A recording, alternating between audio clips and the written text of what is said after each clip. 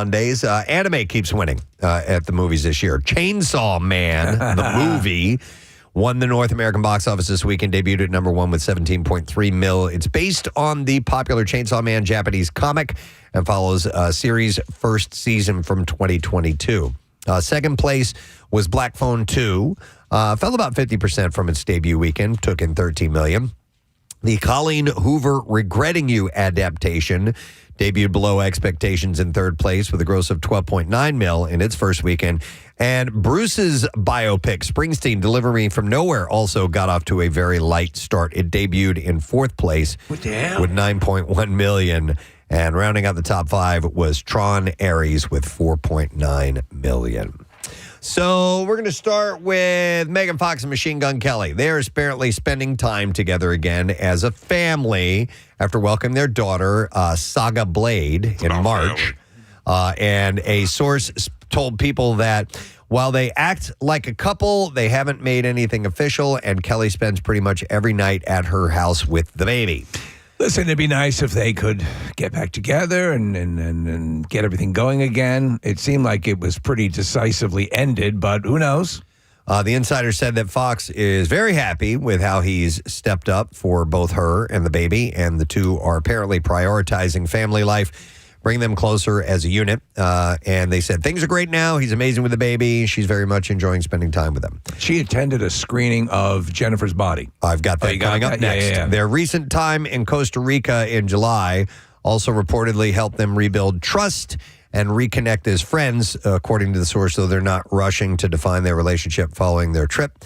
Both focused on seeing if the renewed bond can last beyond co-parenting. And yes, she turned up in a bloody outfit at a Los Angeles screening for Jennifer's Body over the weekend. She reunited with director Karen Kusama to reflect on the 2009 film and hinted that fans could look forward to a new entry in the franchise in the near future. I like the movie, and Diablo Cody wrote the screenplay, and it's got a sense of humor to it, but it's a horror movie. Yeah, Kusama revealed that Diablo Cody is currently working on a sequel script for it. So the original film follows a possessed high schooler who becomes and succumbs and preys on her classmates, starring Fox, Amanda Seyfried, Adam Brody, Chris Pratt, J.K. Simmons, and more. I never saw that movie. Yeah, it's good. Yeah. I like it. Again, it has sort of a Buffy the Vampire comedic sensibility, but when it gets down to the horroring, it does a good job.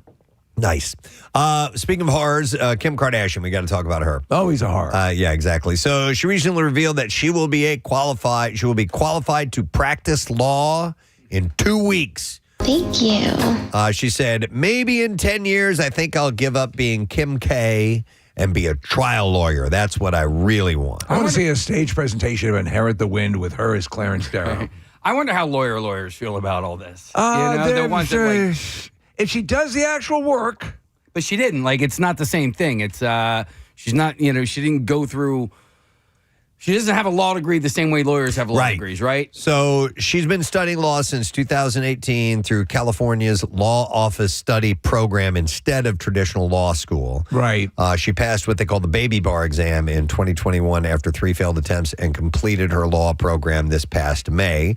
Her announcement caused a bit of confusion, with fans wondering if she somehow knew the results of her exam early, since she won't know for sure if she's qualified until results come out in 2 weeks. A source told TMZ that Kim doesn't actually know the results, and her confidence she was on the Graham Norton show at the time, was just her manifesting success, but who knows? Maybe it's like that scene in Suits where, they open up the legal book and she's able to recite the page and memory. She's got a photographic She's memory. An incredible thing going on there. Yeah, Casey, so I don't know what the story is with California's law office study program as opposed to a law school. So that's where you say some people, you never know. Well, like, I don't know. Conflicted about it. I just know that, listen, I'm, You're a doctor. I'm a doctor, you know this stuff. No, but I mean, I know that people busted their ass for 4 years in college. That's true. Just to take the LSAT, pass the LSAT, then go to law school, bust their ass in law school, then they have to pass the bar. So they have to go through all these things. And it's not to say that she hasn't done work. It's just not the same. And I wonder how people like her are received by the people that went through all of that. Well, speaking from a position of complete ignorance, I don't know. Yeah. Will she be legally allowed to do something like? She won't be like like serving as the defense on a murder trial, will she? I mean, I don't know. I don't know. She says she wants to do trial law, so all right. I'm not really sure. I don't know. We'll have to dive into that eventually and figure it out. We got one text from a lawyer, and they summed it up pretty well. Yeah, lawyers think it's BS. Okay. Only they didn't put BS. They spelled it all out. So, all right, Lindsay Lohan just made one fan's birthday after a mom on TikTok who goes by Wens shared a video about her daughter, also named Lindsay, who has a rare genetic disorder, asking for a birthday shout out from Lindsay. Wen said that she figured that her daughter might pick someone, quote, unobtainable like Taylor Swift, but no, her dream celeb was Lindsay Lohan.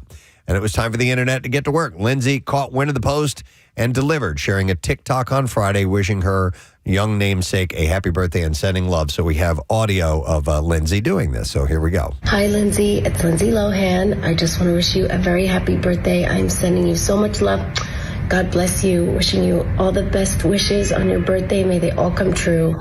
And have a great birthday. Spend it with the people you love. Oh, that's really nice. sweet. Yeah. The mom was very excited about this. She said she's going to love this so much. Young Lindsay's reaction to the message brought all the tears, with the birthday girl saying, I love it, and thanking the Freaky Friday star for the love. So, In advance of my birthday, coming up in June, as we'll give you a lot of time, I want one of those from Mr. T. Mr. T? Yeah. Okay. All right. We'll see what we can do about that. All right. Note that down. So, how about this? Sophie Turner Yeah. and Chris Martin are sparking some serious buzz after reports of a secret date surfaced this week. How about that? Right? I'm down with that. Sources told Getting in on that. the Daily Mail that the Game of Thrones star and the Coldplay frontman were spotted out together just a week after Turner's on-again, off-again romance with Peregrine Pearson reportedly fizzled. By the way, that dude is staggeringly wealthy. Oh, Peregrine Pearson? Staggering. Yeah. And can fly 110 miles an hour. You get that just from the name Yes, alone? I'm assuming, All yeah. right. Insiders claim that I Turner... think Peregrines, they do like 200 miles. Yeah, but he's a human version. Yeah. So that's even more challenging Yeah, he has and more impressive. There's more drag on him. Insiders claim that Turner and Pearson were last seen bickering and arguing between feverish songs You don't fly fast enough. on the dance floor before calling it quits.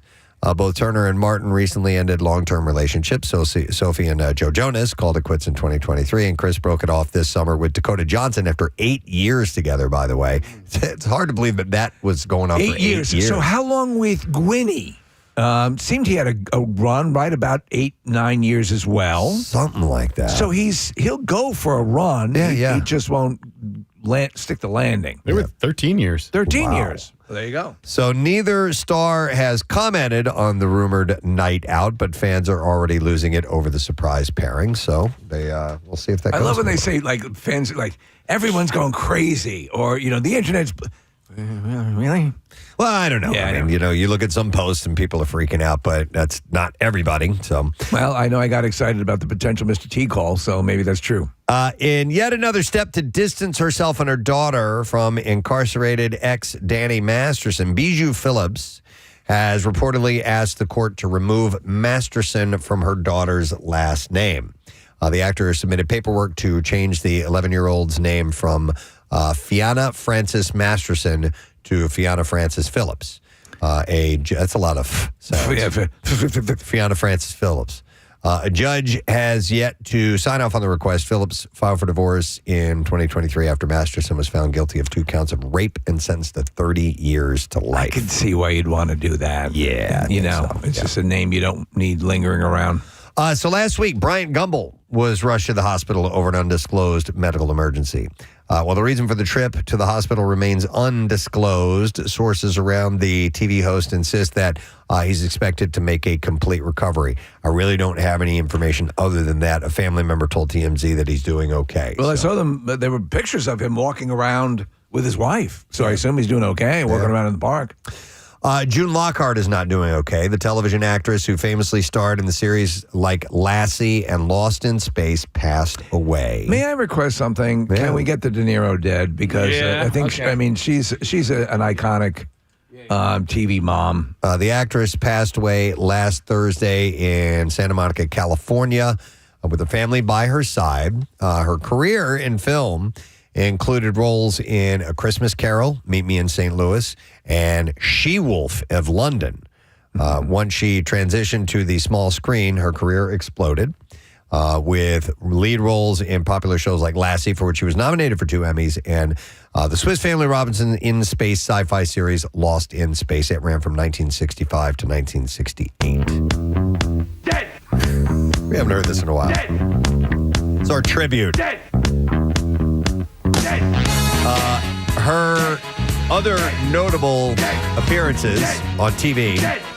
Dead. later in her career included Roseanne, Magnum P.I., Knots Landing, Dead. Murder, She Wrote, Full House, General Hospital, Grey's Anatomy, and Babylon 5. Do you know what I found out, which is pretty wild, as a huge Lost in Space fan as a kid, and Lassie as well. She and Guy Williams, who played, the husband, they got into an affair. They on Lost in Space? Yeah. Okay. They really dug each other. Eventually, they realized, they should part ways, but they had chemistry, you could tell. I guess she was on Ren and Stimpy as well. We're watching a video montage of her credits, and maybe she voiced some stuff on Ren and Stimpy. She's 100 years old, by the way. That's awesome. Her daughter is an actress, and you would have recognized her probably from a number of shows around the 80s and 90s. Yeah. She was on Battlestar Galactica, to name one. Okay. But yeah, she worked a lot. Cause of death was listed as natural causes. So Good for her, man. 100. Yeah. So The Hunger Games has found its new tribute after an open casting call that drew thousands of people. Florida-based actor and filmmaker, someone named Devin Singletary, snagged a role in The Hunger Games' Sunrise on the Reaping, which will hit theaters next November. His emotional reaction was, "I'm blown away. I'm really just speechless. I'm super excited." And he'll be playing a character called Blair, a close, or Blair might be female. I'm not really sure. Devin Singletary is the actor. A close friend of the Mitch Abernathy and Burdock Everdeen.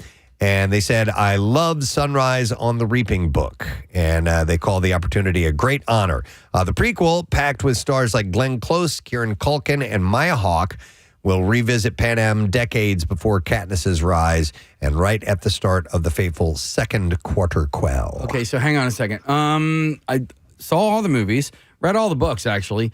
Was there another movie that was...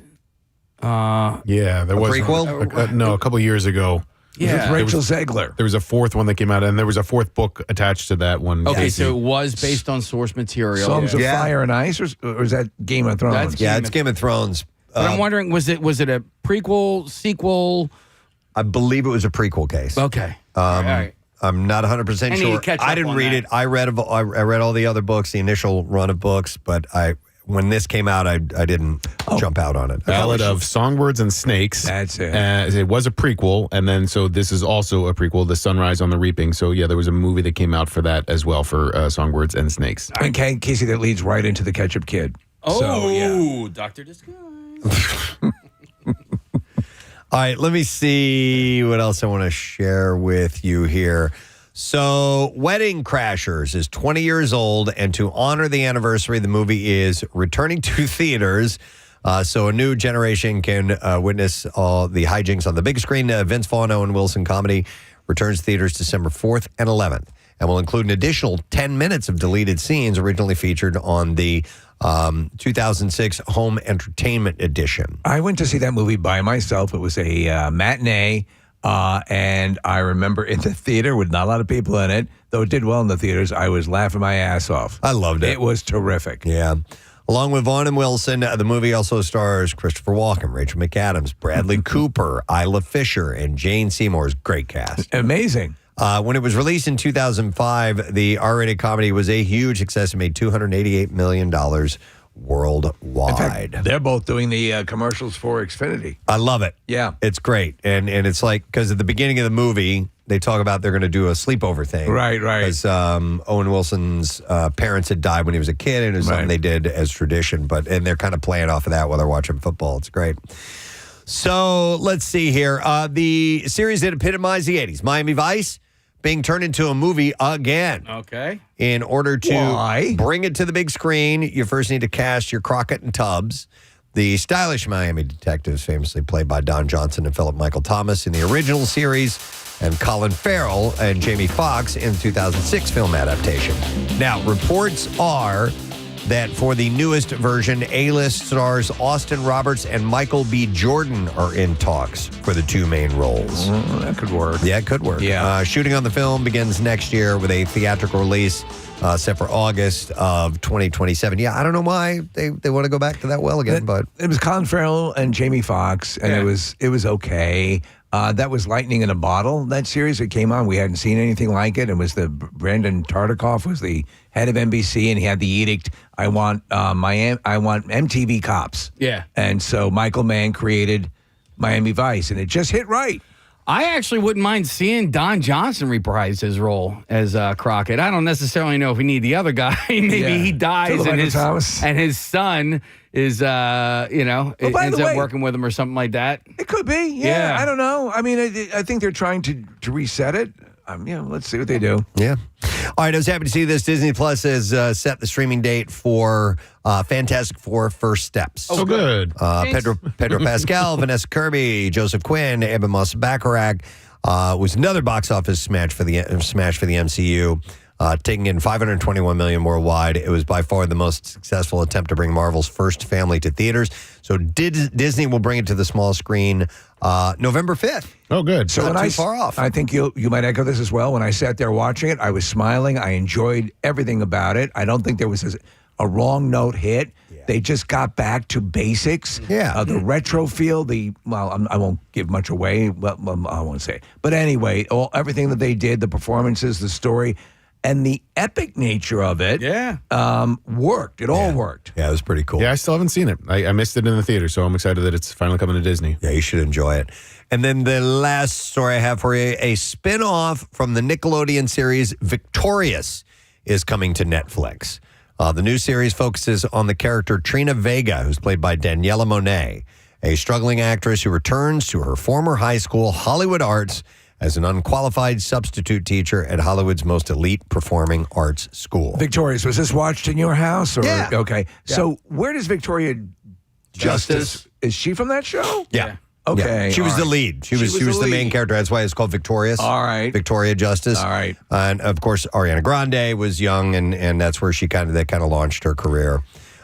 So Hollywood Arts will premiere. It's the name of the show. Hollywood Arts will premiere on the platform next year before being released on both Nickelodeon and Paramount Plus. The original series was a hit for Nickelodeon from 2010 to 2013. If you want a good follow, her on Instagram. Victoria Justice? Oh, yeah. Okay. All right, we're ready for clips now.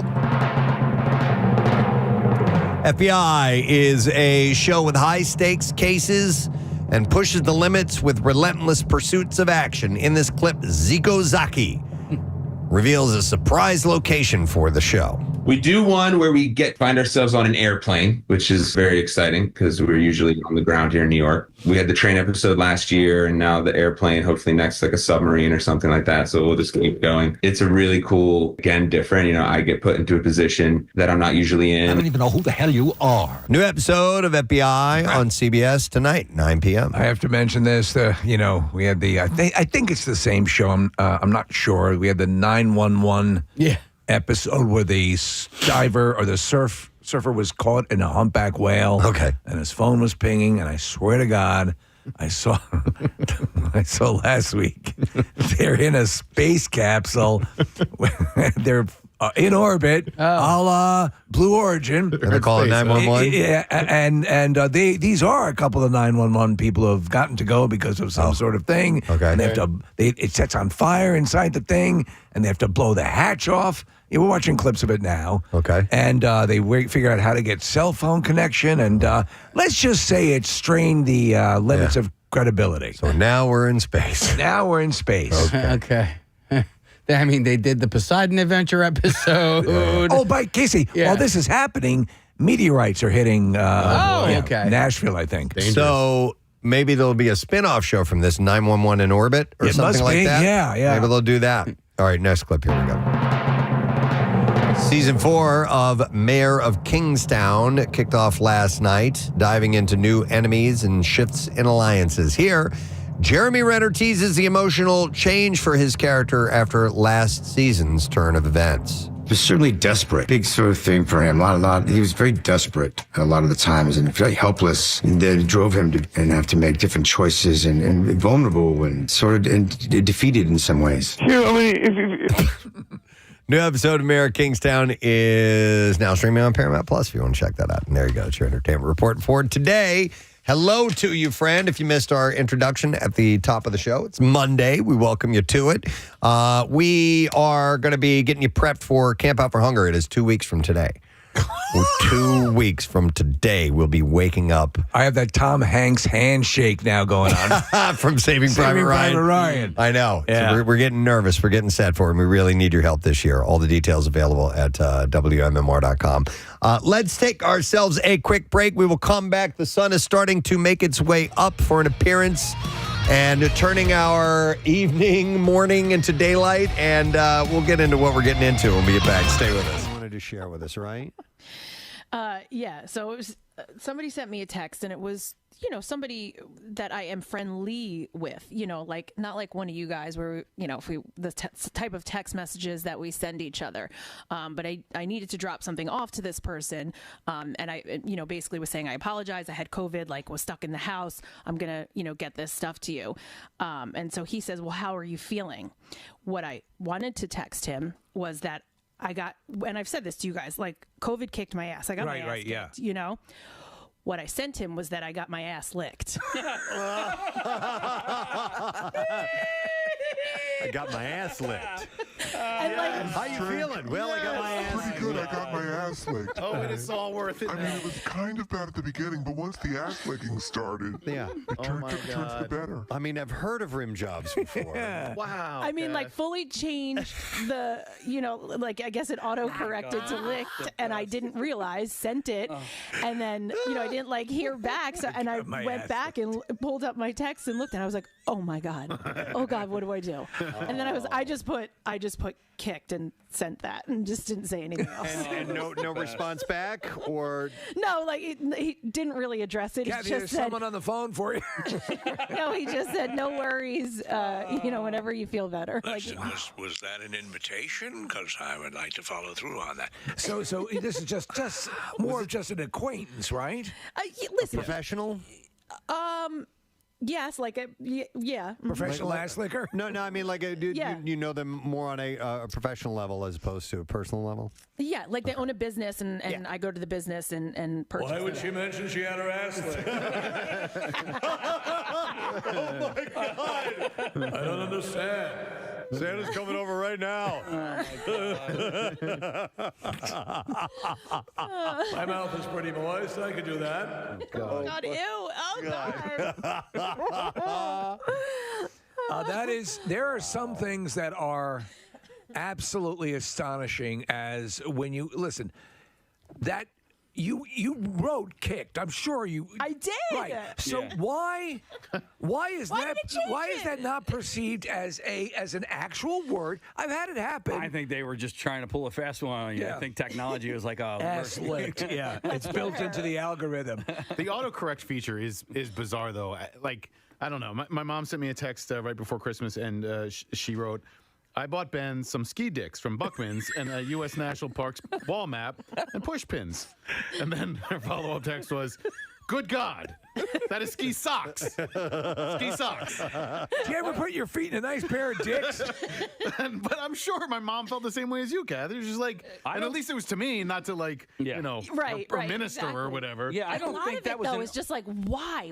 Why is it changing to Well, that? my question is, if it is a legitimate word, legitimate in the context of the sentence, Yeah. what makes it change it?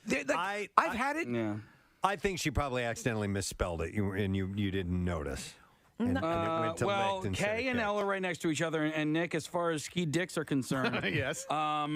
D and S are right next to each other, as is the O and the I. So I think there's a most likely on your end of things, Nick, that was a misspelling and not an autocorrect. Because why would they autocorrect from socks to dicks? Thanks for checking in. Would you like to lick my ass? It licked my ass. Oh my God. That's great. Great to hear from you. You would. I thought you were going to go somewhere else with this story because last Thursday I got a message from a friend of mine who works at Headstrong Foundation, and he was letting me know that a friend of mine is going to receive some financial Ski dicks. No, some financial assistance for his daughter who is suffering from cancer. Mm-hmm. And I thought I was responding to somebody else when I wrote LOL to this guy when he's telling me about. No. Oh, jeez. Yes. So I go, he's like, he's going to get That's this. hilarious. Yeah. Cancer. Laugh out loud. That is funny. And I was like, oh my God, how do I? And I was like, no, I mean, it was totally meant for somebody else. And I can't find out who I was trying to say LOL to, but I can't believe I responded. I mean, at this point, I think everyone, even the best person with the greatest amount of accuracy has experienced that mistake. That whether you're misspelling and it turns to lick or whatever, or the an emoji that's an incorrect emoji that you didn't want to hit, but it is you. When the it laughing happens, emoji. you're like, oh my God, and you almost mentally try to reach out and pull it back, but you can't. Hey, what does this mean? Somebody texted in and said swipe keyboard or regular tapping keyboard? Oh, so with the swipe keyboard, you can just basically keep your finger on the keyboard the entire time and not lift up. Oh, and it sort of helps you spell out words, right? Mm-hmm. Okay. Yeah, and then tap is just like the regular. Do you have that option on an iPhone? Yes, you do. Yeah. Yeah. Oh. Where you can just keep your finger and move from letter to letter. And if you pause long enough, it will.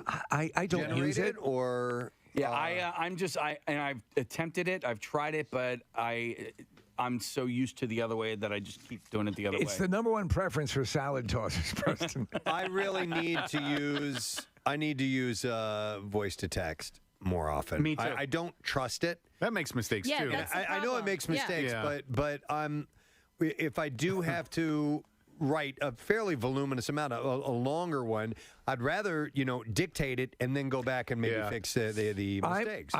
I'm very good at that, and I make sure that I include all the appropriate punctuation. Yeah, you which gotta do drives that. me Right. crazy. Sure. You know what annoys me about that, though, is if you stop in the middle of a sentence just to gather your thoughts and then you start again, it starts with a capital letter. So then there'll be a capital letter in the middle of the sentence, and I can't send that. Well, do you know what It annoys works, me. Kathy? If you can, first write it longhand, then type it, then print it. Pierre loves voice to text, and he likes to voice to text while he's driving. And Pierre has a tendency to sometimes be a bit long-winded. No. And so his texts are also long-winded. And so the year is 1983. Oh, is that what that is? Yeah, I Okay. wrote him a nice text on Friday. I thought he had a great show, and I was just like, "Hey, man, it was really cool to listen. I was in the car a lot. I got to listen to a lot of your show. It was awesome." And he didn't respond, which is also fine with Pierre. And then he wrote back yesterday, and it was like 6 paragraphs long. And I'm like, okay, yeah, it was nice of him to respond. It's just. Will we ever forget the tragedy of the Donner Party? What?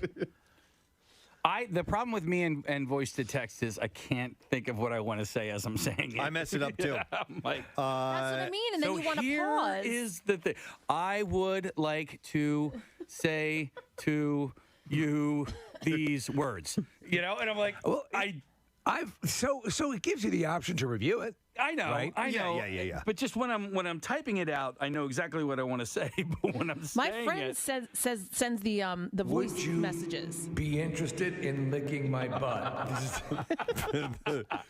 It licked my butt. Damn it! It said. Yeah, So my friend sends those voice like where it's just like you can just talk and then it. Todd Glass did that for Casey last week, and he did it for a reason. I forget what it was, but your voicemail was full or something like that. So he sent you voice text. Yeah, I guess my voice. I don't have my voice. Do you get that from anybody? I have just a handful, but not any regularity. But I'm not good at sending back then. Like when I send it back, I'm talking like I'm doing voice to text, right. But it's just like a regular message. Hi, this is Kathy. I was busy. I couldn't get your call. I was inviting a stranger to lick my ass. Kath, who were you texting this, by the way? I forget. That I got my ass? Licked, yeah. Yeah, it was somebody. I have some things I need to drop off at this business, and it was the business owner. It's so funny, though. And it's, Kathy, the abject terror you experience when that happens. It's like, and there's nothing, everyone has made the mistake. It doesn't matter when you've done it, especially on that level. How many times it happens constantly. I forget who I told I loved dearly and used the nickname I use, Boogie or something that I use on my wife. And the question mark came back, and I'm like, oh no. Son of a bitch. Because, my big mistake is that I don't look. All right, so I texted, and then I got one or two texts from the time that text occurred, so that Claire is no longer the top person on my text chain, and so I'm responding now to whoever was last in, and I always make that mistake. What sucks is when you are, you get a word wrong, and then you type what you think is the correct word, fixing it, and you have typed an incorrect word again. Yes. And if you do that 2 or 3 times, it's like, what the hell and then that is happening? That becomes the default sometimes. If you type it enough, the bad spelling, the incorrect spelling becomes the default for what they think. And it does, and then you got to break that nightmare. I would think a lot of times, and then it'll give you, and then you have to, X out of the word that's popping up. I'm like, no! I hate that. Especially if you're using curse words. And I understand why curse words are going to come up as incorrect, because you don't want to accidentally send that to someone who doesn't need to be seeing that. By the way, though, you don't intend to see that. They should put curses in, or allow you to put curses in. Well, I mean, listen, you can, if you wanted to, when you do like the abbreviated keyboard or whatever. Yeah. So you can change ducking. You can change ducking, or like if you just wanted to, like, okay, if I type the letters FFF, it's just going to turn into Forget you, Dad. Forget you, Dad. It's going to turn into what? Whatever you want it to be. So, like, for instance. Oh, I see what you're saying. So you're setting up a code. Okay. I send my wife a text every single morning, and it's the same thing. And when she's mad at me, she goes, "Oh, thanks a lot for doing the quick text." But if I just type in the letters I, that comes up, and it just says, "Good morning, I love you so much." Okay. You know what I mean? So you can do that, like if you typed, but it's lick my butt. You can do a shortcut where, if you want to say F you, if you just type in the letters FF or FFF or whatever. Where do you go set that up? You got to go to settings, keyboard, shortcuts. Eat a bag of sticks. But I do that for like my address, right? Rather than typing my address out every single time when I need to do that, I just type in the letters of my house the numbers of my house, and my address comes right up. That's cool. By the way, here's a text that says, I use voice to text so often. Marissa, so it's Halloween week. Yes. Obviously, we're hoping for good weather on Friday, which would be nice. Right now, I'm looking at this particular weather forecast. It's partly cloudy, high 60 on Friday. It's going to rain on Thursday. Yeah, that'd be great. Because, Preston, they were originally calling for like 65% chance of showers throughout the whole day. Yeah, you give me that? That's a perfect Halloween evening. Yeah. Because I'm ready to go. A Friday Halloween. Come on, man. Come on! Absolutely. Have you been happy with decorations this year and everything? Yeah, it's been a little weird because we're getting the renovations done at our house, so we're kind of juggling everything. But up front, my game is good. Excellent. Yeah, it's looking good. And I got some stuff last year from Monster Mania Con. Some of the vendors had some things that I stuck out front too that look really good. Do you get any ideas from seeing other people's creations? I mostly get them from horror movies. Yeah. I don't do the though. God bless I have some crazy skeletons and huge skulls and stuff from like Home Depot and that stuff. I always think a string of orange lights, purple, whatever. Yeah, it's great. Yeah. It doesn't have to be an inordinate amount of stuff, just a little bit of the spirit. And in our neighborhood, people are stepping up. They're really great. Yeah, I mean, our decor is really just pumpkins and mums and stuff like that. That's all you need. Yeah, inside we have a, a cadaver. No, well, it's a Grim Reaper. And the Grim Reaper is actually just kind of like stayed in our foyer like all year. Because it goes all year? Yeah, so it goes from Grim Reaper to the Ghost of Christmas Future. Okay. Right. Okay. And then it goes from the Ghost of Christmas Future to me being too lazy to bring it downstairs. Okay. All right, I was wondering what. 365 days a year for the past 8 years. I have a zombie emerging from the ground in our front garden. Okay. It's been there.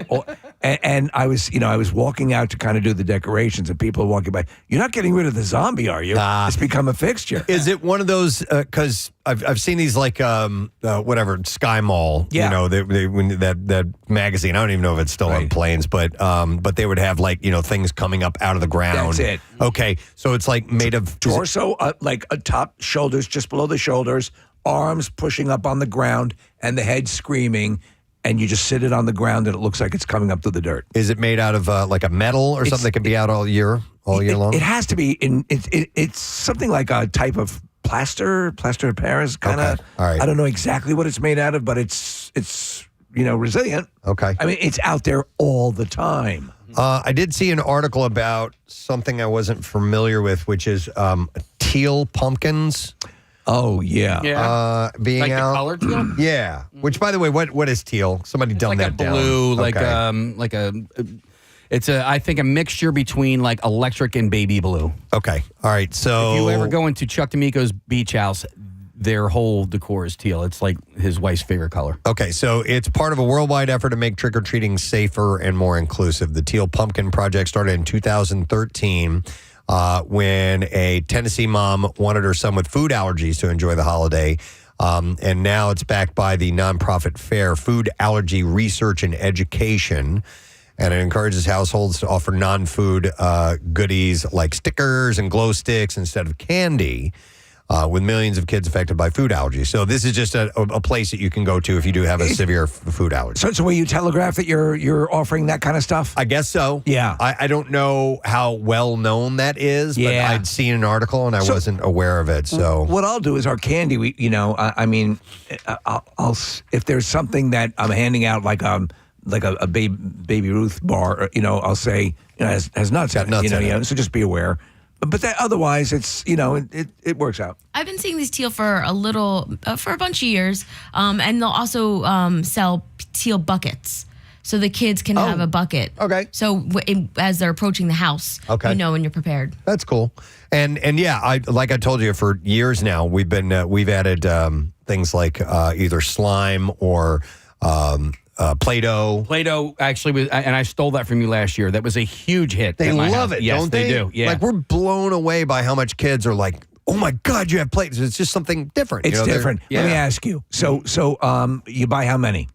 Oh, like a bucket this big full of them. So they're small. Right. They're not they're the very small Play-Doh things, Steve. You know how the regular can size? Yeah. It's probably a quarter of that. I love size. it. How many in the bucket? I don't know. Okay. Rochelle gets them.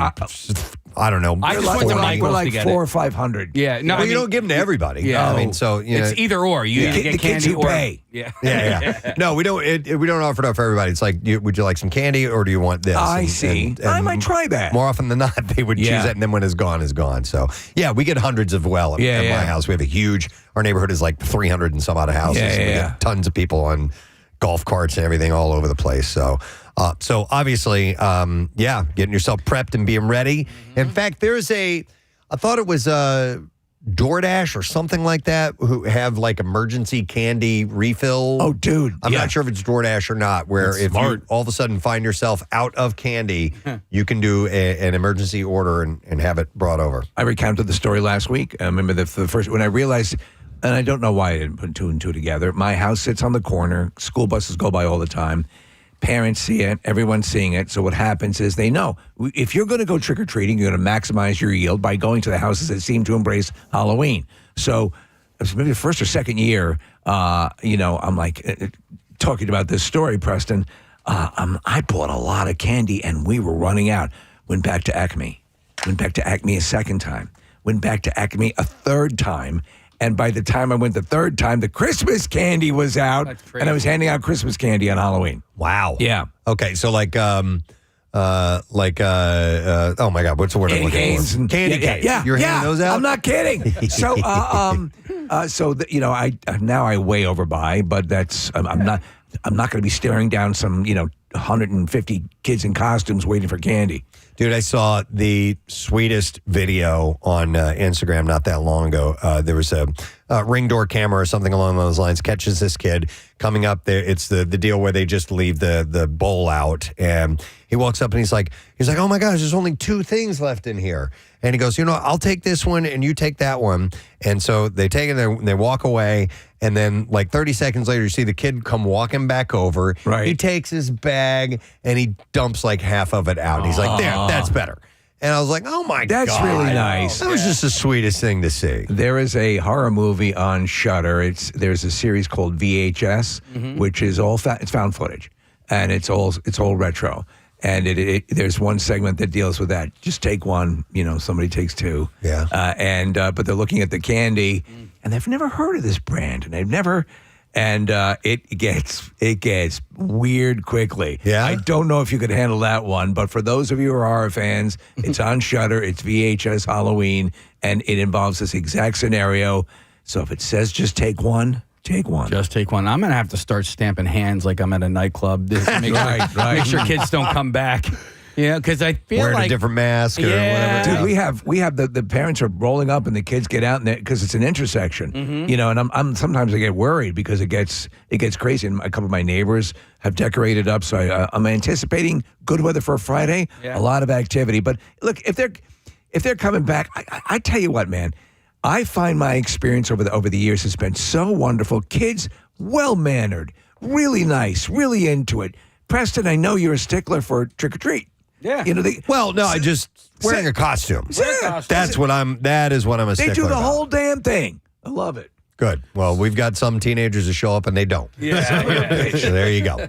By the way, you talked about these refill programs. There's one that M&M's runs, and they'll do it for free. There's a bunch of caveats attached to it.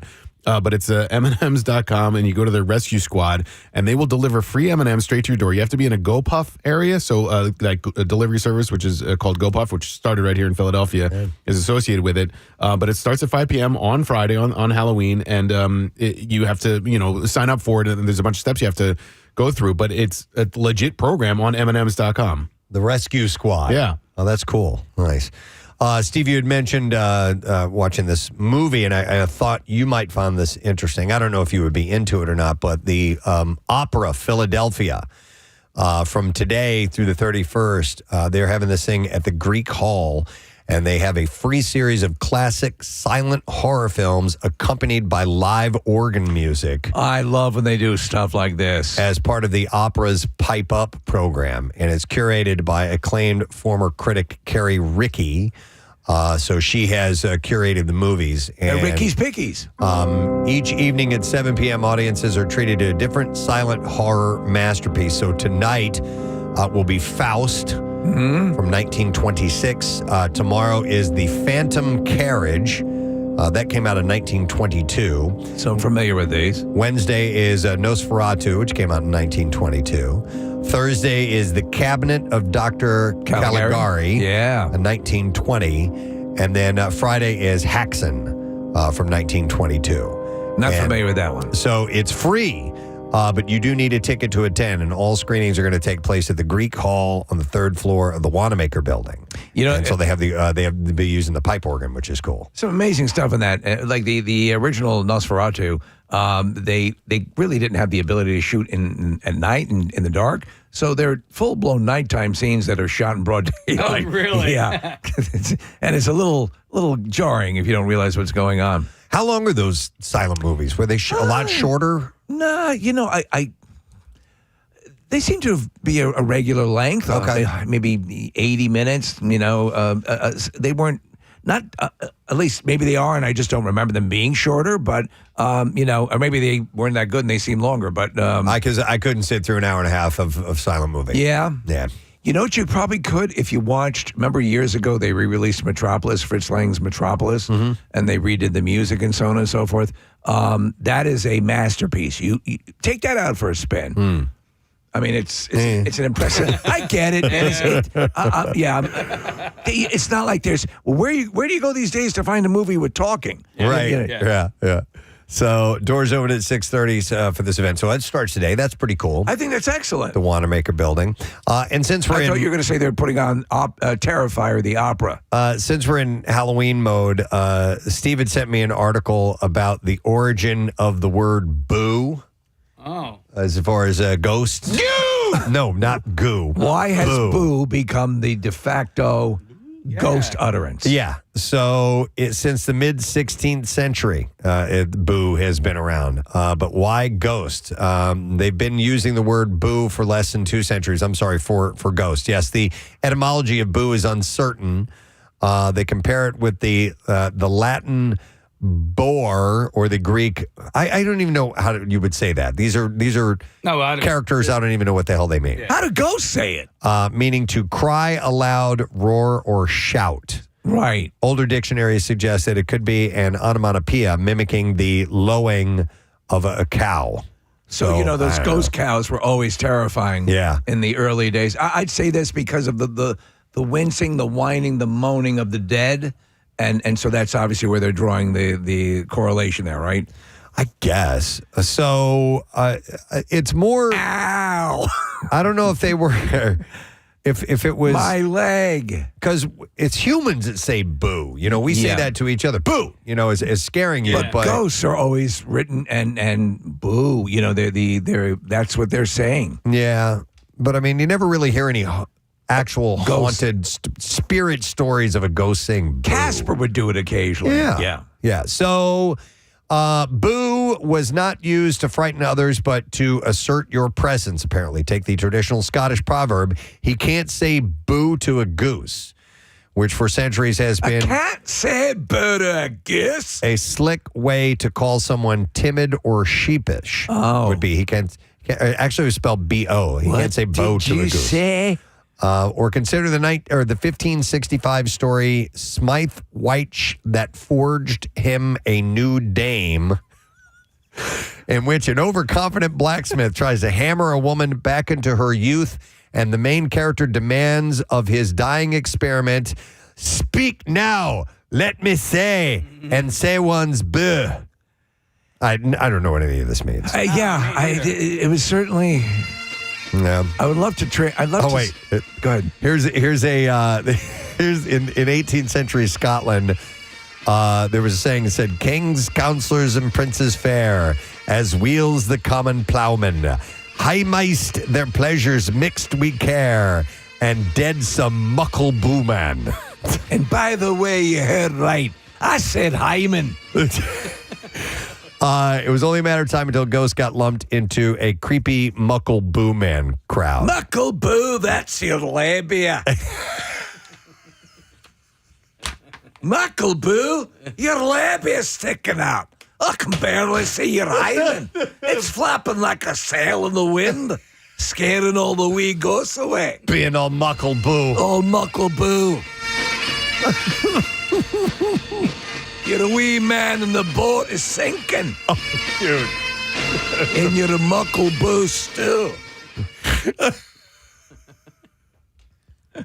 Muckle boo stew. Now, there we go. Oh, I love that. Halloween treat is born. Somehow or another, it morphed into just the boo. And now boo is boyfriend or that's my boo. That's my boo. You're right. I didn't even think about that. Yeah, it's transformed. And who was responsible for that? Did Beyonce co-op that? I don't know. I don't know. She's Bae. She's Bae. I don't know where Boo. Boo's been around longer than that. I mean, there was Boo Radley. Yeah, but Boo is as a significant other. As a term of endearment. Yeah. Yeah, I don't know when that came along. Boo Radley. To dive into another thing. Anyway, boo is a word that's apparently been around for a very long time. Did you ever do as a kid the classic Halloween ghost holes in a sheet?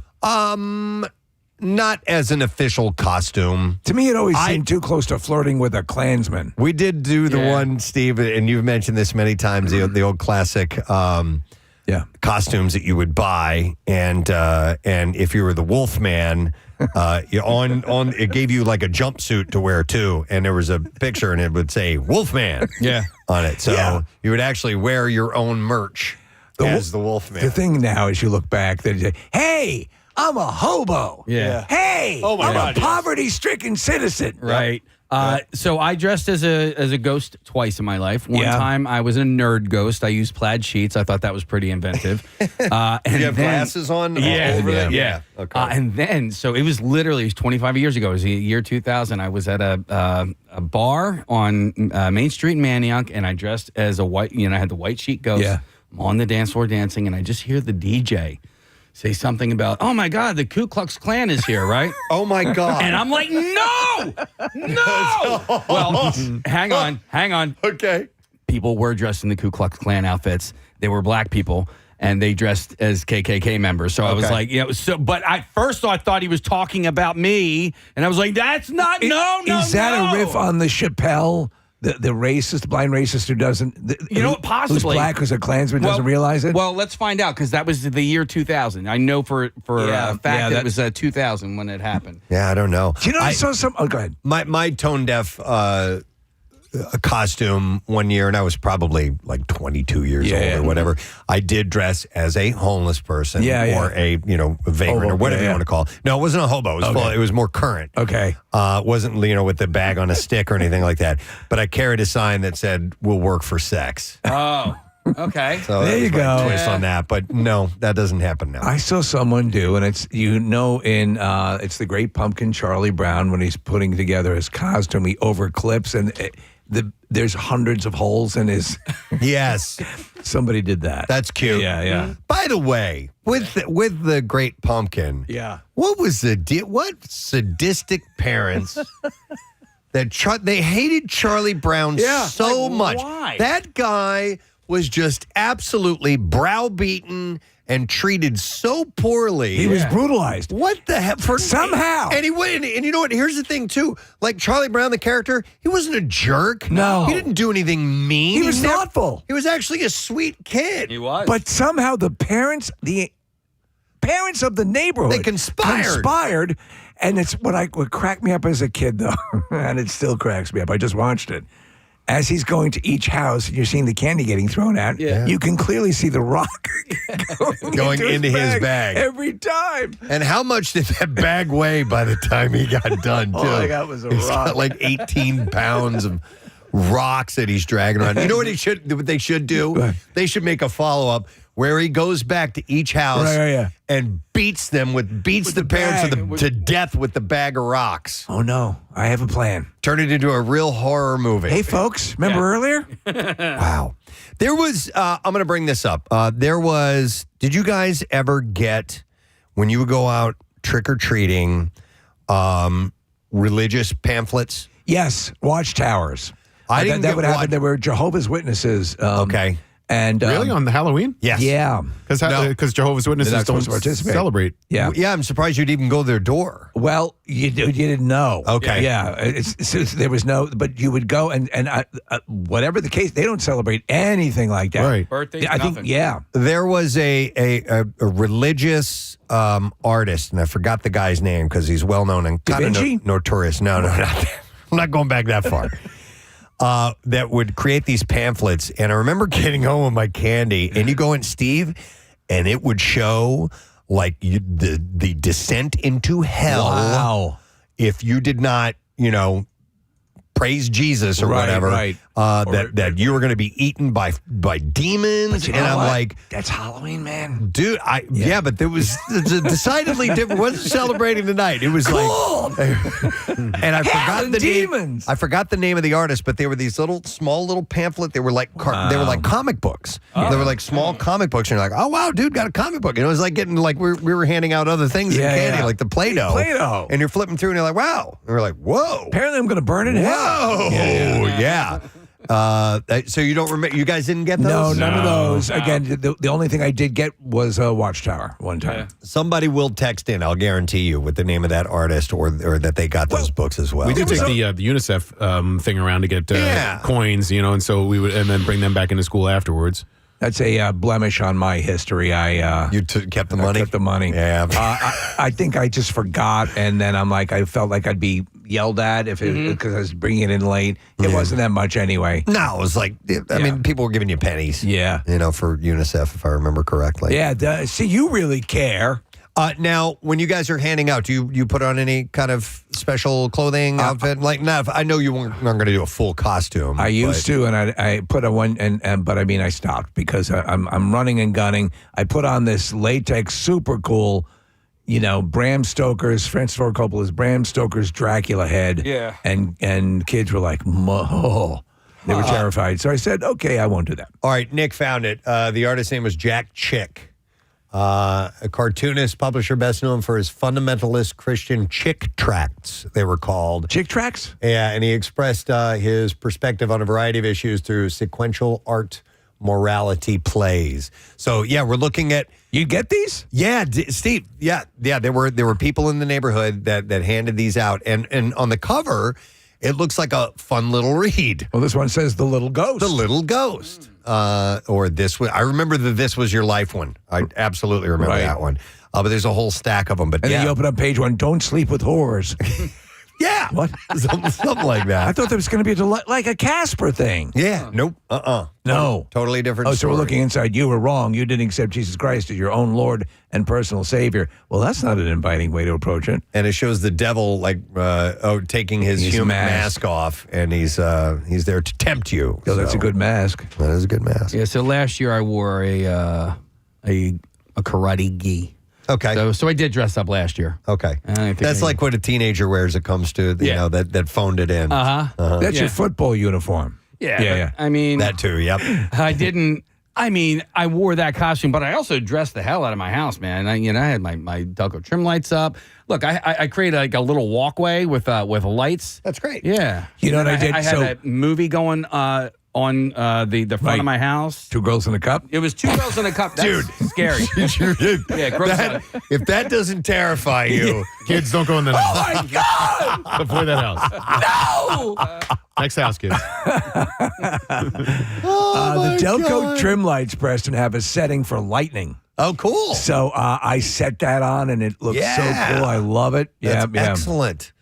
So it's kind of strobes. Yeah, and we'll periodically. Yeah.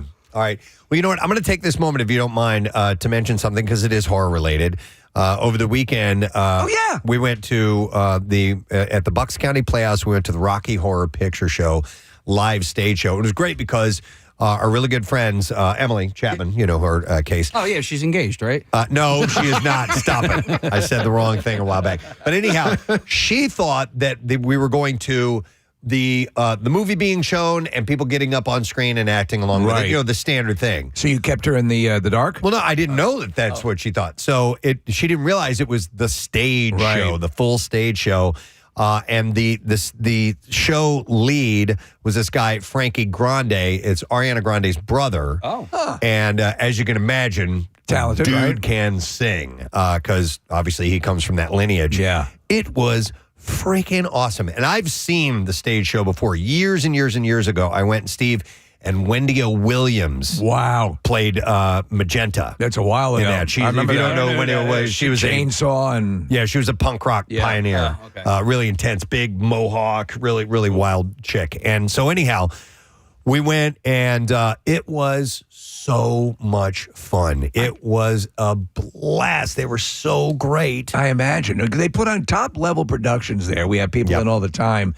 And so everything you'd expect. Everything. Audience participation. And more audience participation. They definitely had somebody who was feeding the lines, the big lines from the movie. Because, Case, did you ever go to Rocky Horror? I don't know anything. So people yell things at the screen. Oh, okay. There's moments in the film where there's little gaps in the dialogue and people will squeeze in these one-liners and it sounds like they're answering you from the movie. So this guy was yelling those lines out. And actually, Frankie would respond to what the guy was saying from time to that's time cool. in a really, really funny way. Toilet paper and stuff? Not toilet paper, but they did give you a bag of props. So we had rice. Nice. We had the newspapers. Cool. And we had playing cards to throw in the air. And so you were cued at that moment and when to do it. So it all tied in with that. If you've never been, first, for years, that was a midnight screening that everyone wanted to go to. Yeah. And it was participatory, and it became this huge culture, and it was something. But to see the stage thing, I've never seen that. I've only seen the movie. So much fun. And they updated it with some modern references as well, Steve. There was... like mentioning Alexa and things that brought it into it. And there was a great one-liner, a wonderful one-liner that the guy in the audience yelled out because Brad at some point goes, look at this place. It looks like a hunting lodge for a bunch of rich weirdos. And the guy yells out, he goes,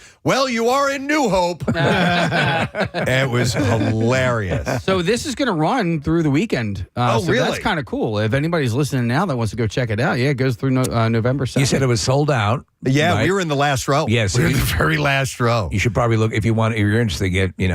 Jump on it now. I wouldn't mind talking to that guy, to Frankie Grande, if they're up for doing interviews, because he was the whole cast could sing their asses off.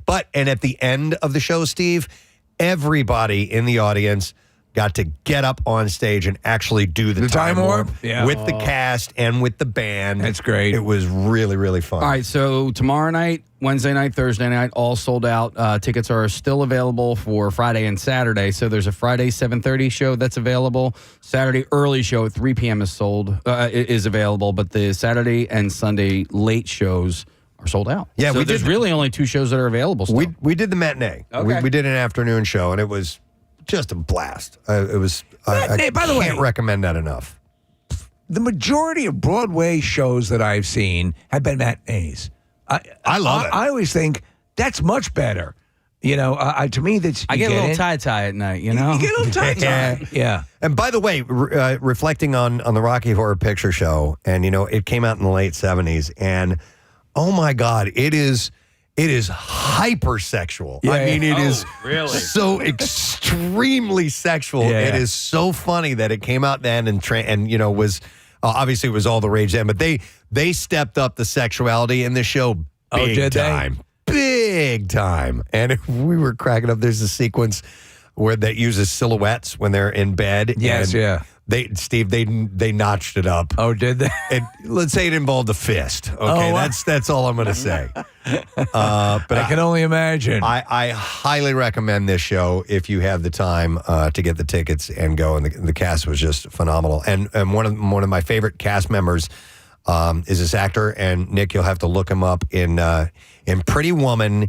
He plays the elevator operator, the kid who's in the right. He's got a very unique look about him. This is the second show I've seen him at Bucks County Playhouse, and he played the narrator and Dr. Scott, and he was just absolutely wonderful. So I forgot the character's name, Nick. I don't remember. He's pulling him up now, But anyhow, if you want to go see them, it's a great cast. You're absolutely going to love it. I can't recommend it enough. I love that. And it falls obviously right in line with Halloween right now.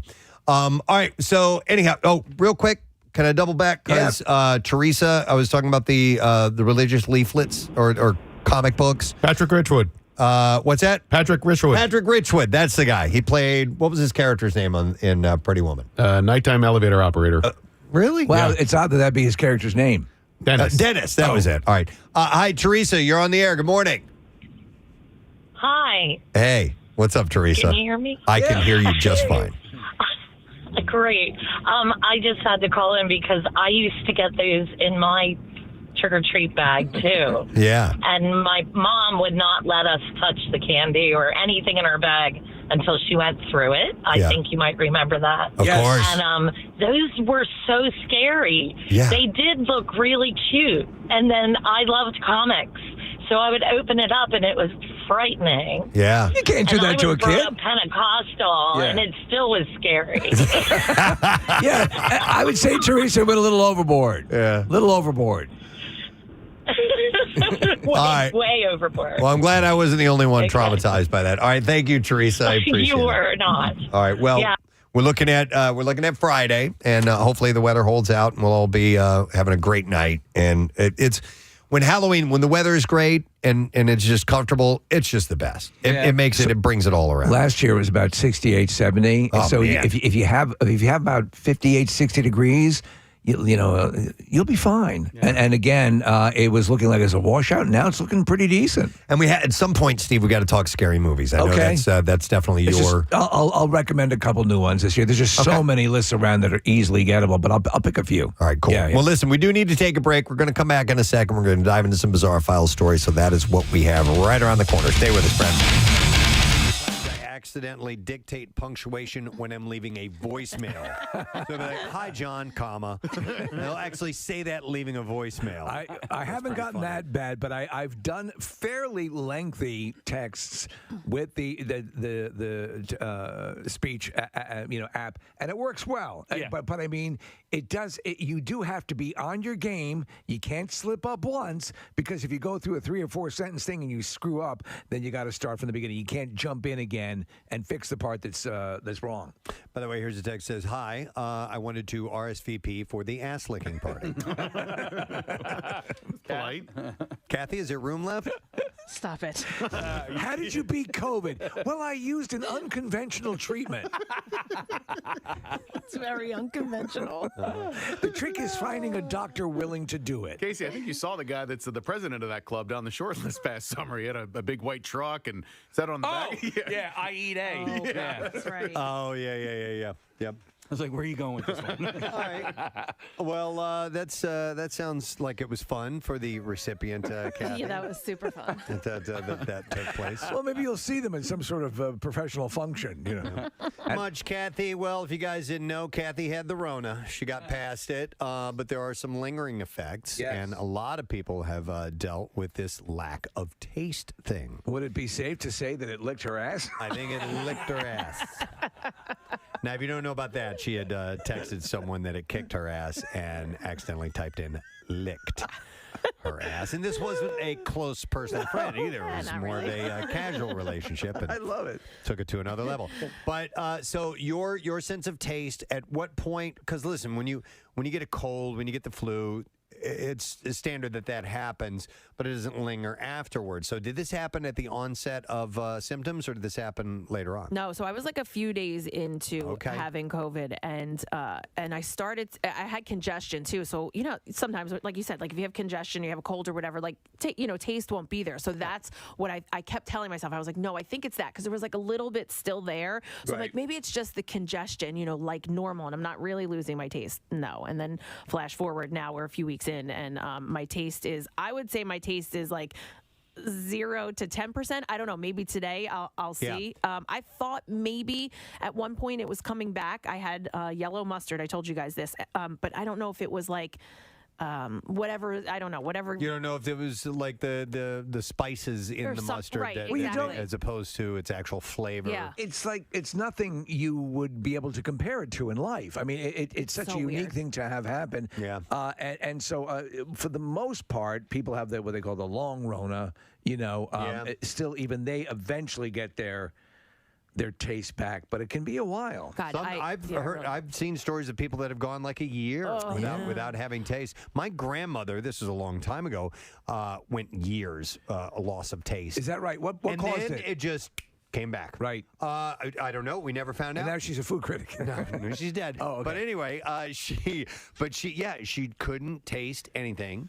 And then it just came back around one day. What's weird here, and not to like sound too alarming here, but there is something cerebral going on there, which is like a little bit scary, don't you think? So I heard a doctor talk about it and why, and it all stems from the nose and like the blood vessels that are in the nose. The nose. And again, I just watched like a quick video, so hopefully that's accurate. But that's what he was saying, and like my sense of smell, I think I have a little bit of it. Like I would say maybe like 25%. Like if I stick my nose in something, I might be able to identify. Well, they go hand in hand. Yeah. I mean, so your olfactory senses inform your taste to some degree. I don't know what the percentage is. Hey, if you were going to lick someone's ass, now is the Yeah. time to do it. No, This I is the time to do it. We can give away mixed martial arts do tickets. All right, so what we've decided to do, and actually it was Kathy's idea, we're going to do a taste test this morning of some various things and see if she can identify. Now, they have various consistencies to them, so that might be a clue into what you might be tasting. But nonetheless, we want to see if you can identify. And some of these things are very strong flavors. You know, we're not throwing anything. All right. You're not going to taste anything effed up. We're Yeah, not like doing toilet water. Yeah, we're not doing that. You wouldn't It's know all what that tastes legit. like anyway. It's all edible, and Or you'll like, be fine. Is there a foot chance? shavings? Yeah, none foot of shavings. that. No, nothing Is there a gross. chance that this might, because of the wide variety to her palate, is it possible this might kickstart your taste back up? Ooh. Possibly. Listen, I also read a lot about that. People trying to do that using like pepper, and there was another thing where if you like burn an burnt orange. peel, Carter told me about it yesterday. He's like, "Ooh, there's this thing," and I saw it, and I was like, "Really?" And he goes, "He goes, hang on." He looks at me, and goes, "Oh, it's not real. Never mind." Not real. Yeah, like people were trying it, but there's no scientific evidence that it works. All right. hang on. Let me go to Steve real quick. Steve lost his taste. Hey, Steve, how you doing? Hey, how you guys doing? All right, buddy. So, did you have Corona? Yes, last year. Okay, and how long has it been since you've been able to taste anything? Over 400 days. 400 days. Now, Steve, let me ask you a question because you're not necessarily eating for taste anymore. Have you lost? I am anger eating. Yep. Yeah, Anger eating. All right, I so get it. have you lost any weight as a result, or nothing's changed? You know what? Everybody says, "Oh, you must have lost so much weight." I lost some in the beginning. In the beginning, I lost a lot. But I have, as time goes on, I'm just anger eating. I'll buy Reese's cups and I'll be like, damn it, I'm going to taste these Reese's cups. And Steve, I don't. Steve, do you feel, and you're like constantly searching for it, right? Like you constantly, you're like, okay, let me try this. Maybe there'll be a little bit there. Yeah, and the only thing is I have had twinges of, like if somebody has like a lemon cookie or a lemon cupcake, I might get like the taste of lemon with the first bite, and then everything it's gone. Like there's just nothing. Steve, so this would not affect though your hunger, right? Hunger is. Oh no, of course not. Yeah, of course not. Yeah, that's the best part of the whole thing. Yeah. You still have to eat. You just have no joy in any of it. I always say it's like Captain Barbossa in Pirates of the Caribbean. They just want to watch Keira Knightley eat because they have no joy. Right. They can't experience. Well, but look. Statistically, you should get a return, and there's no guarantee it's going to be, anytime soon. But man, my heart goes out to you. I've tried the other things. Like my wife has been getting me to, try this smell therapy where you smell coffee grinds, you smell oranges, you smell. But they say that takes like years to actually kick in and work because it's supposed to be like based on your memory. Yeah, it's really weird. And then I eat things because like pizza. I know what pizza tastes like, right? So I eat it. But like now I'm more concerned with like texture. So I'll eat things that like I always want nachos because nachos have crunch, they have sauce, they have But December 9th, 2020 was my my last day. All right, man. Steve, were you vaccinated? Yeah, and boosted. Okay. Yeah, but that was all after. I know there's connections to any of this stuff. All right. Yeah. Dude, I feel for you. Hang in there. Hopefully it'll come back around. Preston, what about you, man? If I What lost about my you? sense of taste, forget it. I would be so upset. It's so weird. I find so much joy in eating. But I mean, I guess you. Wouldn't you switch to a healthier eating habit if you don't I'm pretty healthy. You're pretty healthy too. Yeah. So it's not like you're going crazy. Right. But like, so why I eat eat ice very cream? healthy. Yeah, exactly. Yeah, The little, Because of the texture. the little treats. Yeah, but it's the texture. Like Steve said, you're constantly searching for something. So like, you could sit there and eat healthy, but it's like you like. So for me, melted cheese, that texture. Does that give you pleasure? Yes. Okay. So right now, it's like- because I can't taste anything. Like zero sugar ice cream. And stuff like can't you that, find something that like is approximate it that the approximates the texture and that is not putty loaded with Case you could. Yeah. Those are great putty. Amy said she did the orange trick and it worked. All right. Oh, well, if this is the case, then we hear need it. to do this after the contest. We'll try. Get an orange. I would love to go to these calls, but listen, I want to go through this and see if she can identify these things or not. So let's give this a try. And we drink We're going to be drinking things, by the way. We're not going to be eating. Oh my God, she's lost her She's sense of dead. balance. She can't stand up. You okay? Tripped over her own headphones. I had to move, and I tripped over my headphones. Okay. Oh, the headphones. So we have all grabbed some things from our cabinets and refrigerators and brought them in. And, oh, yeah, I have the sheet here. Don't look over here. Yeah, don't look. She's not wearing her glasses. No, she's getting blindfolded. She's blind and no taste. And, Marissa, are we putting the mask on her or no? We're putting the because it covers up her nose. Exactly. So we have a But full. I do want to try to smell it afterwards. But I mask. can't taste it. Okay. All right. Yeah, we'll figure this out. This is a legitimate. Should we be wearing goggles and lab coats? So here's what we'll do. Marissa has put all these in numbered cups, little shot glasses, and Kathy's going to sip it, and we'll just have her guess. And I've got the list here, and then I'll reveal what it is, and we'll see if she gets anywhere near it. The password is. Yeah. So do you want me to put these goggles on? Do you want to eliminate the smell as well fully? I mean, listen, I can sip it. If you hand it to me, I can sip it without smelling, and because I want to see if my sense of smell is there or not afterwards. All right, let's leave him off as long as it doesn't tip you off. So, Marissa, give her number one. We'll start with us. We can go in order. This is a good Marissa, I don't know where you are. order that we have, and she'll Okay. she'll put it in your hand. Okay. Oh, man, I can smell it. Do you know where your mouth is? Shut up. All right, are you guys ready? Yeah, take a sip. Don't smell. All right. And see I'm what not you going to think. smell. You can shoot the whole thing. Don't smell. Probably don't drink the whole thing. You need to save some room. Okay, so you getting any sensation? Something. It's like, yeah, it's not water. Okay, not water. It's I want to say like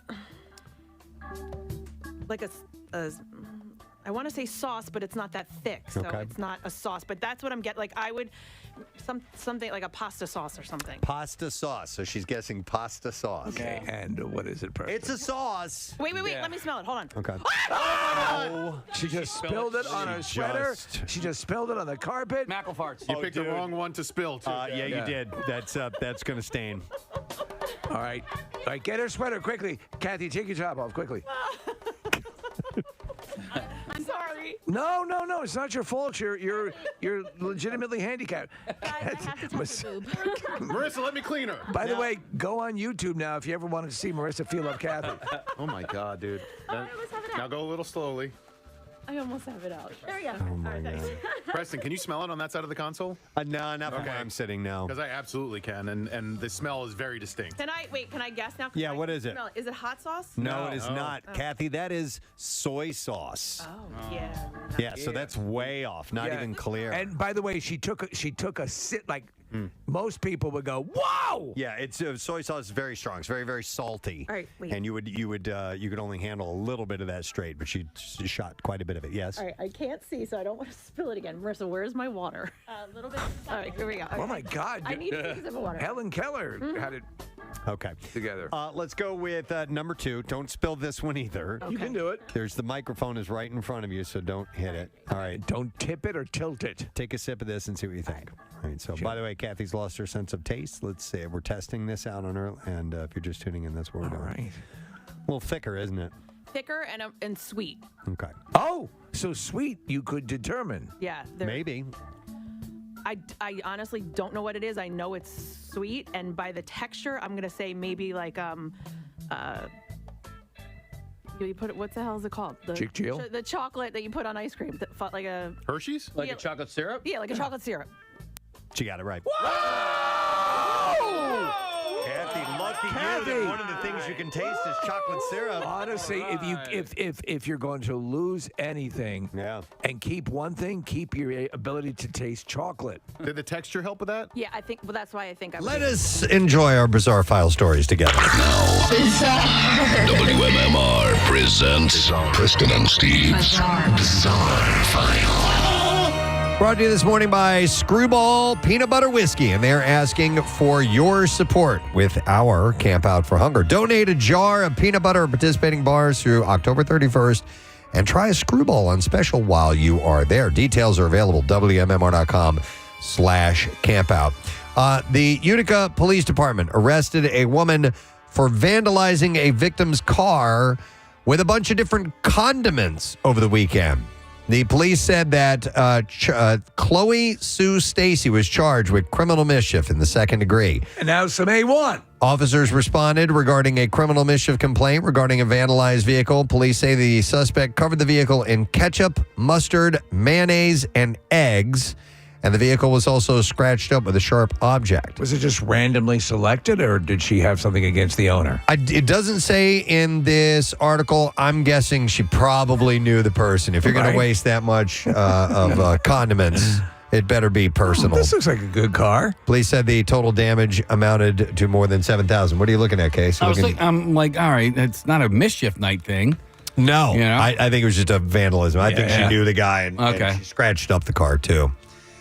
An employee allegedly stole 47 vehicles from an Avis budget site at an upstate New York airport and then rented them out around the region. Stole 47 vehicles and then rented them? Yeah. Wow. Yeah. The car rental company reported to authorities that the vehicles, worth more than $1 million, were stolen from its location at Syracuse Hancock International Airport between June and August. Hey, I'm trying to run a business here. An investigation by airport police found that a 31-year-old Avis budget employee led the theft scheme, which involved renting out the purloined vehicles at other locations around Onondaga County. Our cars are stolen, so we charge less. Police declined to release details of how the vehicles were stolen.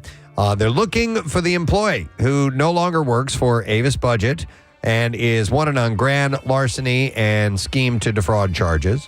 Several other people have been arrested in connection with the case. Authorities said that 42 of the 47 cars have been recovered, but he managed to steal 47 vehicles for months without them noticing and renting them out and pocketing the money. Wow. Yeah. That's crazy. Fort Worth police released dramatic video showing officers and bystanders lifting an SUV to rescue a 1-year-old girl that was trapped underneath after a crash last Thursday morning. The child and her mother had been ejected from the vehicle during the crash, and officers and civilians worked together to lift the SUV.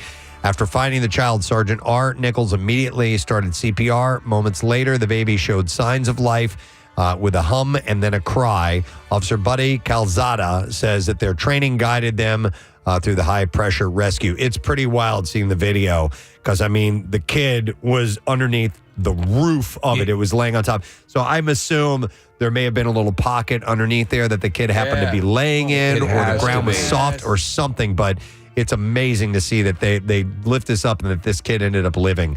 Both mother and baby were transported to the hospital and reported to be in stable condition. On social media, Fort Worth Police Chief Eddie Garcia called the officers heroes, obviously. It's just amazing. Wow. Yeah.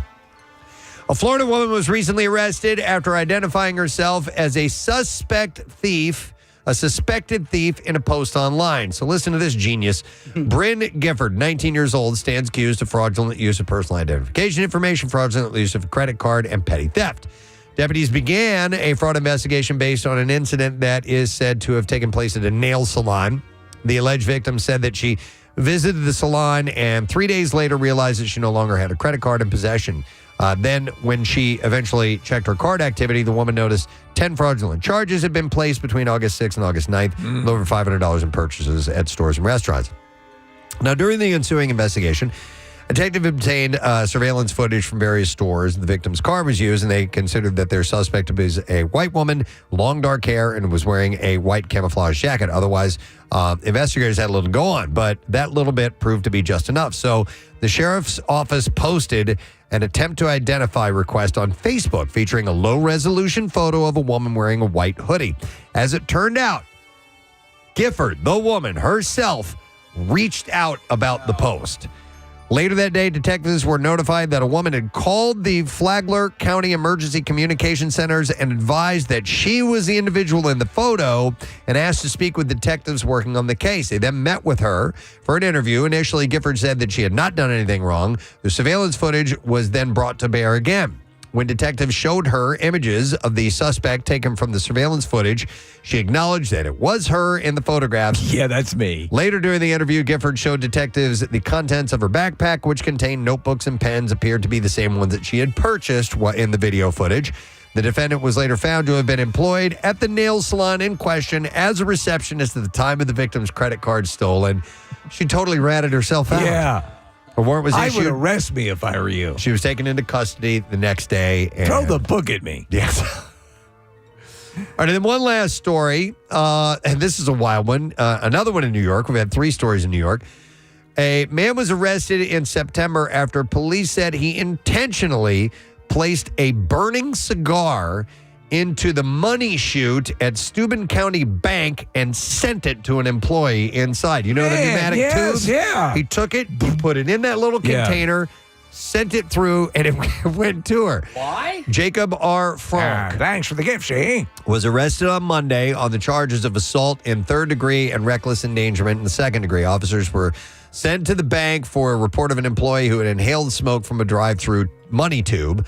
Upon arrival at the scene, officers learned the man, later identified as Frank, had intentionally placed a lit cigar into the bank's transaction tube and sent it to the employee working the drive-through. Police said the employee inhaled smoke from the burning cigar and needed some medical attention. Following more investigations into the incident, Frank was arrested and charged with the listed crimes. There's no possibility he was smitten with the teller and just wanted to offer a cigar? Yeah, here. Hey, sweetheart. It's already lit. Yeah. There you go. He's been arrested, and there you go. That is what I have in the bizarre file for you this morning. All right, we're going to take a quick break. We're going to come back in just a moment, so hang out for a bit. It's a Monday morning. We're working through it. You definitely picked up on sweet. And you know why you probably could? Because you just had really, really salty before that. Right before it. Okay, let's go with number 3 and try this one out. A shot of this one.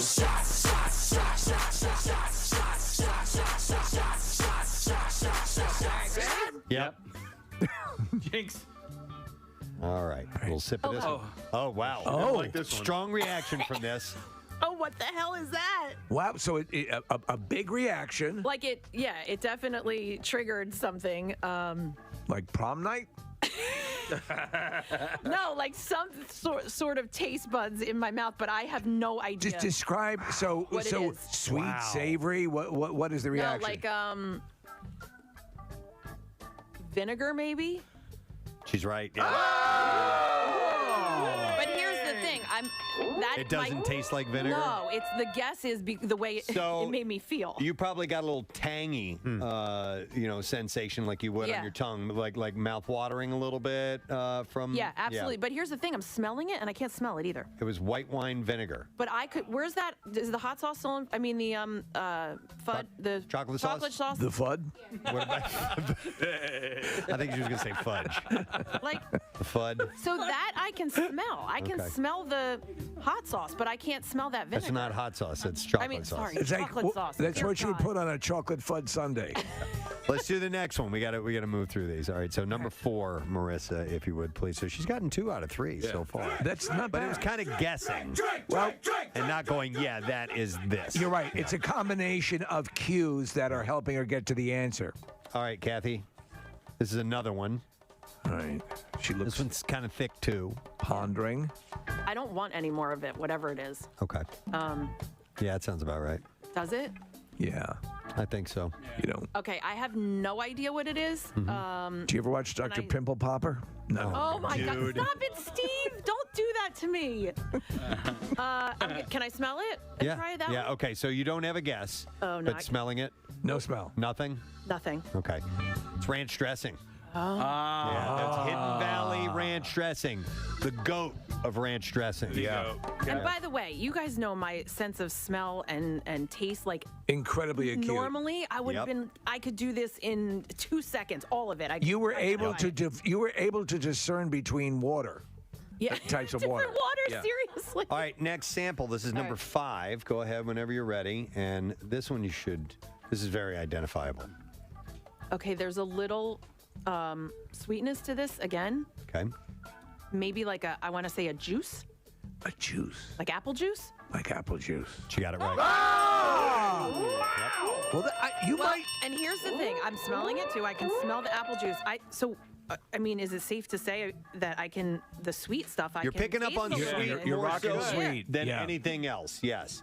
And you know what? A text came in. It says sweet is the last taste to be lost even with aging. Like that's the one that we hang on to the most. Okay. Don't know if there's any validity to that or not. Well, but this has nothing to do with aging. That's why old people love Yeah. pudding. Yeah. All right, here's the next one. This is mystery drink number 6. Mystery drink number 6. She's grimacing. I know this one. What is it? I can taste it. Is it pickle juice? You got it. Wow. Kathy, so that is not sweet, unless it is sweet pickles. No, I don't know. And you don't like pickles, do you? No, I love pickles. All right, Oh, well, good for you. So, See, we're finding things that you'll be able to eat and taste. That's Kathy, great. that's awesome. Yeah, chocolate and pickles. We're curing her. You're pregnant. No, we're Preston, you're legitimately curing her. We're getting somewhere. We should set up an institute. If you've had the taste issue, you should do this type of thing at home as well. You might find 1 or 2 things that stands out. By the way, Kathy, though you can't see it, I'm wearing protective goggles. Hey, I had to take mine off. You know what? And also the caller that we had earlier, though, Kathy had said that he could taste lemon for a moment. Yes. And then as he continued to eat, it would go away. So this is something you'll have to test with. Why don't you forget the moose? Oh, for a moment. For a moment. I got it. Yeah, that with happened. pickles. That happened to my mom. She lost her taste for a really long time, and the same thing. She said it came back. She would eat, and she'd get it at the beginning of the meal, and then by like mid-meal, she couldn't taste anything. So eat quickly. Here's the next one for you. Let's try this. This is number 7. We have 15 of these, by the way. All right. Not a clue. Looks like she doesn't really like the way it tastes. Or are you just I'm not like perplexed a by huge fan. I think it might be on the sweeter side, but it's not as sweet as that chocolate sauce. it? Okay. Like a pudding? Pudding. No, it is not a pudding. Let me smell it. Hold on. Okay. What kind of pudding are you drinking? Puddings. I smell something, but I can't. I would say pudding again. No, it is maple syrup. Which would be something very sweet. Mrs. Butterworth. Not like pudding. No. Is it Miss or Mrs.? Is she married? I think it's Mrs. Butterworth. Yeah. All right. Good. She's spoken for. Yeah, absolutely. All right. Mr. Butterworth is an accountant. Here's the next one. This is number 8. We're at the pretty much the halfway point now. Let's see if you can identify this. No reaction facially. I thought for sure I would see a facial reaction from this one. Well, I mean, you should. I'm going in again. All right, this drink is all of it. It's a popular paint remover. She shouldn't be able to say, I'm going to go again on this. No, I don't think so. Wow. What do you think? Wow. I like it. Okay.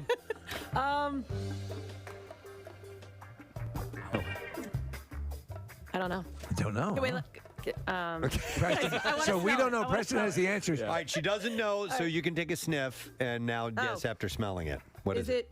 Is it lemon? It is lemon juice. It's straight up lemon juice. Normally, if one is drinking straight squeezed lemon juice, you'd be puckering up and going, Kathy, you didn't do any of that. Not even a win. So that Preston. So she got that wrong. She could smell it, but she couldn't taste it. That raises the question, that reflex. Yes. What causes that reflex? It's a good question. Well, let me ask. I'm going to show you guys. I'm going to try something. We're going to do a scientific experiment here. I'm going to drink this lemon juice, but I'm going to hold my nose. Now, we've never met. We've never, well, we have met many times, But I'm going to hold my nose so that way the smell part does it. That's the way to do it. It's still sour. Like you made the face? But your taste is intact. Yeah, but I wasn't sure if like any of that stuff was... Kathy drank it, and there was no puckering, no pursing whatsoever. Like, even with her drinking that, and I knowing what it is, caused my mouth to salivate a little bit. Yes. Because that's what I'm a little engorged. Your mouth will do. Well, that's great. All right, so here's... Okay, this will be interesting. Oh, boy. This is our only solid of the day. Oh, God. All right, Kathy, go ahead. So wait, do I have to like... Just stick your tongue in there. Yeah. Stick your tongue in there. Stick it in. Stick it deep in there. Ew. Wait, I don't like that. I'll give you a hint. It's not sand. Yeah, like that. It's gristly. Yeah. Move your tongue around. I have no friggin' idea. No idea. Smell it. I feel like it's probably a spice or something, but I have no idea. But it should be very recognizable by taste, no question. Nothing when you smell it? I'm trying. She's not getting it. She's inhaling deeply. You would know this in a heartbeat. Cinnamon. Cinnamon? Cinnamon. Oh, It's just God. straight up cinnamon. No. Yeah, nothing. Even after you know, it doesn't you don't recognize it. Not that one. Okay. The more you know. If you're tuning in, Kathy lost her taste, and we're testing her on that. Let's do number 10, if you will, please. We're back to liquids now. Okay. Let's have a little sipperoonie and see what you get from that. Is it alcohol? Like rubbing alcohol, yeah. No. That's all I She's get. saying It alcohol. doesn't taste anything, but I feel like maybe Like vodka? Like a vodka Yeah. or something like that. Do you get a burn from it, or? Yeah, like a little burn. Down your throat? Yeah. Okay, then that's why, because it's alcohol. It's vodka. Oh. So she can taste that it's alcohol, and I get that, because as you... Outside of the taste in your mouth, once it goes down your throat, you get this warmness, this heat. Right. So, Marissa, can I taste that one just to? Hey, Kath, a question for you then, because I know you like to drink wine and you're pretty particular about your wines. Will you just go buy the cheapest ones possible now? Well, no, what's funny is, because they'll probably give me a headache. Yeah. I was at my brother's house, and, he knows what I like to drink, and he didn't have it. And I go, what is this? He goes, it doesn't matter. Just drink it. You'll be fine. Thunderbird. When friends drop by who can't taste anything, give them the cheapest crap you've got in the house. That's why I reach for the Thunderbird. James Mason approved. All right, here's the next one. This is number 11. You should get something from this. 11! Let's see. Ooh, There's a reaction. Kind of reeled scowl. back. She actually did De Niro there for a second. Yeah. You talking to me? Whatever it is, I'm not a fan. Not so much. Interesting that there are bad tastes that work through. Nick, it's not a bad taste. It's like that vinegar feeling again. Like if you were- Okay. So I have no idea. That makes sense for this. Do you want to smell it? Smell I it. smell it. You can smell it. You can smell it. Do you smell something? Yeah. Okay. She's doing De Niro again. I don't like this. I don't know what it is. I don't like it. It's Worcestershire sauce. And you know what? I don't put that on anything. So Okay. Not even in Bloody Marys? Well, it's already in Bloody Marys. no, usually, I'm so. not a Bloody Mary fan. Okay, all right. So no dice on Worcestershire. We've got 4 more to go. 4 more. Here is number 12. You've had a pretty decent degree of success, Kathy. At least your ability. Well, the vodka one I'm kind of only half giving to her because she couldn't identify it. You should be able to tell that it was vodka. All right. A big scowl on this one. Preston's the only one who knows what this is. Preston and Marissa. So we're guessing along. This gave the puckering again. I don't know what it is, but again, it's like triggering something in my mouth. Take a smell. Take a All right. sniff. You don't know. You can't taste it. Vinegar. Okay. Wow. But it's a very specific kind of vinegar. Yeah, the kind that smells like feet. Okay. It is apple cider vinegar. Yes. It'll cure everything. There's a shot of that every day, right? That's what they say. I should get my taste back after that. Yes. Right. Right. All right, we have 3 more. This is mystery taste number 13. And let's see how you do on this one. My stomach's gonna be great after this. I know, right? Fortunately, you're just taking little baby sips, so. You're going to be farting clouds. All right. So to get a reaction. Spending some time with this one. Okay. Not as much as a scowl from the Worcestershire. All right, so she's feeling it. There's like something in it, some peppers or something. Would you say Thunderbird? Marissa, well, I think it's time we delve into the worlds of surveys and stats and things like that. Yes. Another survey says there are lots of these things that get sent to me regularly. And a lot of them are incredibly stupid. However, they turn out to be kind of interesting. Yeah. So you really can't tell. We'll start with a more interesting one, and then we'll move into a little bit more off the beaten path. This survey was 2,000 people asked. It's the usual amount. Have you been finding that 2,000 people is usually the sample size? Mm-hmm. Yeah. So they asked across the country the questions about people's and their perceptions of their own bodies. And 69%, 2/3, admit that when they look in the mirror, the first thing they notice is something that they want to fix. The average person confesses that they feel completely uncomfortable in their skin half of the time. And it turns out that this negative body image affects everything from their social lives to their wardrobe choices. Some admit that they actively avoid social situations because of how they feel in their body. That's 15% that said that, while 63% believe that they'd finally enjoy clothes if they felt better physically. So if it's talking about body type and body weight, that's what this sounds like mainly. Yeah, not just imperfections or skin tags or things like that. Yeah, that makes sense to me. Yeah. You know? And it is true that when you are at a better weight, because I've fluctuated throughout my life, that when you can wear clothing and you're not upset that it's a little tighter, right? That's when I know I'm where I want to be.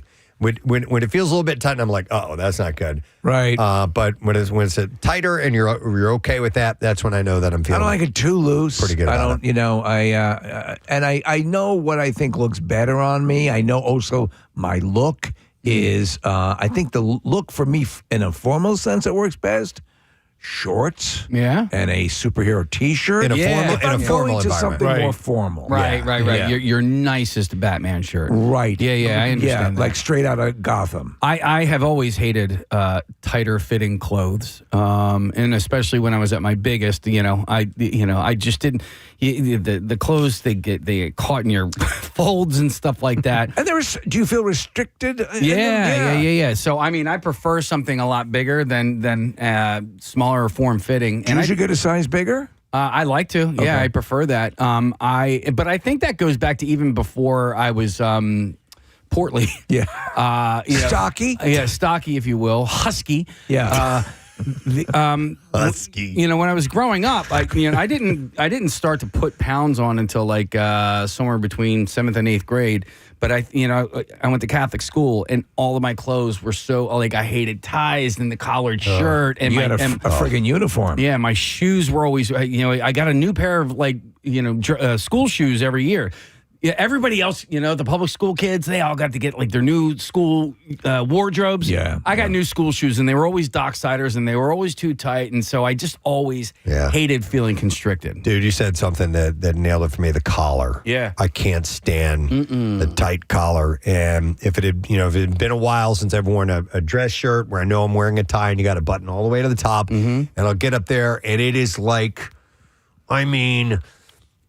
just putting every bit of effort I can to get that last one button in. I hate it's it. annoying. And then also, if it's too big and too loose, it doesn't look right. Yeah, it doesn't look right. I would rather it not look right and feel good than it look right and me feeling like super constricted. Like when I would get... I bite the bullet on that one. I'd rather have it more snug. When I would, get like a dress shirt or get fitted for a tuxedo, I'm like, listen, I don't care if my neck says 17, give me an 18. Right. You know? By the way, Marissa, you obviously know way more about fashion than any of us, but did I read something the other day? Are baggy pants like way back in? Yeah, everything right now is really baggy. Real baggy, yeah. In fact, the last 2 times I've gone out, I went to the Fringe Arts Festival the other day, and then the Eagles game yesterday, I wore stuff out of Matt's closet. Really? Yeah. Big and baggy. Yeah, I wore a shirt as a dress, and then yesterday I wore like a shirt under a big baggy sweatshirt. Okay. Everything old is new again, and you live long enough, as have I. You see all these cycles come and go. But in general, I think I have a look. One of the things I think that has happened that I'm a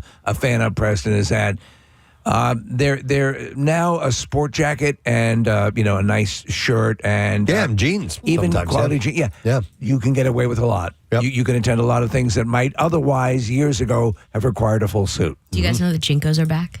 I don't even know what that is. So those are the like skate pants from the 90s. Really? Like the really ones. baggy ones. Yeah. Like obnonously like baggy. MC Hammer level. And you saved yours, right, from back in the day? Yep. Okay.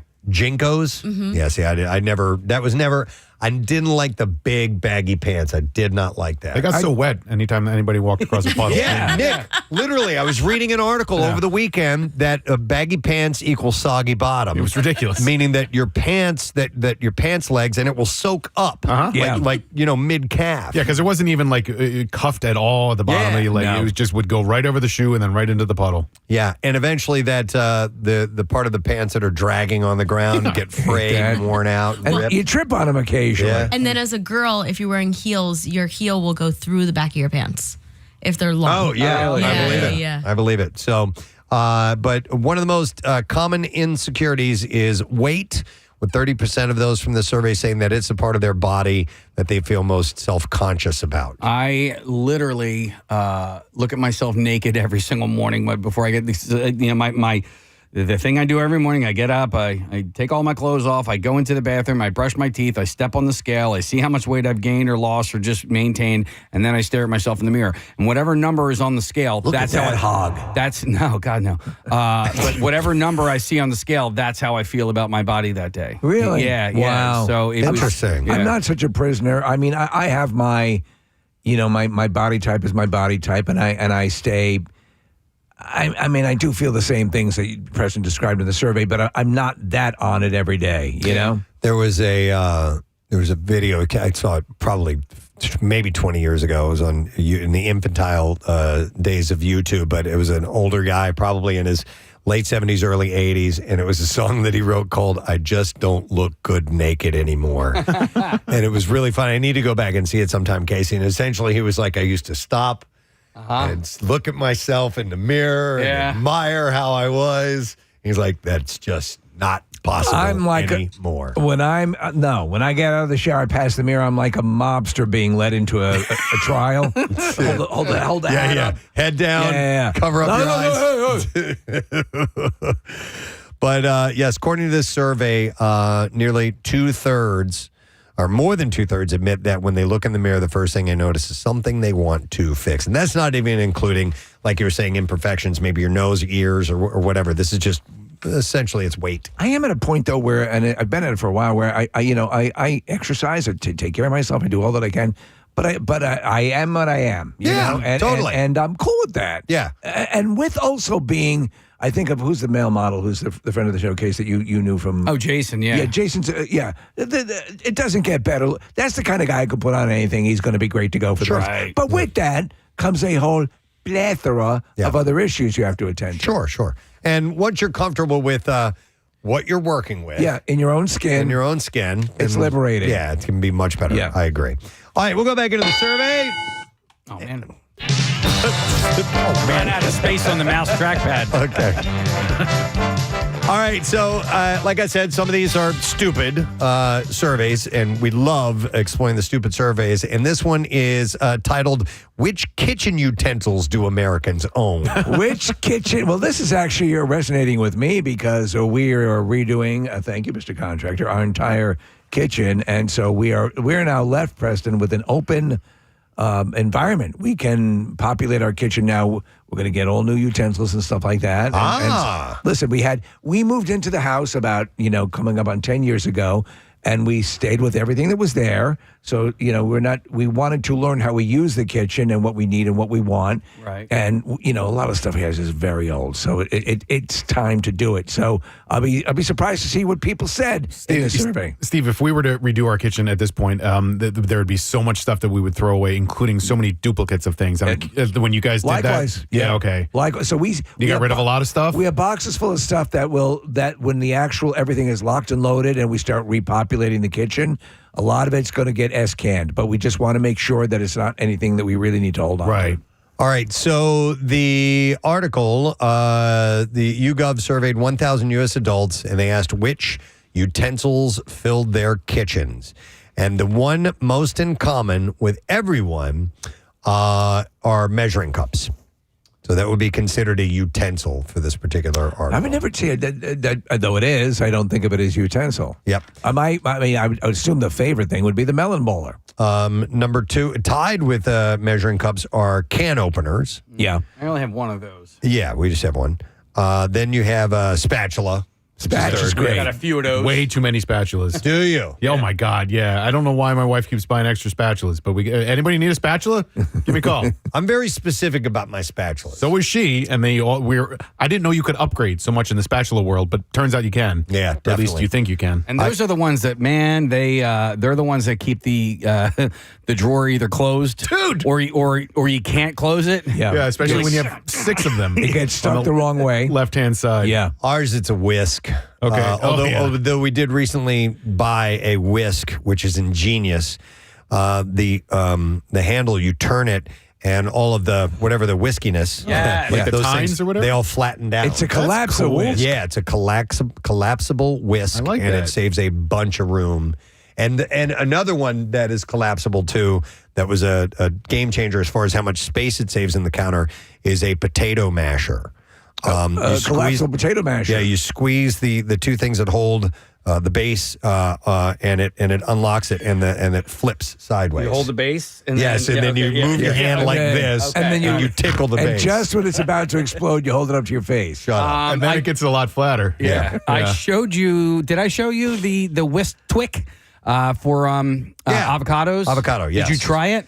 I did not. Okay. No. Because I forgot because I just had avocados. That it doesn't work. No. Well, I mean, I think the whisk needs to have a little bit of stability to it in order to. Yeah, you cut the avocado in half, take the nut out, and then you stick the whisk in there. You need a Stabilo whisk. Yeah. We're watching this on video right now. The technique. It looks like a pretty cool little hack. Yeah. I think. I don't know. It doesn't look like if you're going to make guacamole or something like that, yes. But if you're going to have slices, probably not. Yeah, that'd be ridiculous. But it's still able to get it out of there. All right. So number 4 on the list, measuring spoons. Yes. Number 5, or actually that was tied for 4th. Number 5 is, 1, 2, 3, 4. That was tied for 3rd. Then you have a strainer or a colander. And then number 5 is a cutting board. These are the utensils that Americans. How many cutting boards you guys got? A couple. Yeah. A couple. Actually, we have a 2. Preston and Steve cutting board that was given to us. Remember that? You got one, Preston, as well. I have a cutting board that has a trough that goes around, which is great for if you're cutting steaks or things like that have some excess runoff. And then we have a smaller one that says Preston's cutting board, seasoned with love on it. So those are my 2 favorite ones. Then you have tongs, steak knives, whisks, graters, and peelers. These are in order of the most common. And then kitchen scissors, which you definitely have to have those. So of the list, the ones that can end up being the most expensive would be the knives, correct? If you're getting a Probably. pair of high-end knives, you realize how expensive they are. Our butcher's knife just broke. And they're the ceramic one, right? Yeah, But I was, washing it off in the sink, and then I just kind of went shook it to get the excess water off, and the blade just flew out of the handle. Well, oh my God! At least you're doing that, not chopping something. Yeah. Or defending yourself against a murderer. How often you guys wash your kitchen scissors? Every time we use them. Yeah. Okay. Yeah. Do you put them in the dishwasher? Yeah. All right. They're dishwasher safe, so I probably feel like I should do it more often than I do, but I just end up putting them back because they fit into the butcher's block with all of the rest of the knives. Yep. And so I don't know, I cut open a bag or something. I'm like, it's clean enough. So if I was cutting open a bag, no. Right. What if that bag is filled with tuna? Maybe if tuna juice got on it. Yeah, for sure. Old tuna that you found that you found in a sock. Right. These are the other things. There's only 2 on this list that I don't own. So after kitchen scissors, ladle, chef's knife, ice cream scooper, rolling pin, knife sharpener, a potato masher, food thermometer, chopsticks, a garlic press, which is one that I don't have. I don't believe. You don't have a. I don't believe in garlic presses. Okay. You can cut that up yourself. Then you have a manual juicer, a zester, a mandolin, and then a ricer. I don't have a ricer. Wake up, Maggie. Wait, that kind of mandolin? What's a mandolin? So a mandolin is it's a flat board that has a blade on it. Oh. And then so you can make fabulous julienne fries. Yeah. No, you have something like a handle that will hold, like say you're taking an onion and you run it up and down. You slice it up and down. Look, Casey, I'm doing a fun motion. It's almost like I'm jerking it. Yeah. You remember how I was doing that with the Yeah, but this is a lateral with the potato masher. This is a little bit different. Yeah. So you do it like this. I'm jerking it sideways now, and, like I'm putting it in a cup. And that's how you make slices. We have one of these. Yeah. Oh, I need one of those. Yeah, it works if you're slicing up a lot of stuff. Yeah. Right, and right, you need right. to. Or if the soles on your sneakers are too thick. To tear right through it. Yeah, you can trim those off. What was the last thing you said? A ricer. Oh, I have a rice cooker. Is that the same thing? It's not. Okay. A ricer, it almost grates up Okay. stuff. We'd It have to separates the rice by size order. No, it doesn't. It actually doesn't have anything to do with rice. I don't know why, but Seriously? yeah, It's called a ricer and it has nothing to do with rice? yeah. There's a potato ricer right here. That we're false looking at. advertising. So- I know, right? Doesn't make any sense unless there's somehow another rice is involved. So we're looking at it in this some way, way, shape, or form. I don't know. and it seems like it's sort of like a Play-Doh fun factory for a type of food where you're pressing it through and it comes out. It comes out, and that if you were to reverse it, would the thing go back intact to what it was when you put it in? I don't think so. I don't think you can put And it back I've together. never seen a ricer like that before. The one I've seen has a handle on it that you spin around. But Would you do that to make like hash browns or something like that? yeah, you could. Okay. Yeah, I guess definitely. it's like rice sized when it comes out, perhaps. Right. Hence the Maybe. name. All right, so this is a look at Americans and the utensils. I know you love that. All right, we didn't like that. Listen, sometimes it's painful to hear the truth. Yep. All right, here's speaking of that, Steve, this is a survey about respect. Respect. And 2,264 U.S. adult citizens were asked about respect. And they were asked the following questions like this. And feel free to answer. Which appliance do you respect the most? No. How important is it to you that other people like you? Very important, somewhat important, not very important, not at all important, or you're not sure. Thank you, Casey. Respect or to like you? This is to like you. So there are other, it also touches on respect. I after would this. So this is like people to like me. I'm not destroyed if they don't. So would you put it as very important, somewhat important, not very important, or not at all important? So because I think if you're liked, you tend to be a better person. So I'm going to say, I'll say very important. Very important. Okay. Yeah. What Because about, I think that indicates the kind of person you are, right? what about the rest of you guys? Very important. Okay. Nick? Same. And Maris? Yeah, me too. Yeah, I would say so as well. It hurts when you find out somebody doesn't, for whatever reason, they don't care for you. You know what I mean? It depends on who it is. We all want to be eh? liked. We do, and we deal in a business where you are judged consistently. But I'd say this again. It indicates what kind of person you are if a number of people like you a lot. I also would like to know for the people that don't like me, like, well, why? You know, because you're dumb lists. No, I mean, because if it's something that I can change, and maybe if you're right, maybe. Yeah, it's possible. Listen, I'm always open for suggestions. No, to you know? better yourself. Right. But I think people who, well, I don't know. There are gray areas in here, and there's, it can go a bunch of different ways. There are people who just don't like you, and you'll never get to the bottom of why, and that's okay. If it's because of something at my core of like who I am and something that's, virtually unchangeable, then I guess I have to say tough cookies to that. But, or noogies. Yeah. Tough noogies. That, Casey. And I also want to know, like, was it just a bad, weird experience that we had? Right. Yeah. Like Preston and that comedian guy. Yeah. Matt McCusker? Yeah. Like, did we just have a bad interaction once? I mean, there are Clear the times when I literally will be like, well, I don't give an F of what that person thinks. You know what I mean? I think we all probably have that. If you live long enough, though, you learn. Like I have a guy. There was a guy in my neighborhood who we got into a little thing, and this is in Manayunk, and I hate that son of a bitch. I'd see him on the trail when I was walking my dog. I later learned during that time his wife was dying of cancer. Okay, and so after that, when we started to talk, we became very good friends. I ended up doing a charity thing for him. So that's what you do. You try to remember you might be getting that person in that moment on their worst day or the worst moment. Yeah. Or sometimes it can just be a scumbag. So the study group had said that the strongest response came back for somewhat important, followed by not very important. So 43% somewhat, 29% it's not very important whether or not people like you. 14% said very important, which is what we all put down. And not at all important was 12%. Now, on the other side of this, how important is it to you that other people respect you? Very important, somewhat important, not important, not at all important. What say ye? So I like to be respected, but I would say that is more somewhat.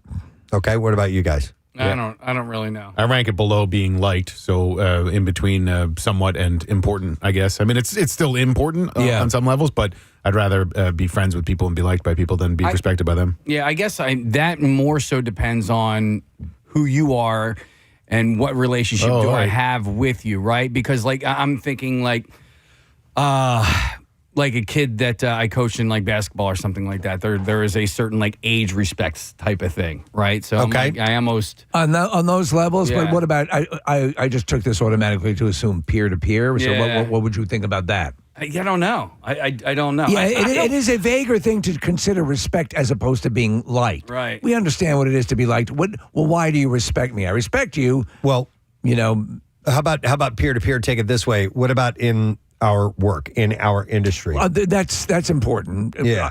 Not everything, but it is certainly important. When we found out, when we get awards, which we were never like, hey, look at us. But it's and a lot of stuff. What really matters is that you listening right now enjoy the show, and we're trying to do the best that we can for you. That's everything. The relationship is everything. Yeah. But when you do get industry acknowledgement, it does mean something. Yeah. I think that one I care less about.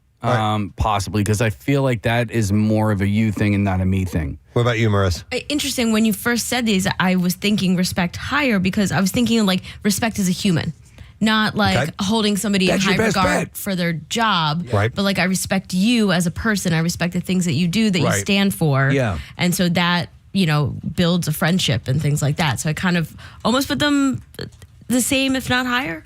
Yeah, I don't need to agree with you on things, but I can respect you for your commitment to them. Yeah, if that makes any sense. I would put myself in the somewhat important category of this. So the most respondents said very important. 53%. That was the highest. When collection you of were answers. made the Grand Marshal of the Pickle Festival. Yes. Boy, did I hold some respect then. Right? Now they'll respect me. Now you know. Can you just respect the short people when you walk down the street and look down once in a while and Literally respect look that down? I am here? Maybe if we're in a crowd, don't just stand right in front of me. That kind of respect. stuff. I think Yeah. you can be. Yeah, that's more accommodating, a sense of civility and.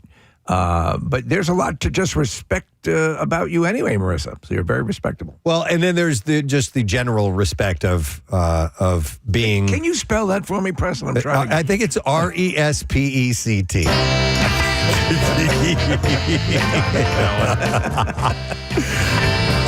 But there's also the general respect of you're another human being. Yeah. We're all here together. Right. And that can be, especially when there are when you're dealing with a large group of people, a crowd, you're at an event or something like that. Mutual respect. Show some RESPICT. For our one more time. Show some RESPICT. Respect. That's sharp. Wow. Resist we much. But mutual respect for your space, being cordial, things like that. I'm very It's a different conscious kind. of that to me, and I don't want to sound self-aggrandizing, but that's very important. I respect your right to do you. You do you. Let me do me, and I'm doing me right now under the console. No, but those are important. Yeah. All right. So the last question in this particular survey is: do you think American culture treats people like you more with honor or disrespect?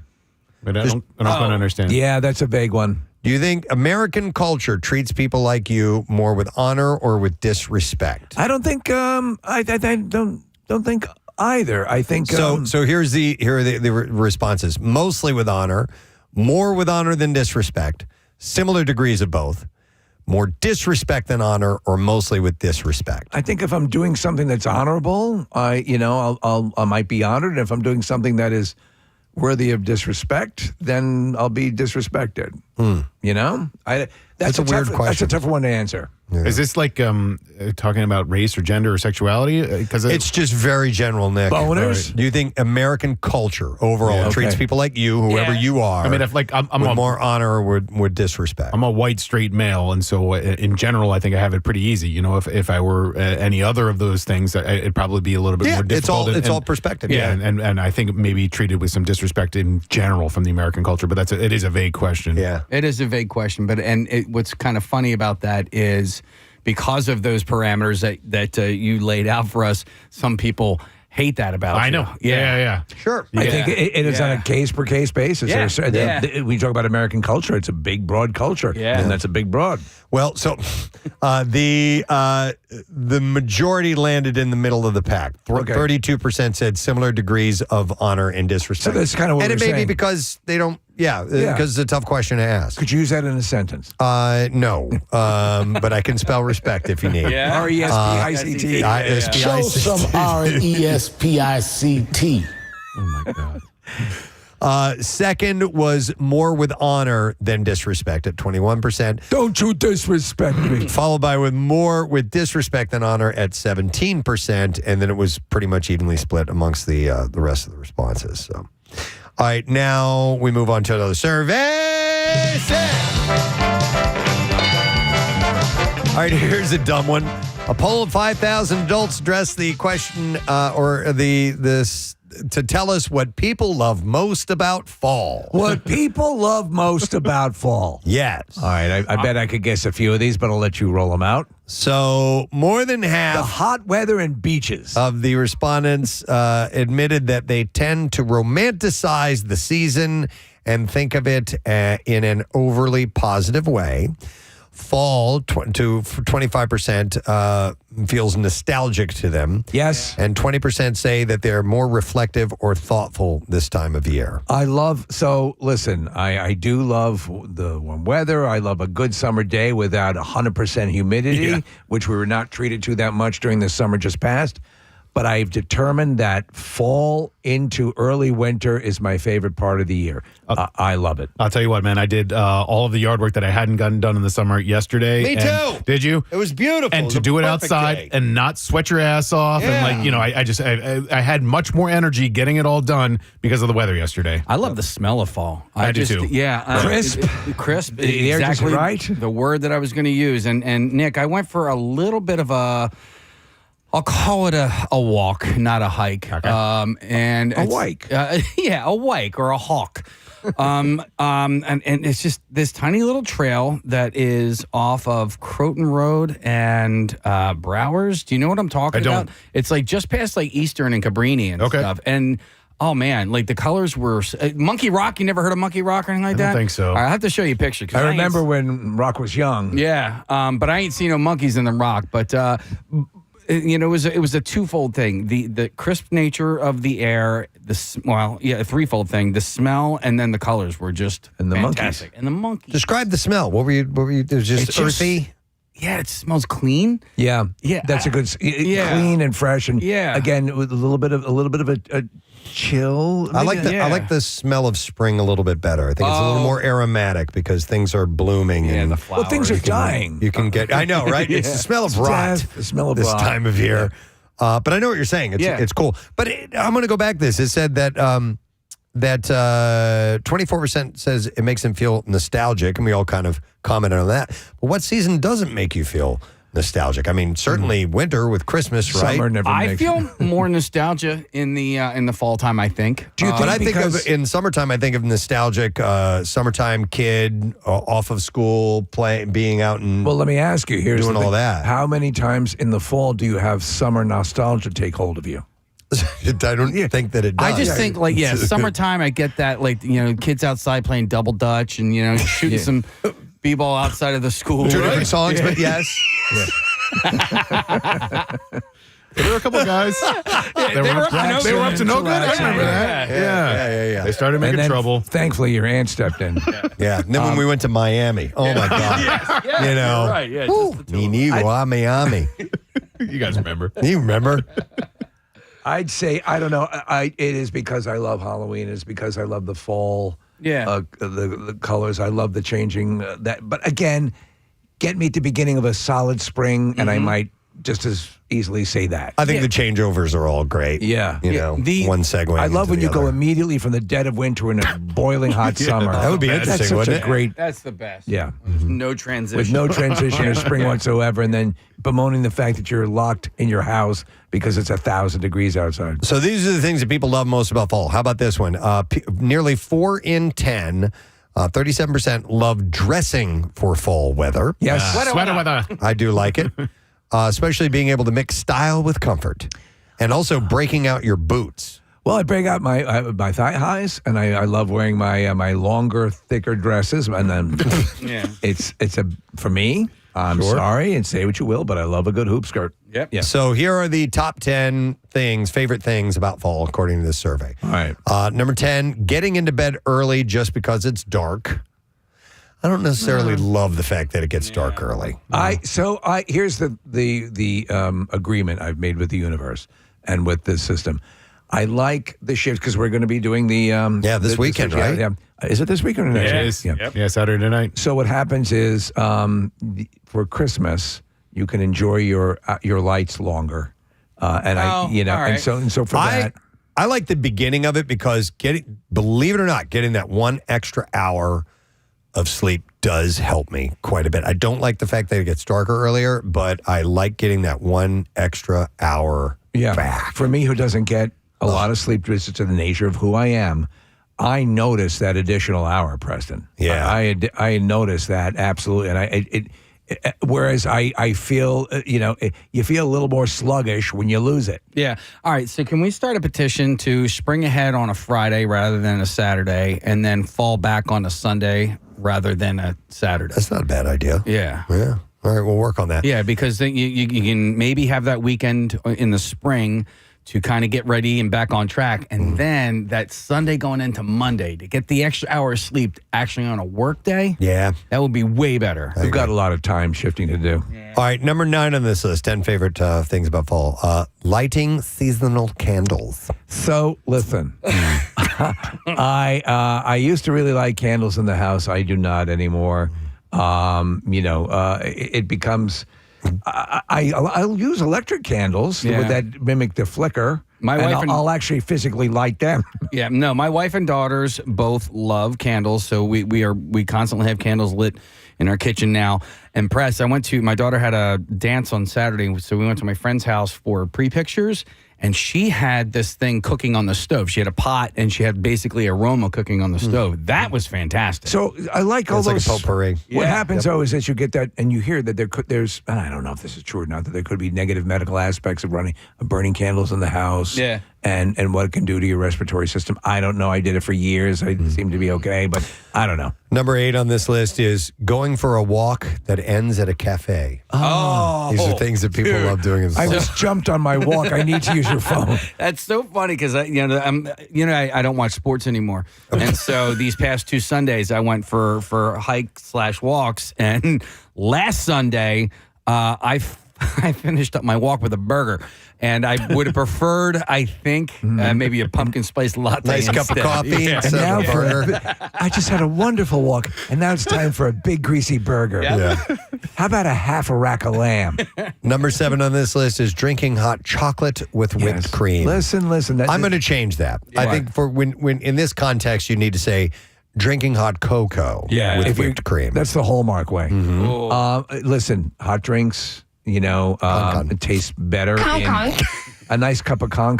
Yeah. That should be the cafe you end up after the long walk. So that you really, man, I walked far. And when you this guys chick doesn't even speak English. When you have a hot chocolate and/or cocoa, do you prefer whipped cream or marshmallows? Whipped cream. The marshmallows just melt anyway. Yeah. Yeah. I don't. I think the marshmallows are overrated. We could do both. What? You Why can't does it have do to be both. one or the other? We live in one of the richest countries on earth. Yeah. Come on. Yeah. Let's just do both. I suggest that you use both marshmallows and whipped cream. The only thing I don't like about the whipped cream, I think it's one of the tastiest things in the world, is it gets in my mustache. Yeah. But then you can lick it off afterwards. I know. No, you can have Rochelle lick it off. Right? Yeah. Or Casey. Can I have it? You can have it. All right, drinking hot chocolate with whipped cream. Number 6 is the golden hour light hitting the tree. Yeah. It is gorgeous. It is gorgeous. We do get better sunsets as we get closer to winter and in full winter. Is that because of the humidity? No, it has to do with the angle of the sun, angle of dangle, and the heat, the beat, the torque of the dork. We got it all. So the sun is lower in the sky, and as it comes down and goes across the horizon, you get a little bit more time with it lower as it goes across. Like Jackie. Is his face. He made a face when he did it. So you get that that shine off the clouds, or just that color lingers a little bit longer because when it's going straight down, you get the same colors, but less time with them. Yeah. You don't notice it quite as much. So the golden hour of light hitting the trees. It is beautiful. Number 5, favorite things about fall: closing the curtains early and settling in for the night. Now it's time for your beating. Yeah. No, closing the curtains. Okay, I guess that's it. Hey, let's close the curtains. Some of these are a little goofy. Yeah. Number 4, the sound of rain while you're inside. Yeah, I'll tell you what, man. So I spend a lot of time in my back room, and so it's kind of like this offshoot of my house. So the roof is right there, and I noticed this past summer that's where I prefer to be when it's raining out, because the rain coming down on that roof is when you work on your concerto. Yeah, I mean, I was thinking about it. I got to learn how to spell it first. Do you fall asleep? Will it lull you to sleep? Not quite like that. Yeah. Not quite like that. But it is really, really kind. As long as there's no thunder or lightning or ghosts. God, man, that'd be scary. Yeah, we've got... it's a bat ghost. We built an outdoor addition to our house where we can sit outside in a covered area now. And when it rains, it's just the best. Yeah. And I do like it in the fall. It is really nice. All right, so also, number 3, the top 3 things that people love about fall: crunchy leaves underfoot. Crunchy leaves underfoot. A child's giggle at night, playing with a puppy in the snow. Crunchy leaves underfoot, I wouldn't rank that Having a up there. clean colonoscopy. It's nice, but, it's not something I'm like, fall. Mother's coming with biscuits. Crunchy leaves underfoot. Twigs snapping under your toes. Number 2. A mockingbird singing in the distance. Number 2 is snuggling under a blanket after a long day. Yeah. Yes. I do love like- sitting next to Claire on the couch and the blankets on and everything. And yeah, absolutely. Got your whoopee? Yeah. You know what I'll do? I'll put leaves on the couch so I can hear them crinkle. Okay, so you can hear the crunching as you're lying on the couch. Pack it out 2 in 1. 2, yeah. That's good. You know what kind of sucks, though, is...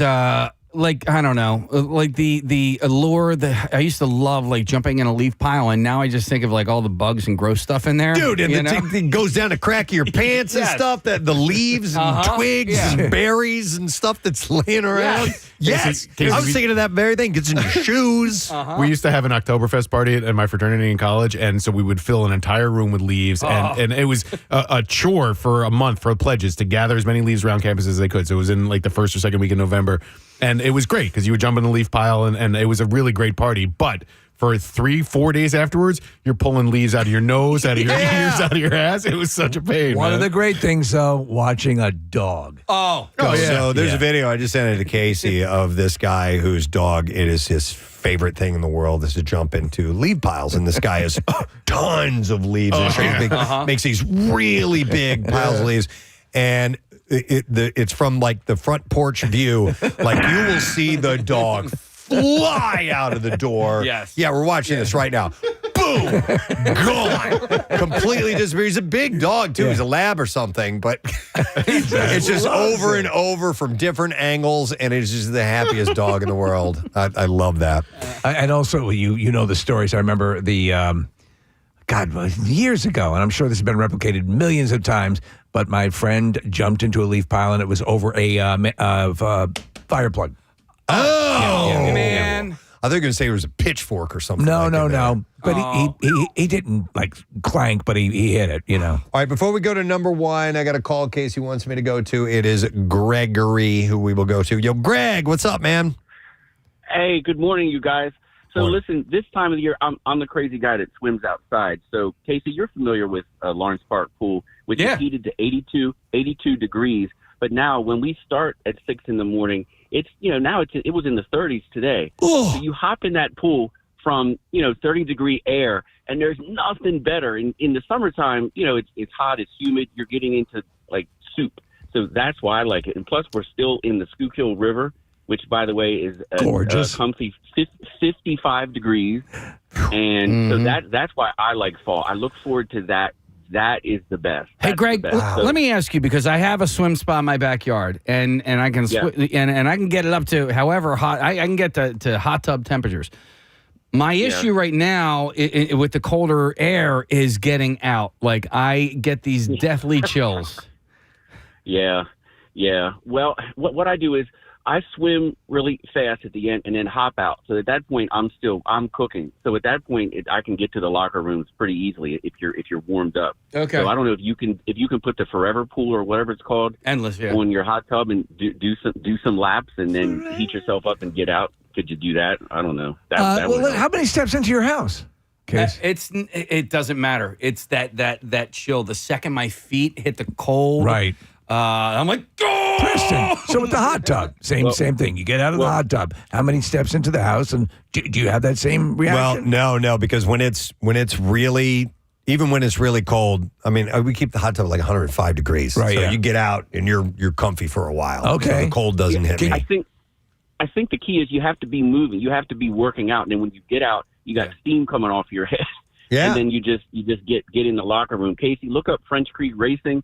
And just build up your tolerance. You'll be fine. And big busty Asians. Hey, can you get that spa of yours, Case, up to 105 degrees? Oh yeah. All right. Yeah. And so right now, like I need to work on like the transition.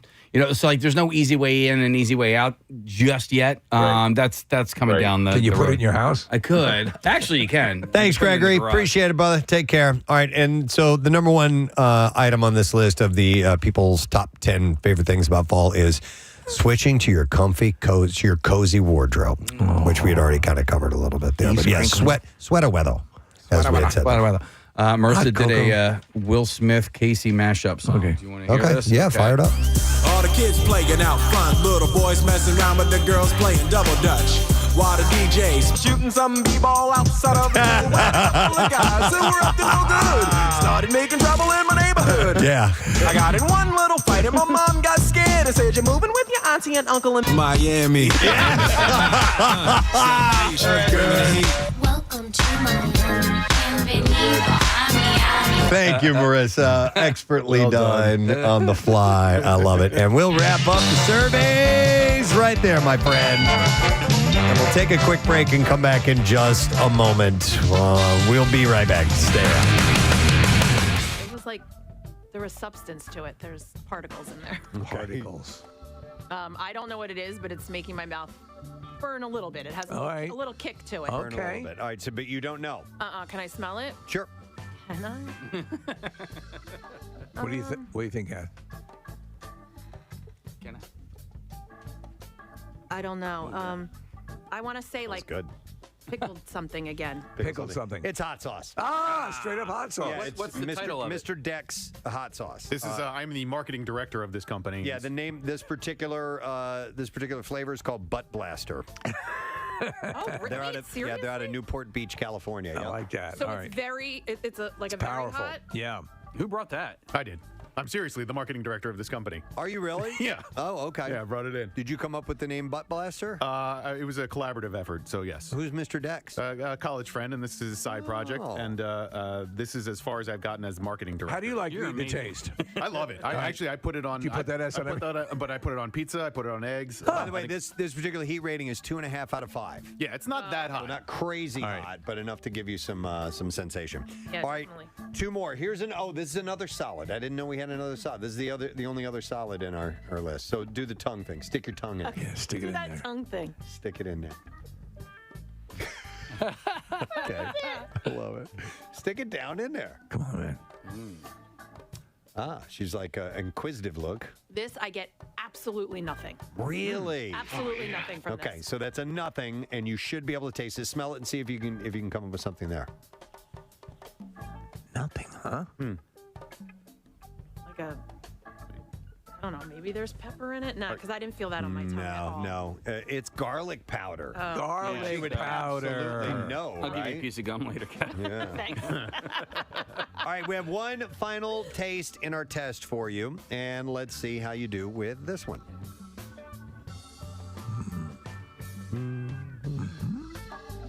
This one, Yes. I also get absolutely nothing. Like it could be water to me. Okay. Like it could, that's the consistency. All right. Take a little bit more. This is the last one. Finish it all off. Put your tongue in it. Go ahead. No, is it going to make my stomach hurt? No, not at all. Not at all. Oh, yeah. Nothing. Nothing. Nothing. Wow. I get absolutely nothing. Take a sniff and see if you can tell from that. Not really. I want to say, is it another alcohol? Sauvignon Blanc. Your favorite brand as well. It's Nobilo. Oh, wow. You get poor nothing. thing. Nothing. That's a shame. Sucks. Oh, man. So, Kat, let me ask you then. Give me that bar. Wait, are we done? Can I take the? Yeah, that's it. People will often describe water as not having a taste, but it does have a tast, and so Kathy can tell those taste differences. And you can tell those taste differences. So water for you, like legit, has no taste. What? He's saying that a lot of people describe water as having no taste. Right. You were able, I think I am as well, slightly able to discern between tap and bottled water. Yeah. Yeah. So it so has you a can, taste. but right now, Oh, yeah. it has zero taste. Yeah, probably not. I can't believe I couldn't taste the Nobilo. Oh, that's a bummer. That's crazy. So to review, she got correct and guessed correct and wasn't definitive though, but said, well, is it chocolate syrup? So you kind of knew what it was, but you really didn't say, oh, that's it. No, none of them I knew 100%. Yeah, all of these were semi. So chocolate syrup, vinegar, apple juice, so the sweets you could get. And one that you could definitely, that I think you got the best was pickle juice. Yeah, that was, so maybe if Have you some really pickles. want to taste something put pickles on it. flavor-wise, you could have pickles. Yeah. And the other one was vodka. Or I put in alcohol because you didn't quite get the vodka right. So out of 15, you were able to identify really 4, and that's it. Marissa, was the I'll just say it, the honey was that usable? By the way, I just grabbed these things out of the Oh, you know what? I just stopped at 15. We brought no problem. Things, so. It You wanna has. see if you can smell it. The Kathy? honey has a taste to it. Does that like spice habanero or There's something? another taste, and I'd be curious if she'd be able to taste. Don't show her the label if you can avoid Oh, it. what? Like it's It's flavored honey. It's got another fruit in it, Oh, and right, I'd be okay. curious if with the sweet stuff you could do it. All right. I won't look. I guess I can. You can look at it. Oh, Yeah. geez, All sorry. right. Yeah. All right. All right. Rub it on your sweater. Stick your tongue in it. Yeah, it's going to be kind of hard. Oh, yeah. Did you get it? No. Nothing? Can you taste the sweet of the honey? A little bit. Okay. Yeah, I can taste the sweet of the honey. Nothing else. No. Because it's blueberry honey. Blueberry honey. Okay. I'm going to try that. No, and I'm having even the smell with this one is a little tough. All right. Wow. Well, that sucks, man. Hopefully this is going to be quick. Just acting 400 days. And yeah. I know that poor guy. I know. I really hope it doesn't. He said he was rage eating. Just eating out of anger. Even though he can't taste it, he's still going to eat something that he knows his body likes. I'll tell you what, though, I'm not. I mean, I'm still eating meals because yes, you still get hungry, but I'm not really snacking because. What's the point? Like, I don't feel like anything because I know I'm not going to be able to taste it. Yeah, a lot of times snacking is just you want some flavor. What about hot drinks or things like that, like coffee? Nothing. Not really. I mean, I know people have it's said coffee is a big insider. Well, and you know what, Steve? When it first happened, I was not leaving the house, obviously. Right. So I wasn't going to get my coffee. I could make it at the house, but I was kind of skipping it because I couldn't taste it, and I was getting the headache. Do you think And you'll I'm try? like, oh my God, wait, that's like the caffeine headache. You need it. Do you think you're going to try that orange thing? Listen, I'll try anything. Let's. Might as well, right? I mean, Try if it it. doesn't work, it doesn't work. Yeah. And if for some reason it does, then you're good to go. Okay. All right, this has been the Kathy Romano taste yeah. test. And, we cured her. She did. We 100% cured her now. All right. Drinkenstein, yes. And they call him All right, listen, let's take a break and come back in a second. Why? Because the Geeter's coming on next with Yeah. Jerry Blavitt. And then right after that, we're going to have comedian Ben Glebe, who's going to be at Helium Comedy Club for a special Thursday night show tomorrow night. We'll be back in a moment. Stay with us. So maybe we'll kind of reinvigorate this thing. But we have decided to return with Battle of the Self-Proclaimed Experts this morning. Yes. And when I tell you that the passion was high for people to that have sent in requests to be a part of this, it's an understatement. It was just fanatical. It is a global phenomenon. Has been for a long time. People have been raised in this Harry Potter realm, and so we knew we were going to get some staunch competitors. I read a lot of the submissions that were sent in. I read all the submissions that were sent in, and I read several of them. I was on the plane the other day flying out west, and I was brought to tears by some of these submissions because this world means so much to so many people, and the way that they articulated it was really moving to me, and I'm just impressed. It was so difficult to narrow it down to 2 final contestants. I mean, put it in perspective. A tick came into the studio to watch. That's That's right. That's how popular That's how this is. popular. I am currently reading the Harry Potter books. Are you? I'm on the Sorcerer's, or no, I'm sorry, I'm on the Chamber of Secrets right now, so I've just gotten started. Reading or Audible? Audible. And who's doing it? Who's doing the I've forgotten the actor's name. Jim something or other. He's Hey, excellent. there might be a question coming up. Okay. So I'm about 3/4 of the way through the second book. Awesome. So I'm underway. I'm starting to learn. I've seen all the movies, and I found them entertaining. But I wanted to know, because there's so many people that you talk to about this story. There's so much more underneath when you dive into the canon of it all. When you get into the all the details about it, and I want to know that. I mean, I want to I think it's a kind of a club that you're in. So all of my nieces and nephews, like I remember when the movie started coming out, and I was like, "Oh, that's friggin' awesome! I loved it." Yeah. They were like, "But they left out, and there's so much stuff that so they were able to enjoy them, but they were a little deflated because the books, they devoured. They were ravenous for them. So I think you're entering a cool realm here, Preston. By the way, Nick McElwain wearing his Gryffindor attire this morning. Yes, sir. He has pajamas. Yes. That look like a robe. It's the closest thing I have to a robe, but they are officially licensed Harry Potter pajamas, and so I am a Gryffindor, and that's why I'm wearing Mr. Potter, what happened to your head? You have taken the online quiz to find out which house you belong in? Yes. I'm a Gryffindor. Oh, you did? Okay. Yeah. Pottermore was a great website. I don't think it actually exists anymore, which is too bad. But I mean, I've been in the Harry Potter universe for a really long time. I think I got into it maybe when the third book came out. And Steve, I love the movies as well, but the books really do add layers and levels and these just the intricacies to this universe, and it's why people keep coming back to it, because there's so much to read, there's so much to rediscover, and maybe you didn't even notice it the first time around. And not only has Nick worn his pajamas, but he brought in his wand, and so did Steve. Yes, I did. And you guys both got those at Universal Studios? This was a gift for me from Universal Studios, yeah. So my friend that went and knew how much I loved Harry Potter and brought it back for me. And you haven't been there? I have not yet, no. Oh, my God! I know. You've got to go. It's incredible. I did a couple of the tours in London, which were amazing. But yes, I absolutely have to get to Universal. That's the only thing I know about Harry Potter is that the rides were fun at Universal. Right. Literally. Kathy, it is a whole world.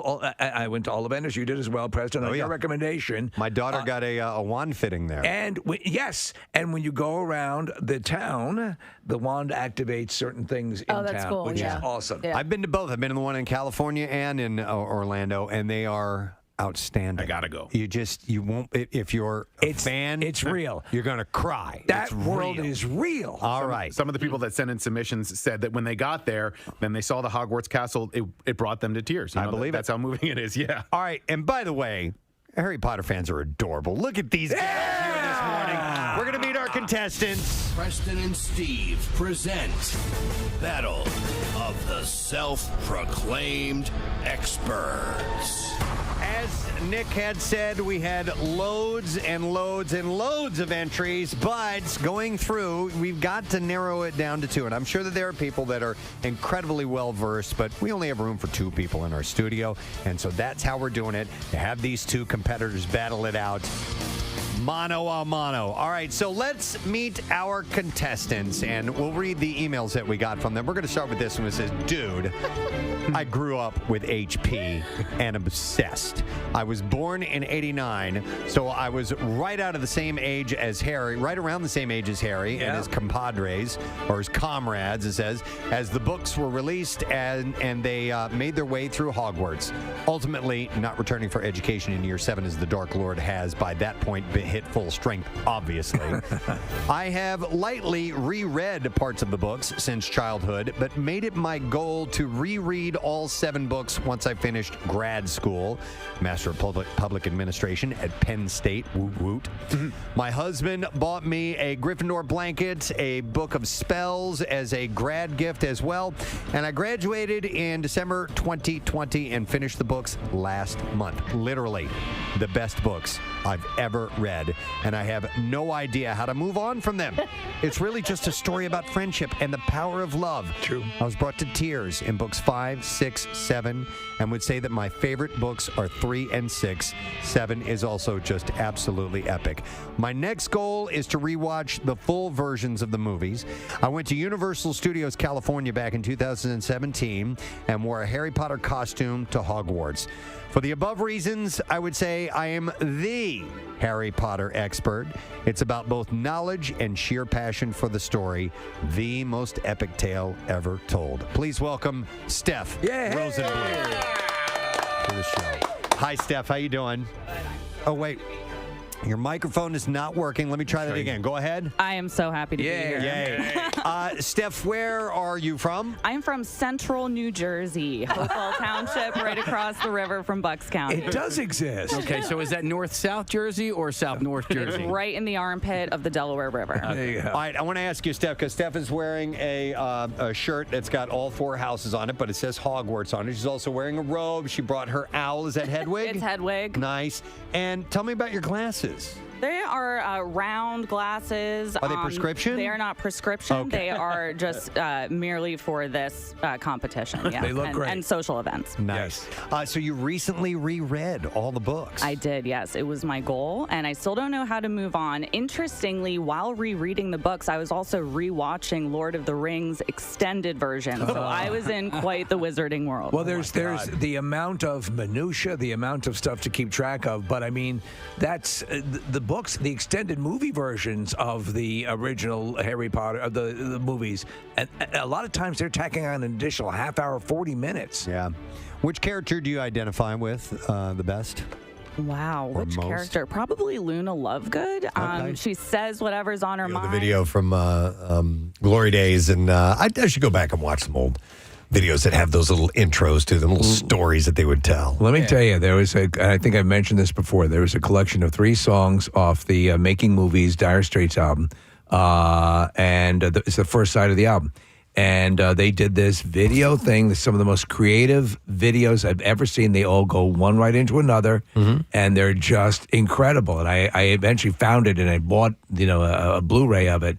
But I loved, you had like Russell Mulcahy and directors that came out of that. Ridley Scott came out of doing some videos, music videos as well, where they really developed their chops. There was a Yes Head owner of a Lonely Heart. Yeah. And in the middle of that video, it breaks off to something else. Right. John Anderson, the music stops and he goes, wait a minute, maybe there's another way. Yeah. And then they go into this no music playing video thing, a little performance. All right, there's a part in that video where like a bird of prey is carrying something. Always kind of weirded me out a little bit. Like it's I don't like remember that some part. piece of meat, and I don't know if it's like roadkill or whatever the hell it is, but I think that came out in like 82 or 83, and I remember watching MTV a lot back then, and that video got a lot of play, and there's something with this hawk or whatever is carrying. Roadkill show us the way. It's weird, man, and like, I don't know, something about it bugged me out when I was 8 or 9 years old. It's a disturbing imagery, but I this is now you can't help it. In my day, we used to watch, but you would literally just sit there transfixed on these videos and watch these. Oh, your songs were coming to life. Yeah. We'd never seen anything like that before. It was really, really cool. Real quick, I want to do a shout out. Our buddy Sammy Bile sent this to me, and he says, I'd like to get a shout out from my brother-in-law, John Marcone, going under the knife on November 6th to help his sister-in-law, Teresa, who is in need of a new liver. Oh, wow. And he's going to be donating 70% of his to her. He said, apparently these things just grow back to full size. Did you know that was a thing? No. I did know that they Yeah. could regenerate, yeah. For the past 6 months, he said, John has been training and drastically changed his diet to make sure that his liver is in tip-top shape and all is looking good. John is a selfless dude and is always looking out for his family, and we're all super proud of him. He's a big Preston and Steve fan, so thought that he and Teresa could use a nice shout out for luck. Thank yous and liver me timbers, he says. Love Sammy. He says, P.S. You may remember John from our Cardboard Classic team. He did all the cool airbrushing on our ET sled. Oh, wow. Do you remember how detailed that was? Excellent, yeah. Yeah, so all right, well, good luck to you, man. And yeah.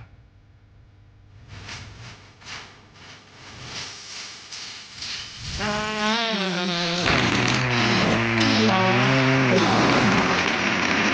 I wanted to pass that along. All right, so I noticed a few things that I thought were worth passing along to you guys. It's time for the noticer. Yes. Out of left field, that's where the noticer was noticing. In this day and age, you can notice from afar, down an empty alleyway, across an empty field. Just general things that are empty. And he notices so you don't have to. That's what I do. Yeah. All right, so I noticed that R. Kelly's infamous chocolate factory mansion just sold for $1.6 million. Well, piss on me. A steep drop from his $3.5 million asking price and a number that barely clears what the foreclosed property sold for back in 2013. How about that, That's dude? why. How many years has he got to? He's burning off a number of them, right? Yeah, I don't know how long he's been at that, Steve, or in jail. But it's a 21,000 square foot estate. Wait, where is in this? Chicago? Okay. Wow. It's in the Chicago suburb. Yeah, he's a Chicago guy. Chicago suburb of Olympia Fields. And it was where he once recorded hits before the suburban Chicago property became entangled in disturbing allegations. Did he record his In the Closet?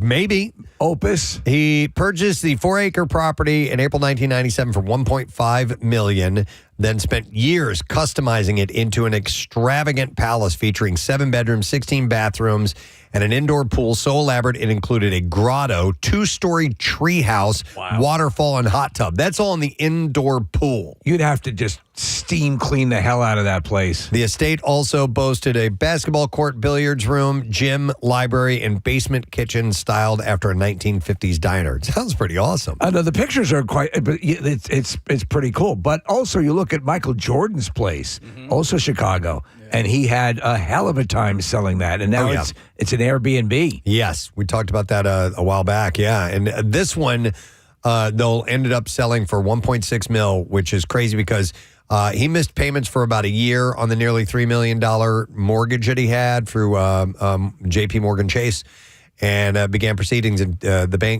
bank began proceedings in 2011. The mansion went to auction in March 2013, with J.P. Morgan bidding $950,000 on it. I mean, that's a steal. And then 8 months later, the bank sold the foreclosed property for $587,000. So if I don't understand all of this is going to come as a shock to you. I'm not well versed in real estate sales, but like a sheriff's sale, there was a house when we were in Manayunk that had a sheriff's sale situation take place.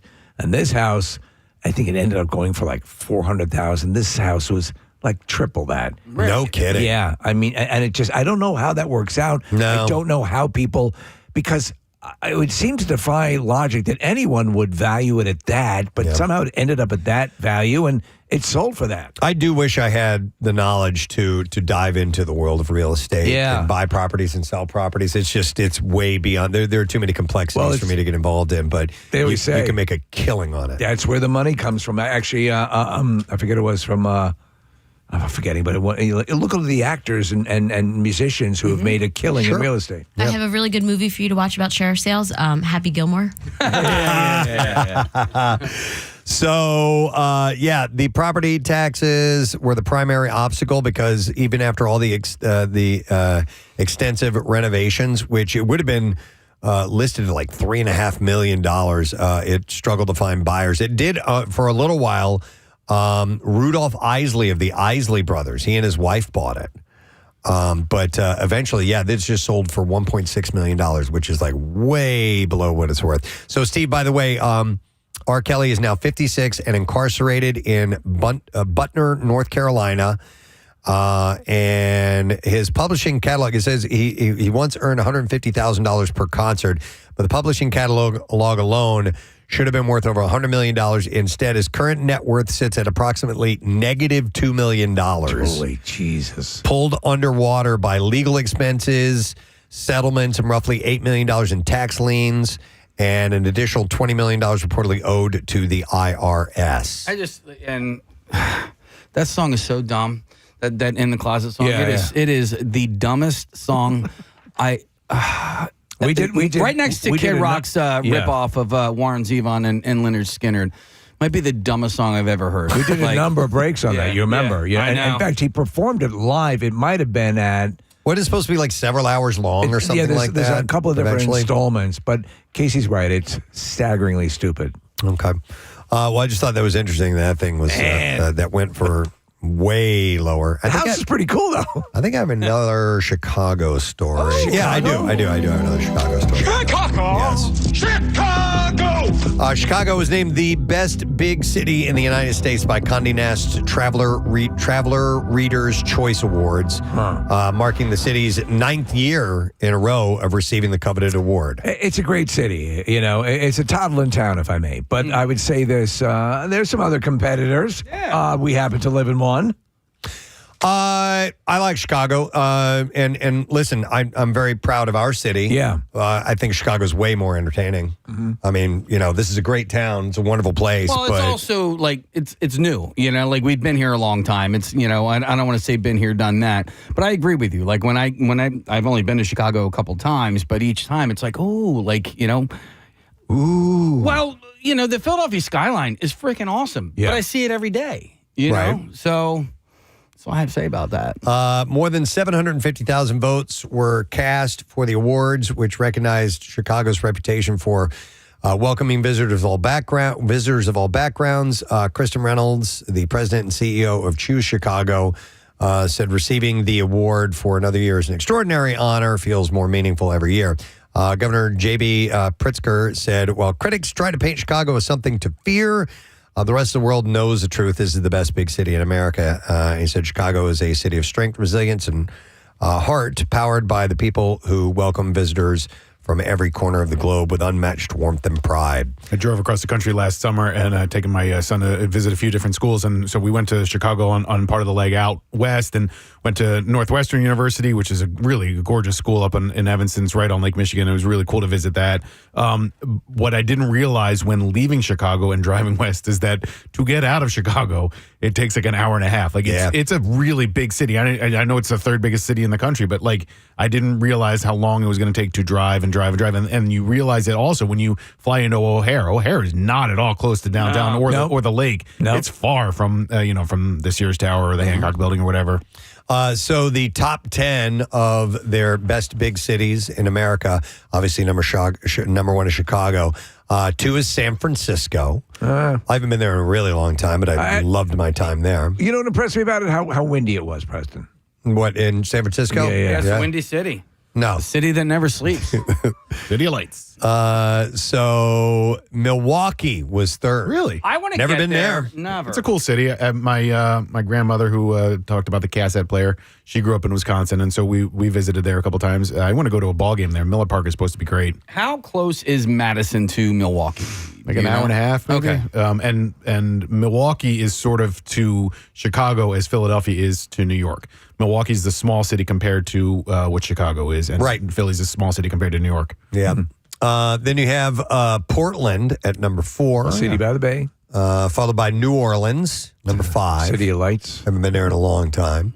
Number 6 is Washington, D.C. The Big Easy. Number 7 is San Diego, a whale's vagina. Yeah. Number 8 is Columbus, Ohio. My city. Never spent any time there. I've driven through it, but I don't know much about Columbus. Ohio State, and so it's a college town because of that, and then the Blue Jackets, and I don't know. The Red Coats. Yep. And then a nation is born. Number 9 is New York City. Came in 9th. Usually see that ranking higher than that. Number 10 on this list was Seattle, Washington. So no room for us, huh? No, not in this Reader's Choice Award, no. Or Reader's Choice article or whatever you want to call it. So yeah. Maybe that'll change now that we've won the Marconi. Maybe it'll change after the... I can't even say the word. The semis. What's it called? Centennial? The Incestricennial. Did I say it right? I don't know. Spot on. I nailed it. Semi-sesquicentennial. The Samurai Incestricennial. I think it's semi-sesquicentennial. Well, I mean, but the whole country turns. Yeah. But it's happened. Everyone knows what really happened. Here, bruh. It's the secret. Yeah, come on. All right, so that was according to Condé Nast, so I thought I'd pass that along here. All right, let's go from the best to the worst. This is a study from Click Intelligence. They analyze passenger reviews from Skytrax star ratings. This is for airlines. Star. Complaint search volume. These are the worst airlines for customer satisfaction. Do you, over the course of and we've done a number of these, and they tend to fluctuate. Do you notice any consistency? I mean, certain airlines. I fly pretty much American because number one, I'm on the rewards program, but we're in a hub, and so that means the most flights are available. Yeah, and for me, when it comes to booking a flight, it's all about timing. Timing is everything. It has almost nothing to do with the actual airline itself. It's just, can I get to where I need to be when I need to be there? I have flown Spirit and Frontier a lot lately, just because we're going out to see my daughter in Michigan State, and I'm not a fan. I'm not a fan, right? Listen, I'm a fan of the price, right? And it's not that long of a flight, but I wouldn't if I was flying for more than 2 hours, I wouldn't pay. Not be your choice. I would not fly on either of those two airlines. Frontier forever was just puddle jumpers. They were just smaller routes. It's cheap though, right? Like you're saving some bucks. Yeah, you're saving a lot. Okay. So They I can actually get pay out you. there. Well, no, I can get out there for out and back. I don't know, like 2 and change, something like that. It's pretty amazing. Yeah. That's great. So American Airlines tops the list with a dissatisfaction score of 56 out of 100. I'm not dissatisfied with them at all. Like I've had nothing but pleasant experiences flying American. Listen, you also tend to fly airlines that are flown a lot will accrue much more. No, you're right. Yeah. Yeah, totally. That's part of the deal. I'm fine with American Airlines. I don't hold anything against them. I do, when I fly Southwest, I do like that atmosphere a little bit better. Right. But there's not that many Southwest Airlines flights that I'm going to take. So Frontier Airlines, Casey, came in second.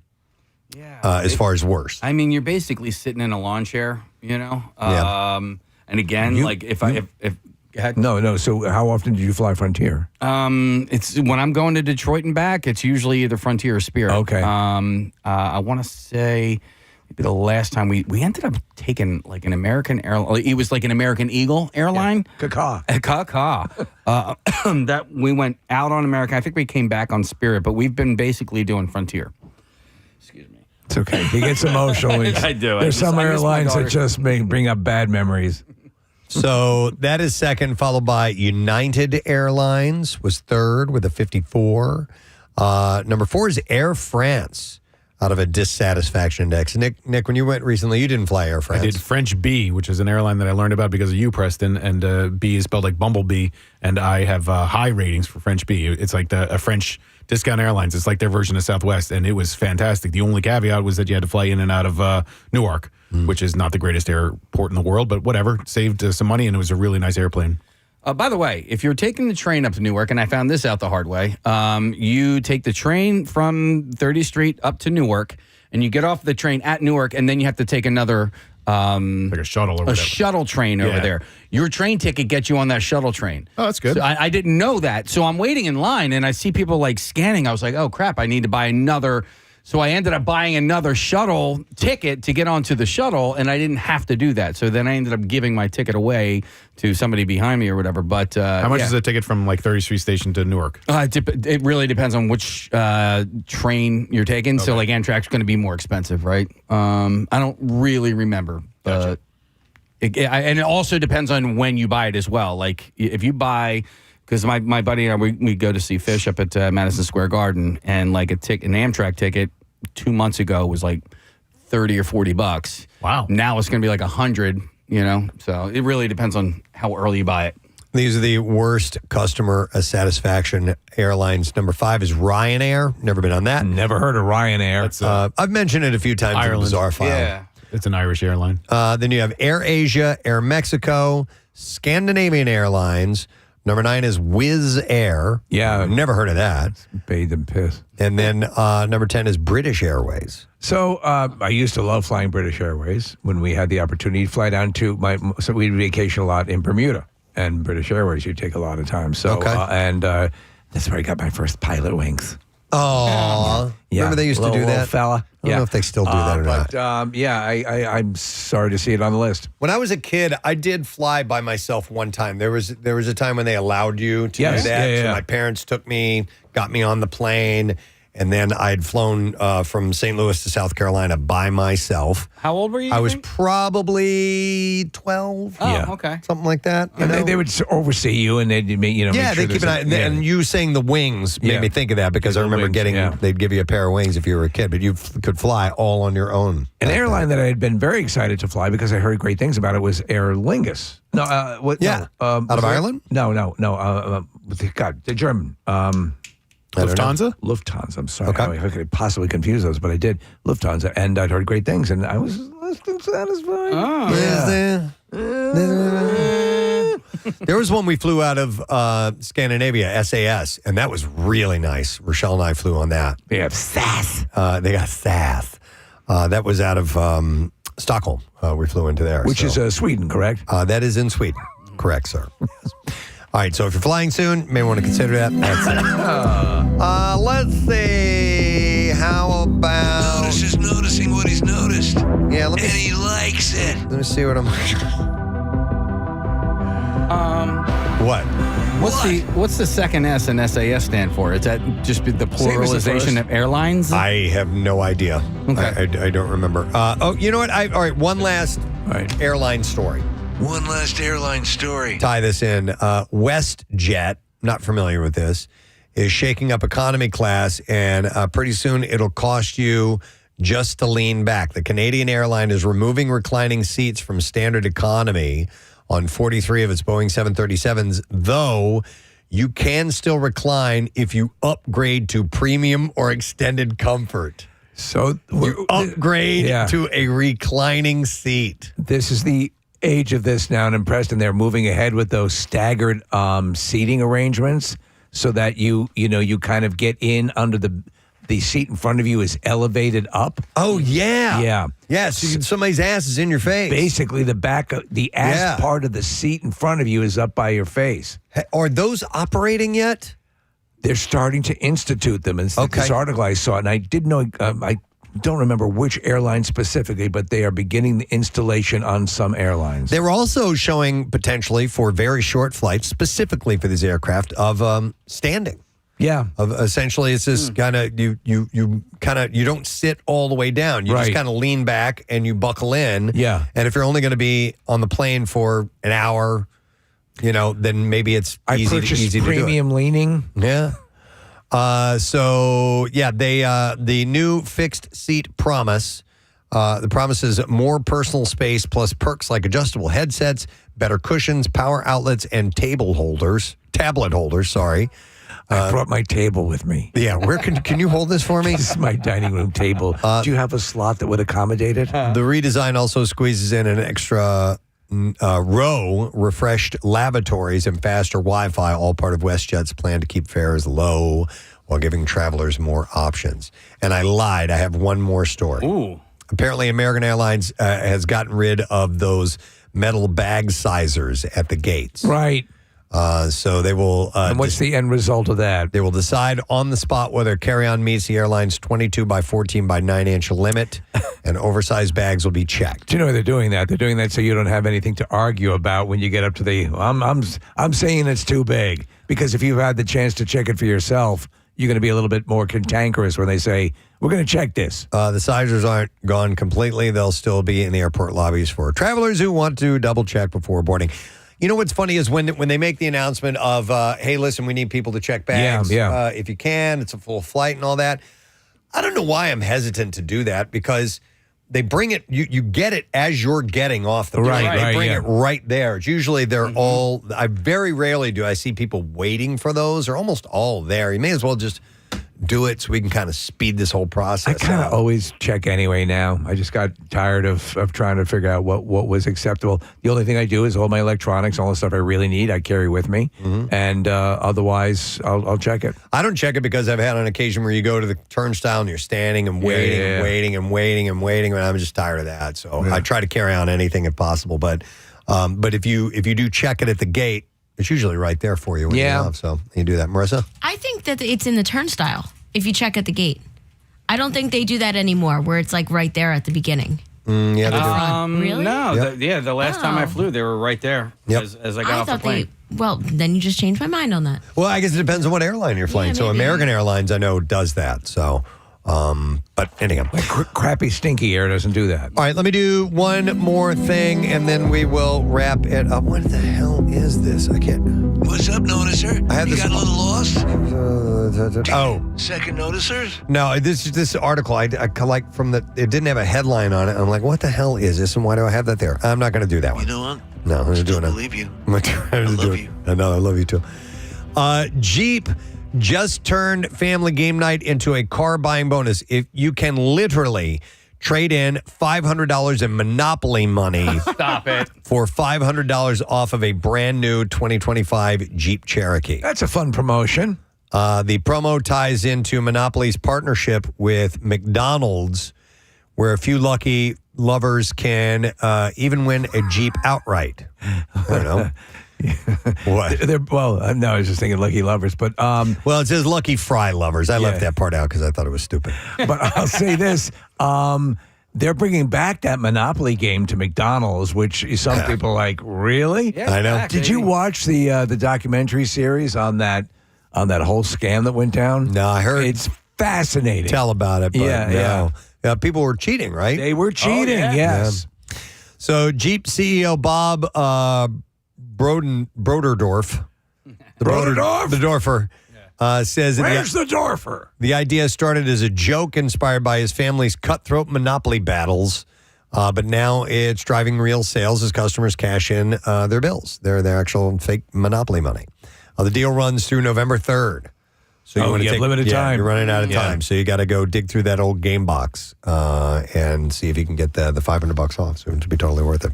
All right, that's the last thing I want to share. Oh, that's man. Notice done noticing. Yeah, get the hell out of here. Yeah. Hey. Oh, I'm sorry. My music is very, very low. Yeah, we're done noticing, so that means we're going to take a break. Come back in a second. We'll dive into some bizarre file stories. Don't forget New Word of the Week prize this week. Tickets to see Rush for the 50-something tour. So make sure you stick around for the letter of the day at the end of the program. We'll be right back. Kind of think she's weird, but once they get to know her, they realize she has a heart of gold, and she's actually very important to the story and to Harry's success in defeating Voldemort. I love that. Great answer. All right, that's Steph. Our next contestant writes, I was hooked on the series the first time I read Sorcerer's Stone and bawled my eyes out the day after my 11th birthday when I didn't get my invitation to attend Hogwarts for the upcoming school year. I read the series countless times as a child and still reread my favorites every year. I read the series countless times. Nope, I read that part already. Let me go back to this. And I reread the story every year, every Christmas, to get in the holiday spirit. Growing up, my family and I went to the premiere screening of the latest movie, and what started as my obsession turned into full-out family affair as I got the rest of my family hooked on the magic of the Harry Potter universe. We traveled to Universal Studios' Wizarding World of Harry Potter when I was 19, and I remember seeing the top of the Hogwarts castle and instantly burst into tears. I can definitely recite every movie from start to finish, and I'm always the go-to person when someone has a question about their Harry Potter timeline or whether or not Snape really was a good guy. For years, my friends and I would watch the full 8 movies in a marathon event. We would bake snitch cake pops, craft sorting hat cupcakes, and brew our very own butterbeer, all while playing Harry Potter trivia and discussing our favorite moments from the series.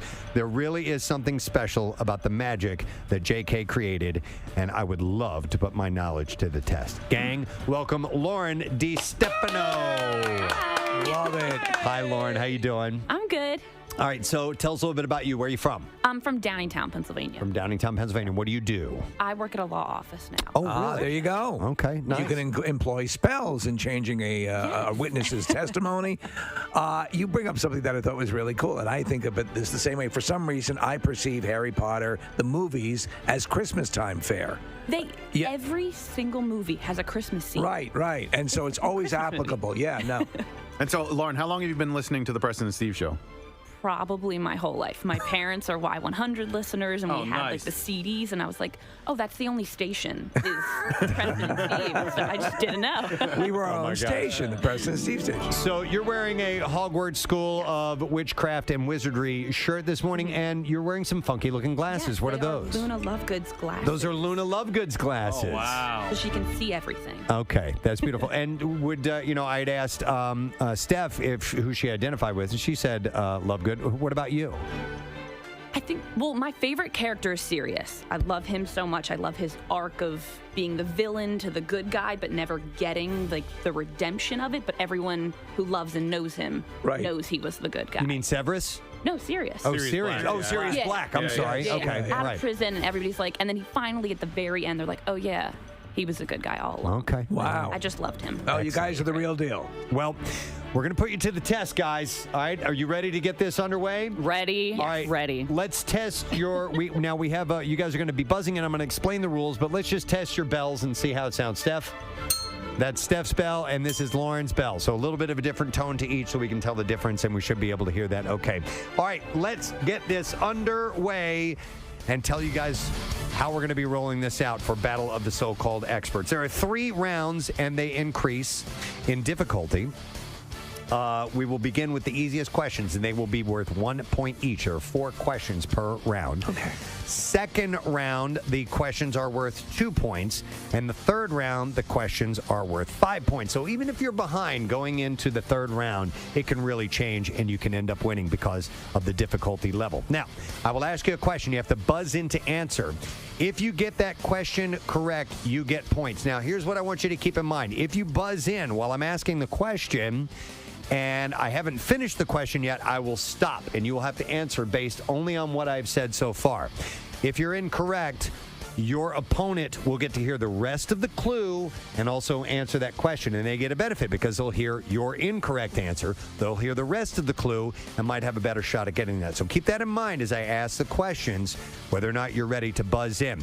And by the way, we will have a tiebreaker if necessary. If we have a tie at the end of the game, we'll have a tiebreaker question that is ready to go. And the winner gets our porcelain Tri-Wizards Cup here this morning. Gorgeous. It's actually a By-Wizards Cup because we only have 2 Wizards in the studio this morning. But that is from our friend Eva, who created this. She is the ceramic studio manager at the Wayne Art Center. She's so talented. She's so incredible. She recently had an art opening out in Westchester at Westchester University. Eva's a great artist and a really cool person. She actually submitted to be in this contest because she loves Harry Potter so much. But when she wasn't selected, she made this trophy for us instead. That was very cool. And you can check out our Instagram account. We'll make sure we post that. It's at arts.by.eva. If you want to take a look. So thank you, Eva Josines. Is that how you say her last name? Josines. Yeah, she's awesome. So thank you, Eva. All right, we are ready to get the battle underway. Oh, boy. Let's begin. All right. Let's get Steph and Lauren in place. Hands by your buzzers, by your bells, I should say. Are we doing practice questions first, or are we just getting right to it? You know what? All right, I'll do a practice question just so you know what it's like to buzz in. And by the way, the questions are difficult. I'm currently reading, and I've seen all the movies.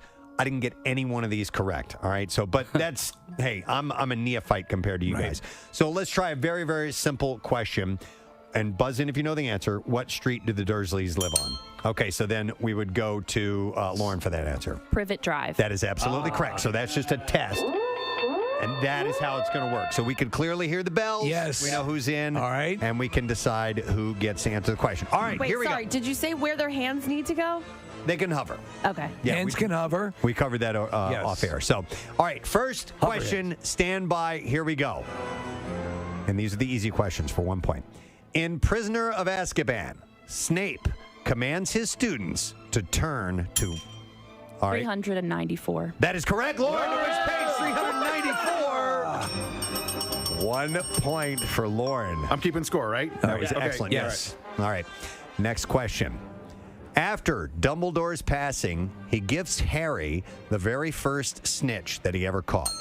All right, we're going to go to Steph for that answer. I open at the close. She is correct. The rest of the question was, what was the sentence that appeared on the golden sphere? Wow. I open at the close. These guys are good. 1 point each. Next question. What are the full names of the 4 Hogwarts house All right, we're going to go to Lauren. Lauren. Salazar Slytherin,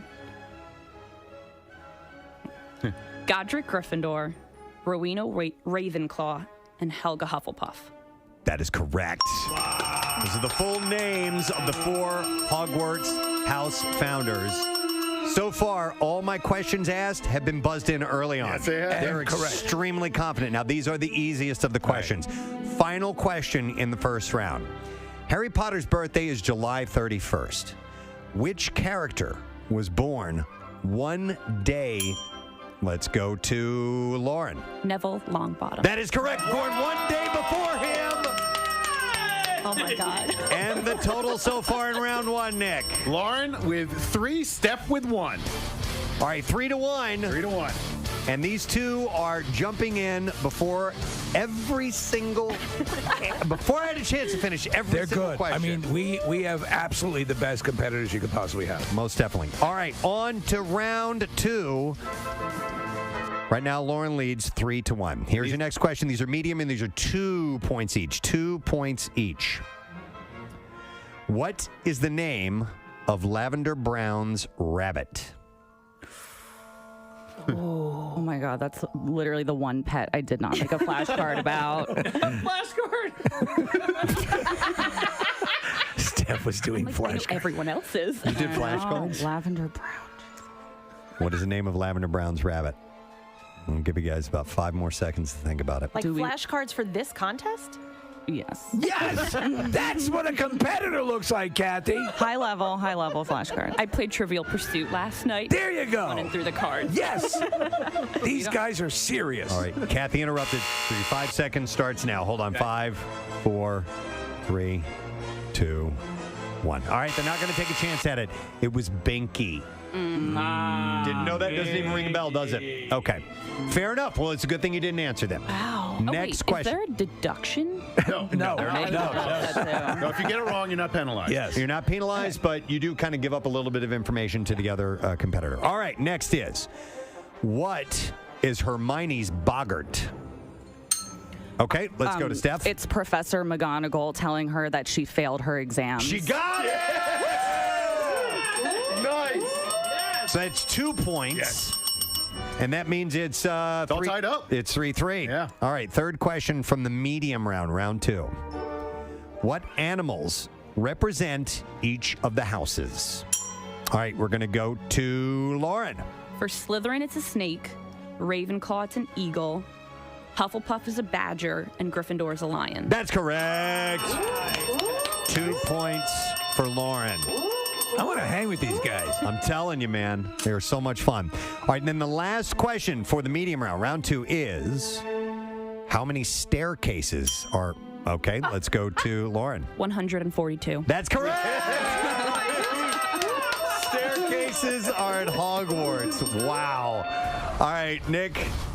Totals. After round 2, Lauren's still in the lead with 7, but Steph not far behind with 3. All right, and it doesn't matter because going into this round, the points really jump up, and each question is worth 5 points each. Wow. As we really go for the quest of the Tri-Wizards Cup.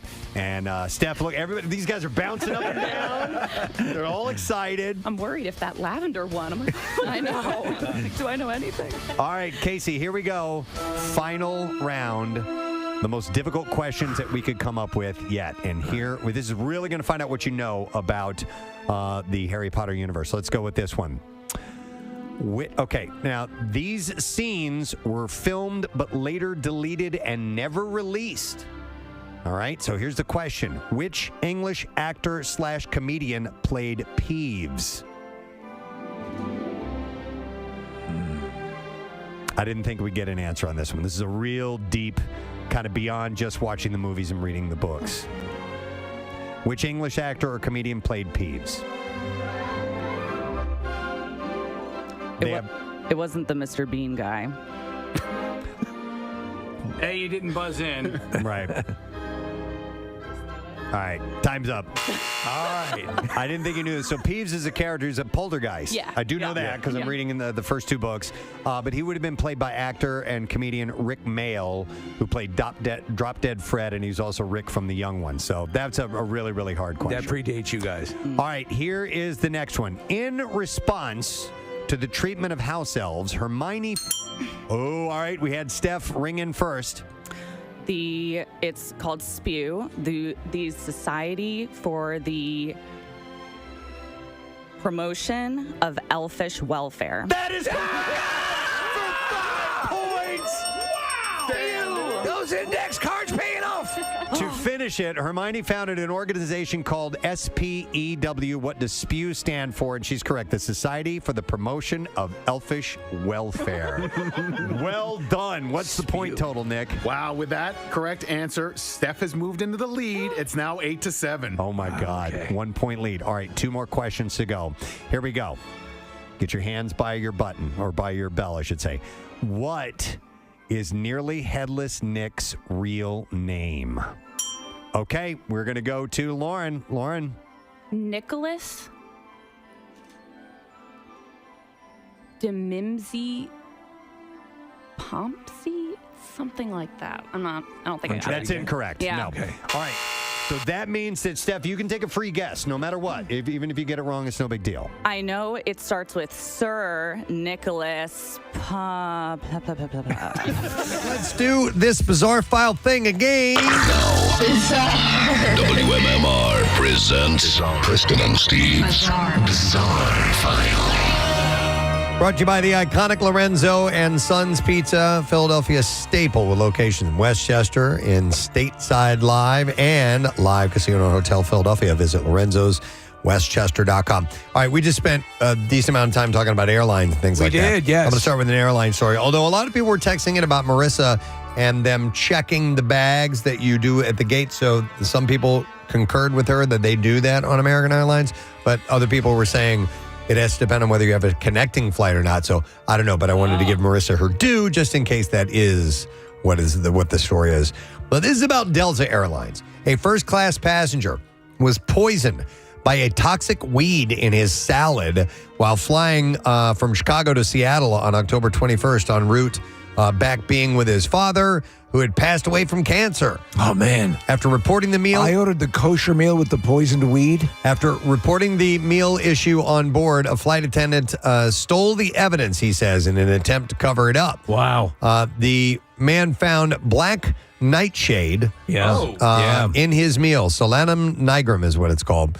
Only revealing what it was after he ate some, or realizing what it was after he ate some. The flight was met by paramedics on arrival in Seattle. Wow. And that's some nasty stuff, of course. The typical onset of early symptoms like nausea, vomiting, abdominal pain, diarrhea, and bitter or burning taste in the mouth 30 minutes to 3 hours after ingestion. As illness continues, you can experience drowsiness, confusion, slowed pulse, dilated pupils, and more. In higher doses, it can actually kill you. But he said, while eating my entree, the Southwest Harvest salad, in a dimmed cabin, I tasted something off as I swallowed a mouth of my otherwise delightful salad. And I turned on the overhead light to look more closely at the salad and promptly found a sizable stalk of black nightshade, flowers and all. This is a well-known toxic plant that is a weed routinely found in agricultural settings. Said I'd unknowingly ingested an unknown amount before noticing it. I don't think I would recognize that on sight. He said I became quite ill with the symptoms, and I now know to be typical intestinal cramping, diarrhea, excess salivation, nausea, vomiting. We're looking at some, Casey, if you were to see that in your salad, you'd eat it. Yeah, probably. So he said, fortunately, I was able to save the uneaten stalk of nightshade to provide to the paramedics who took me off of the plane so they'd know what they were dealing with. I informed the lead flight attendant, Larissa, of my intention to save the specimen. Unfortunately, while in the forward bathroom being very sick, Larissa took the specimen. She refused to turn it to me, and she refused to show it to paramedics. She claimed that it was Delta's property now. He said that he's reached out to Delta with concern over the incident, and their response seemed callous, an offer of 3,000 miles. But according to a Delta spokesperson, they said, we take this report seriously and remain in touch with our customer. Our next steps are to investigate what's being said, and we'll go from there. So I don't know how this is going to play out or not, but he said... Seems a little weird. Oh, yeah. All right, this is a terrible story. The remains of a beautiful and talented woman were discovered in her apartment a year after she died when police made a welfare check. 23-year-old Charlotte Leader was found on August 6th. Her mother, this is in the UK, by the way, her mother, Chante Sim, said that the family had not heard from her since September 2021. Despite searching for her, Ms. Sims added that her daughter was impossible to find. Neighbors also said they never saw her leave her home. And Charlotte was discovered by police who were conducting a welfare check after her property managing company could not gain entry into the apartment for a utility inspection. The coroner, Stephen Teasdale, told the court that the young woman had suffered from mental health issues, adding in time she became a stranger from the family. She pushed people away, and she disengages from the mental health services as well. Ooh. He said that there were no illicit drugs found at the scene. Nothing in Charlotte's diaries would suggest that as a problem. Also reported that she declined an appointment with mental health services in 2022 and had no further contact with them. Her 23-year-old sister, Caroline, said that Charlotte was actively trying to avoid contact. She had a history of eating disorders, including bulimia, from quite a young age. And inside the young woman's apartment, they discovered a large volume of letters behind the front door and in the food in the fridge with sell-by dates of July 2024. They then found her body under her duvet. They found that the only conversations that she had on her phone were with ChatGPT, which Charlotte had asked to help her. The last message she wrote, which was dated in July of 2024, it said, "Help me, I've went and got food again."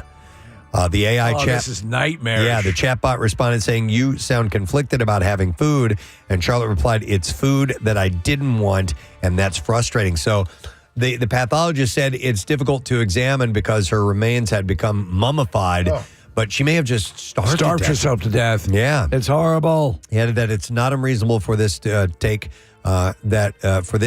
around a year to occur.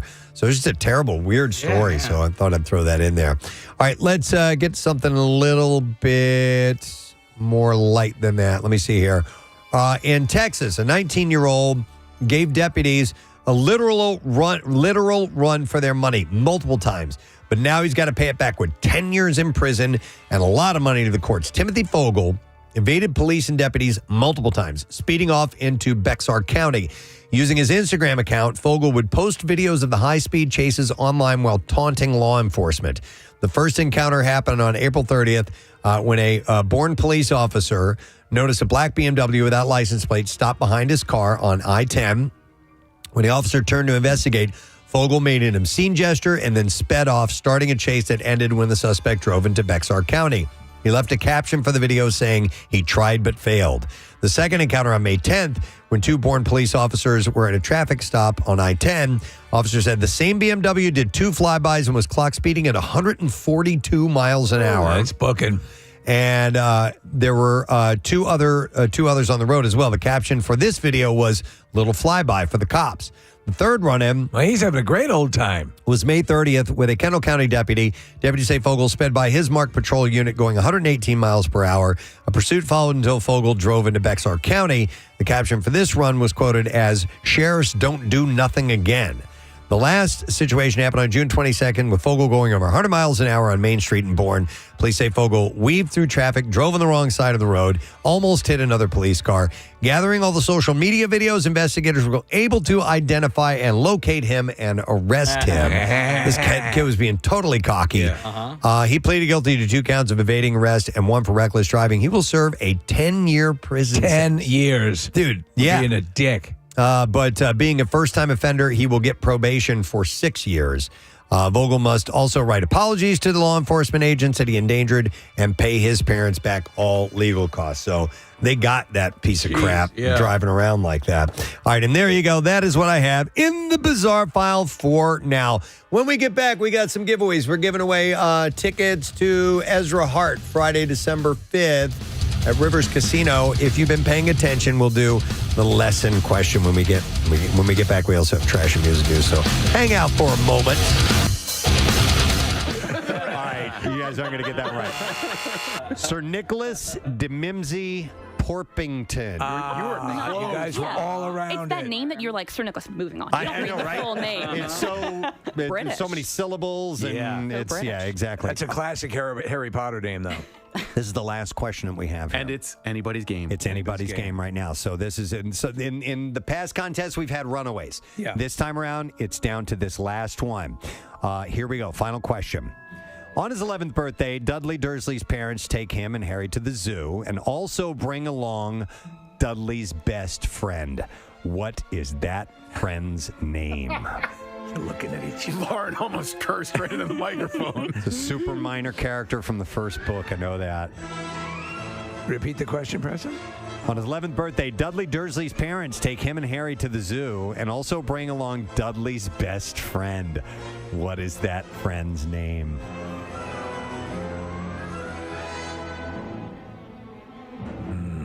They have this intense look. Steph looks like she has no idea. Lauren is kind of picking around in her brain. Whoever he is, he's not a nice little boy. Right. 5 seconds left. I'm just Okay, gonna put might a as well. guess in. Go ahead. Albert. Incorrect. I'm sorry. Nick, what does that mean? That means with 8 points, Steph is our winner. Is the champion? They are so evenly matched. Oh my Wait, what was goodness. it? Yeah, who was it? Piers Polkis. Loser. Please. I mean, I don't. That was neck and neck. All right, just for fun, we had more questions, and we're never going to use these for anything. And while we have Steph as the winner of the Tri-Wizards Cup here this morning, and the self-proclaimed expert of the Harry Potter universe, just for fun, let me try out a couple of other questions for you guys. Who was the freed female house elf who neither wanted? All right, let's go to Lauren. Winky. Winky is correct. How about this one? Okay, let's see what you know about the making of the films. Christopher Columbus directed the first 2 movies. David Yates directed the last 4. Who directed 3 and 4? All right. Alfonso Yates?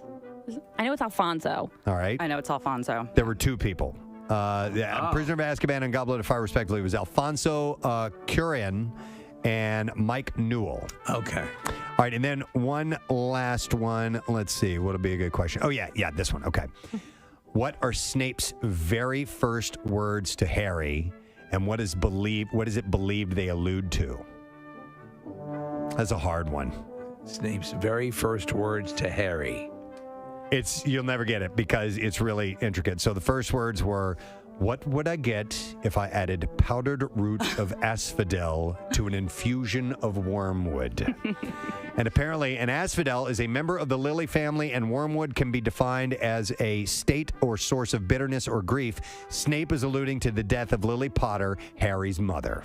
Wow. So that's supposedly some of the lore, but that was like Oh my God. insanely hard. That makes me want to cry, Yeah. knowing that fact. I didn't know that. That's in the yeah. first book, and then you know what you know about Snape much later on. But it's that's how layered and how intricate and how complicated the books are, and why it's so much fun to go back and rewatch the movies and reread the books. It's poetic. It is. Every time I reread, I find something that I'm like, well, how did I not see that before? Like, it's a connection. Well, you guys, I mean, you just put on a Harry Potter clinic. I mean, that's some amazing stuff, and you were neck and neck for the whole thing. It's just amazing. Steph, I am now proud to bestow upon you the honor of the Preston and Steve Tri-Wizards Cup for your triumphant victory in Battle of the So-Called Experts. Oh my God!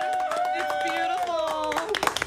Congratulations. Thank you. Be careful when you hold it by the snake handles. They are a little bit sensitive, and we when don't she want that to first fall. grabbed it out there, she was like, it's not a port key, is it? Yeah, I'm like, this will not lead to my death, will it? No, you're safe.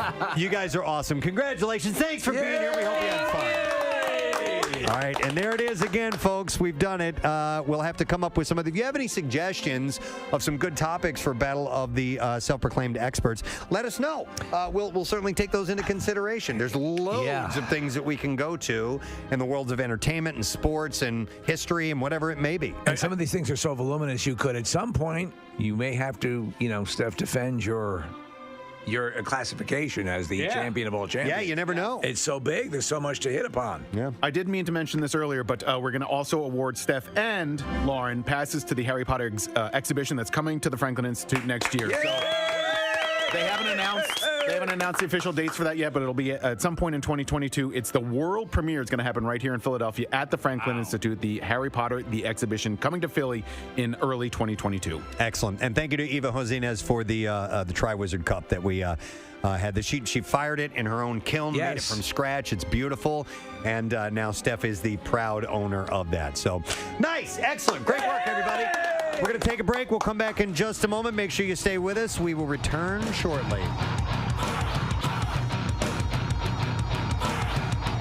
Preston and Steve on 93.3 WMMR. And I'm sure that I've probably had this happen before, too. I don't know if I've fallen in a dumpster, but maybe come close. But they accidentally put something in the trash can, took the trash bag out and threw it in, and then later on realized, I accidentally threw my medication away. Oh, no. Yeah. Yeah, we've all had that. So you have to go get it. Yeah. You got to go get it. Right. So apparently she went, and she went to go get it, and it's hanging down low. And so there's like a side door on their dumpster that you can open up. Okay. So she opens that up, I guess, and it's at the bottom and it's far down, and she's got to lean over and kind of bend halfway down to go. And as she leans forward, her body weight is too much over, and she goes tumbling in head first into the dumpster. Somehow or another broke her rib on the way in. As you imagine, as she's raking over the edge. That's what I was thinking. It must have just pulled a rib up and snapped it. Probably what happened. And I was like, okay, are you just saying you have a broken rib, or did you actually go get it looked at and you have a broken rib? She says, yes, X-ray, it's a broken rib, or whatever. The doctor determined that it was a broken rib. Now, it's not one of those where you can have rib breaks that are debilitating, that are just you can't move. It's not that bad. So it was funny. We were able to laugh at this. It was funny. Yeah. And I'm sure other people have fallen in dumpsters or had something just as stupid happen. So I figured, you know what, that might be worth bringing Sure, up. absolutely. 215-263-WMMR if you want to share. I think in my top 5 things of grossest things that I have ever encountered, it is dumpster and or trash juice. I can't. Oh my God! stand What it. is that? I don't know. Dumpster juice and trash. So Casey. Oh my God! I used to work, and again, I hate to brag. Oh my God! I used to work at Dunkin' Donuts. There's drinks and things, and all sorts of magical things that are in that. But when that dumpster would turn, there'd be things that would come out like that just formed because of the humidity or whatever it is. Jesus. And that was the most pungent, piercing smell came from the liquid. And I don't think it's like dumpster soup. In Star Wars: A New Hope, I don't think that scene where they're in the trash Too chute- pleasant. Too pleasant. Yeah. Like, you have an nobody's like, oh my entire God, Death Star full of people. Right. You don't know what half those species do and what they crap. It's So all a much bunch so of, that it's just a bunch of metal and stuff in there. No, if But only. there's juice. If only. But they're swimming in dumpster juice, and nobody's like, "Oh my God, it stinks." You know, would have been a perfect way for them to introduce what the future of tampons might look like. Right. Oh God, Preston, and that just that big dumpster and your poor sister. Yes. going I didn't get a chance to ask her into it. how she got out of there, too. Did you guys ever live in an apartment that had a dumpster where you would have to go and throw your trash? And sometimes, they wouldn't come and pick it up, and it would just be stuff piling all over the place. But I remember, having to get root around in there before. I can't remember what specifically for, but The one I think, when we were on Y100, I lived in you remember, it was a Russian efficiency apartment. It was worse than a Russian efficiency apartment.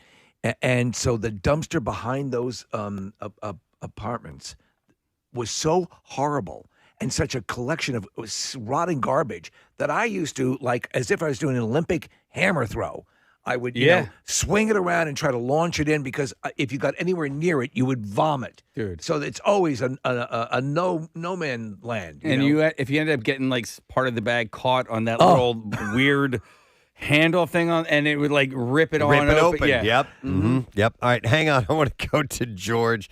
Not quite a dumpster, but I got to hear this. Hey, George, good morning. Oh, wait, hold on. Let me do that again. George, now we can hear you. Go ahead. How's it going? Hey, what's up, buddy? Back when I was in high school, like 22 years ago. We used to kick the hacky sack around at lunchtime outside the lunchroom. Right. And one day we were doing that, and the hacky sack went up on the roof, and there was an outside school freezer by the lunchroom with a 55-gallon drum full of excess kitchen grease in it. Oh, God. With a lid on it. So I went to jump on top of the barrel to get up on top of the freezer to go on the roof, and the barrel gave out, and I went waist deep in the Oh, God. Into grease? Kitchen grease, yeah. Kitchen grease. Used kitchen grease. God. Yeah, in the middle of the school day, my principal came out. And he Everything that rocks with fuel, of course, in the Preston and Steve show. This Monday morning. Happy that we're all together once again. We're working our way through the week and headed towards, of course, Camp Out for Hunger. 2 weeks from today is when that whole thing starts. The day before will be the Fill a Trunk event. The Porsche Club of America got behind this. Our friend Jeff Walton has got that all set up, and it's going to be taking place the day before the Camp Out for Hunger starts. That's Sunday. And if you want to get on board, if you know somebody who's in a car club or has a really awesome vehicle that wants to be a part of this, you can go to Send Them in Direction at PrestonandSteve.com and check out the Camp Out page, and you can find out how to be a part of it. You do need to register ahead of time, but your entrance fee is just your donation. So every bit we can get, we are taking gladly this year because it's a very, very difficult one. Obviously, you've been reading the headlines. So we need your assistance more than ever. If you can, please be a part of this and come see us in person. Yes. Don't forget food trucks and fireworks Thursday night. We'd love to see you. Yeah. I mean, it's amazing. Working on some other things, too. All right, it is lesson question time. Before we got into the commercial break, I tried to tease what we have coming up, and I'll admit I didn't read it thoroughly. We are going to give away tickets to Ezra Ray Hart. Now, what is Ezra Ray Hart? Well, this is going to be Friday, December 5th at the Event Center Rivers Casino. It is Kevin Griffin of Better Than Ezra, Mark McGrath of Sugar Ray, and Emerson Hart of Tonic all together on one stage. There you go. And they're going to be playing all their, hits from the 90s, and they're also going to be playing some Christmas-related tunes as well. Ezra Ray Hart. Yes, so we will give away tickets to that. If you can answer the question, next year, what celebrity would Steve really like to receive a happy birthday wish from? And that was early this morning. It was about 6:50. 610-660-9333 is the number. So if you know what celebrity Steve would really like to receive a happy birthday from, reach out to us now and we'll find out. The trash business is a gold mine. 93.3 WMMR with Preston and Steve's Hollywood Trash. All right, we'll get some stories and we'll get a winner. Steve, what's going on this morning? All right. Well, Anthony Hopkins revealing that having been driving drunk and not remembering doing so convinced him to get sober.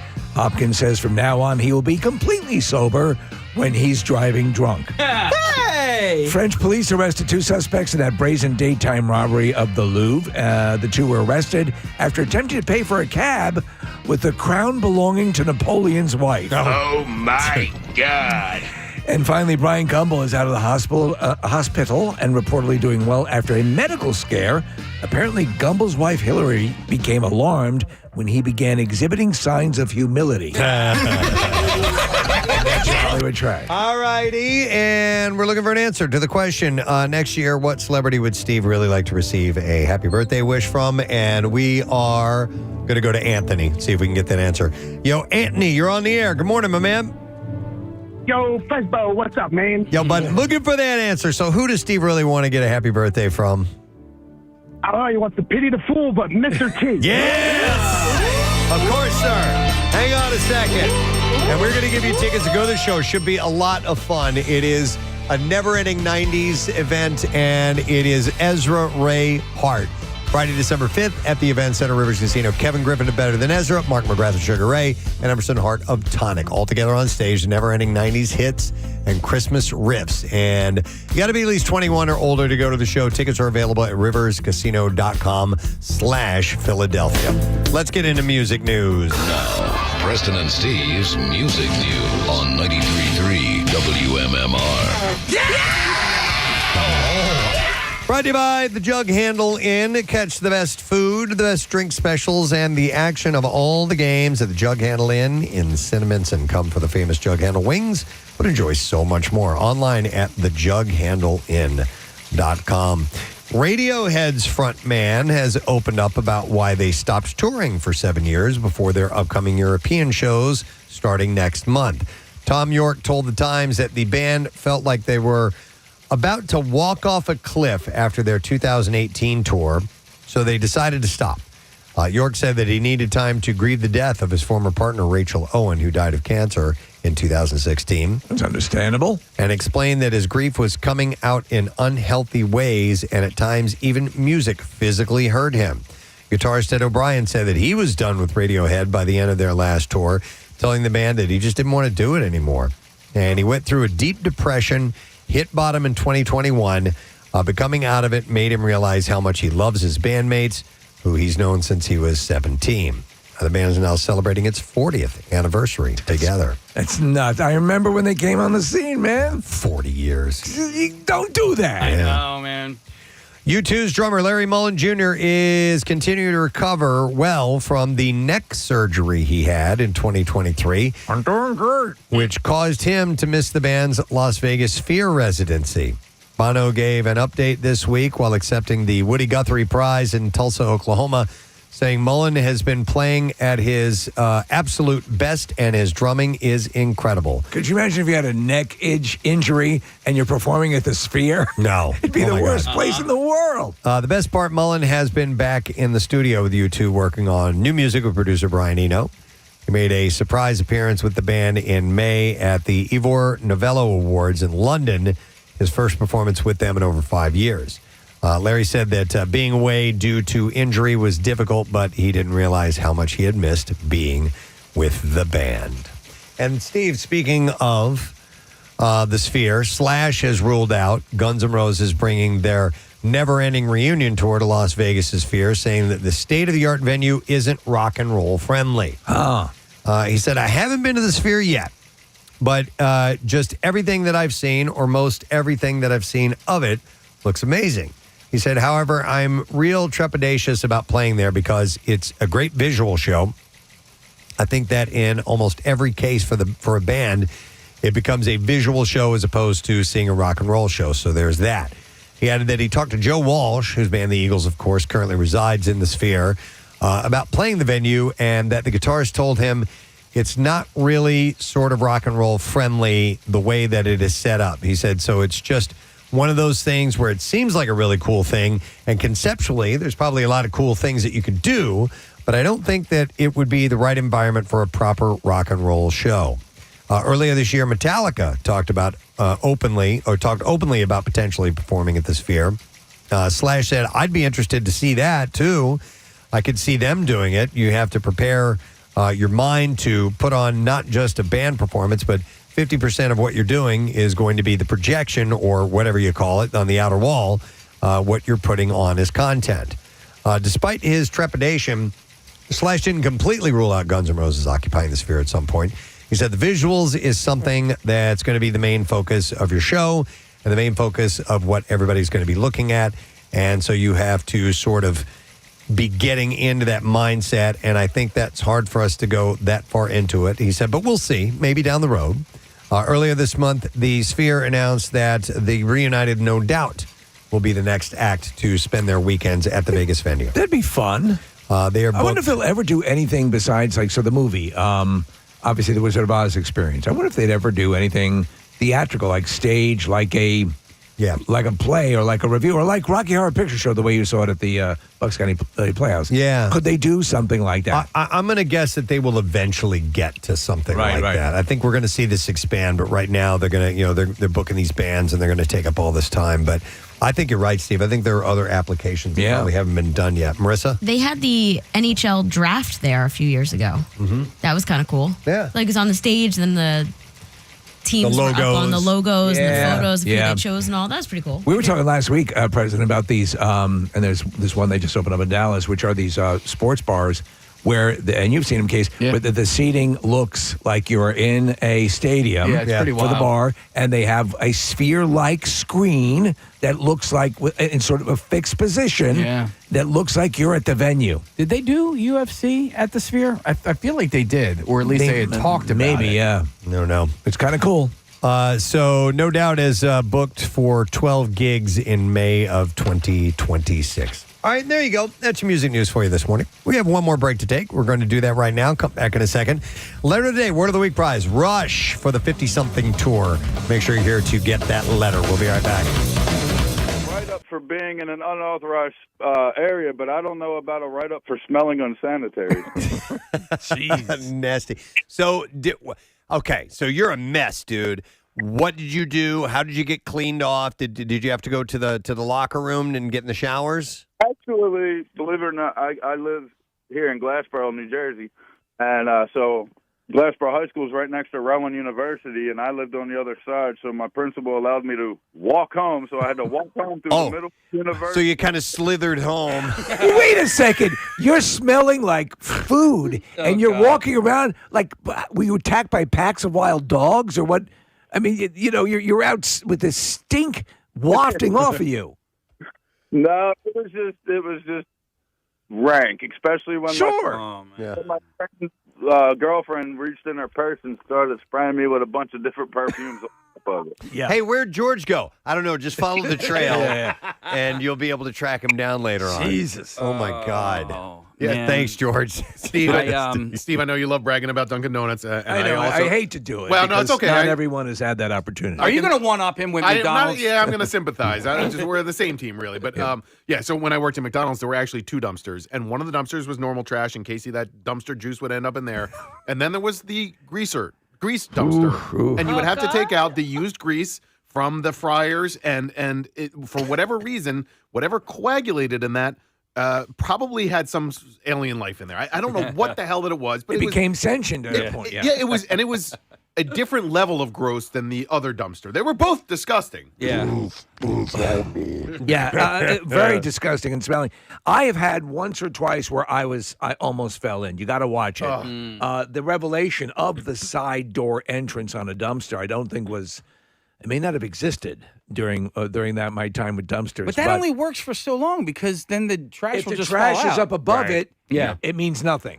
So my friend Brian just sent me this video that I don't think I want to watch it. Have you guys ever seen a video of a Louisville woman drinking trash juice? No. Okay. But that's about right. Do you guys want to watch that? No. Okay. I don't think really. I don't know why. Is that woman Halle Berry? She's doing it, but oh my God. You know what though? That teetering, like when you have your body weight, and you're like, I think I can do it. I think I can. And then you're like, nope. Can't do just a it. little bit further I can reach. I'm almost got it, and then you're in. Nick, what was the Wikipedia page you had pulled up? What was that? There's a term for that liquid. And it's called leachate. I think that's how you pronounce it. Leche. Ooh, this is going to be exotic. Yeah, Casey, when there's three dumpsters, it's trace leachate. Yeah. Okay. But Leachate, and that's the name of the liquid that collects. It is any liquid that, in the course of passing through matter, extracts soluble or suspended solids or any other component of the material through which it has passed. So the liquid, as it descends through the garbage, is so the garbage is basically serving as like a large, horrible coffee filter. Yeah, it says it is most commonly used in the context of landfilling of putrescribe. Oh, putra. Putrescrible or industrial waste. Do you get that in your regular garbage cans? Wow. I do. Occasionally. And I'll have to wash them out. Yeah. I mainly get it when we are, like when we host, like at our school. Garbage can night? No, like bag bingo or trivia night or whatever. Right. One of these, these social events. At the end of the evening, after everybody leaves, or we have to throw out the trash, and there's always just a trail of trash juice sludge, and it's just gnarly. Do you know what's the worst? All that collects in the dumpster. When you're taking it out of the house, right? You're taking it out of the house, out of the kitchen. Yeah. And somehow it's permeated, and you have that trail that you've walked all the way out of the house. Yeah. And it's a nightmare. But it's generally, a stink trail. Generally think, a general rule in my house is you don't dump liquids into the trash. Anything that is liquidish goes into the sink, so that way we don't get a ton of so that doesn't happen all trash that much. Juice. Yeah. Let me go to Ryan. Ryan, good morning. Hey, mister. Hey, mister. What's up, Ryan? Not much. So a couple times at my work now, I've been at this job for like 20 years, and I've accidentally thrown a money bag into the dumpster. A money bag? Yes. Okay. So I fill vending machines, so collecting the money and mixing it in with some waste sometimes. Yeah. And had to dig through the dumpster for it a little bit. And That- one time for a pair of keys too from my brother-in-law. Well, the money bag I think wins. There's certain like I'm reminded of the Lenny Dykstra story. He had how expensive were his dentures? That went in there. There were many thousands of dollars. At a certain point, you can teeter on the line of the hell, I'm not going in there for that. But that's a point at which you have to say, "Oh no, I'm going in." Yeah. Hey Ryan, by the way, did you have to go like deep down it? Did you wait a while before you realized, or was it fairly short after you actually? I had to root around a little bit once or twice. Okay. So yeah, pretty good. And then one time, Nick, I was trying to dunk the grease into the grease trap at one of my old jobs, and as I slid the bucket up from all the splatter on the edge of the grease trap, the whole bucket, 5-gallon jug, slid back down and sloshed all over my shirt. 5 gallons of slop. Disgusting. You should have quit that day. Like that's it. Walk No. out. Next job. That was too easy. You needed to jump off a high rise. Set yourself on fire. I'm done living. Thanks, Ryan. Guys, see you later, guys. All right, we'll see you. That's why, like, when we did the dumpster pool out in the back, it was It was clean, It was right? like a Brand brand new new dumpster that dumpster. never had any trash in it whatsoever. No. And it was lined too. And it was lined. Yeah, so yeah. All right, we got. I'm sure there's lots of trash guys listening. Sean's one of the trash guys. He's loading up some stuff right now. Hey, Sean, how you doing? Good morning, Preston. How are you? Good morning, man. We're doing well. So you can weigh in on trash juice. Oh yeah, Casey would love what I'm doing right now. I sit in a machine all day, and in front of me they dump the dumpsters that come from all over the place, restaurants, all over. Any dumpster that's at an apartment complex, Right. everything comes here. All the wet stuff, I take it and load it into the tractor trailers all day long. That's what I watch. Is stuff being dumped it out. I take it and load it into trucks, and it's disgusting. Casey, you would get sick. What's it smell like? Well, you only smell it when you get out of the machine. The machines that we have in here have filters in them where it stops the smell from coming in the machine. Oh, good, They're good. brand new, but if you get out, I've seen many guys get out that are brand new that just can't take it and start vomiting right then. Sean, you're an expert here. Is it possible that if you haven't thrown liquid into a dumpster, does it still create a juice anyway? Do you have? It depends on the weather and what people are putting in the garbage. A lot of people that throw stuff in dumpsters throw things that aren't supposed to be in there. Right. So that's covered up a lot. But no, we get dumpsters that come here, cans that are dry. But with the weather and with the rain and the snow and people throwing, say somebody throws a half a gallon of something that still has liquid in it. Yeah. When we pick it up, it's going to crush and it's going to leak out all over the place. Dude. So, Yeah, thank God they have air filters for you, man. Thanks, Sean. you got that right, guys. Thanks, man. See you, Steve, buddy. down the shore, they have, when it happens all day long on the beach, they have, garbage cans and recycling cans, and they have a truck, this cool little truck that goes up and down the beach, and it will empty. I love those things. But it lifts it over where the driver sit. Right. It doesn't lift from the side. So I wonder how often does it? Well, it's got to be. Yeah, the first guy who had it go wrong would have said, "We need to fix this." Hey, our intern Ben. As you can imagine. Former intern Ben. As you can imagine. That's him. Yeah, is on the line. Hey Ben, how you doing, man? I'm great, guys. How are you doing? Doing great. So you have a dumpster story?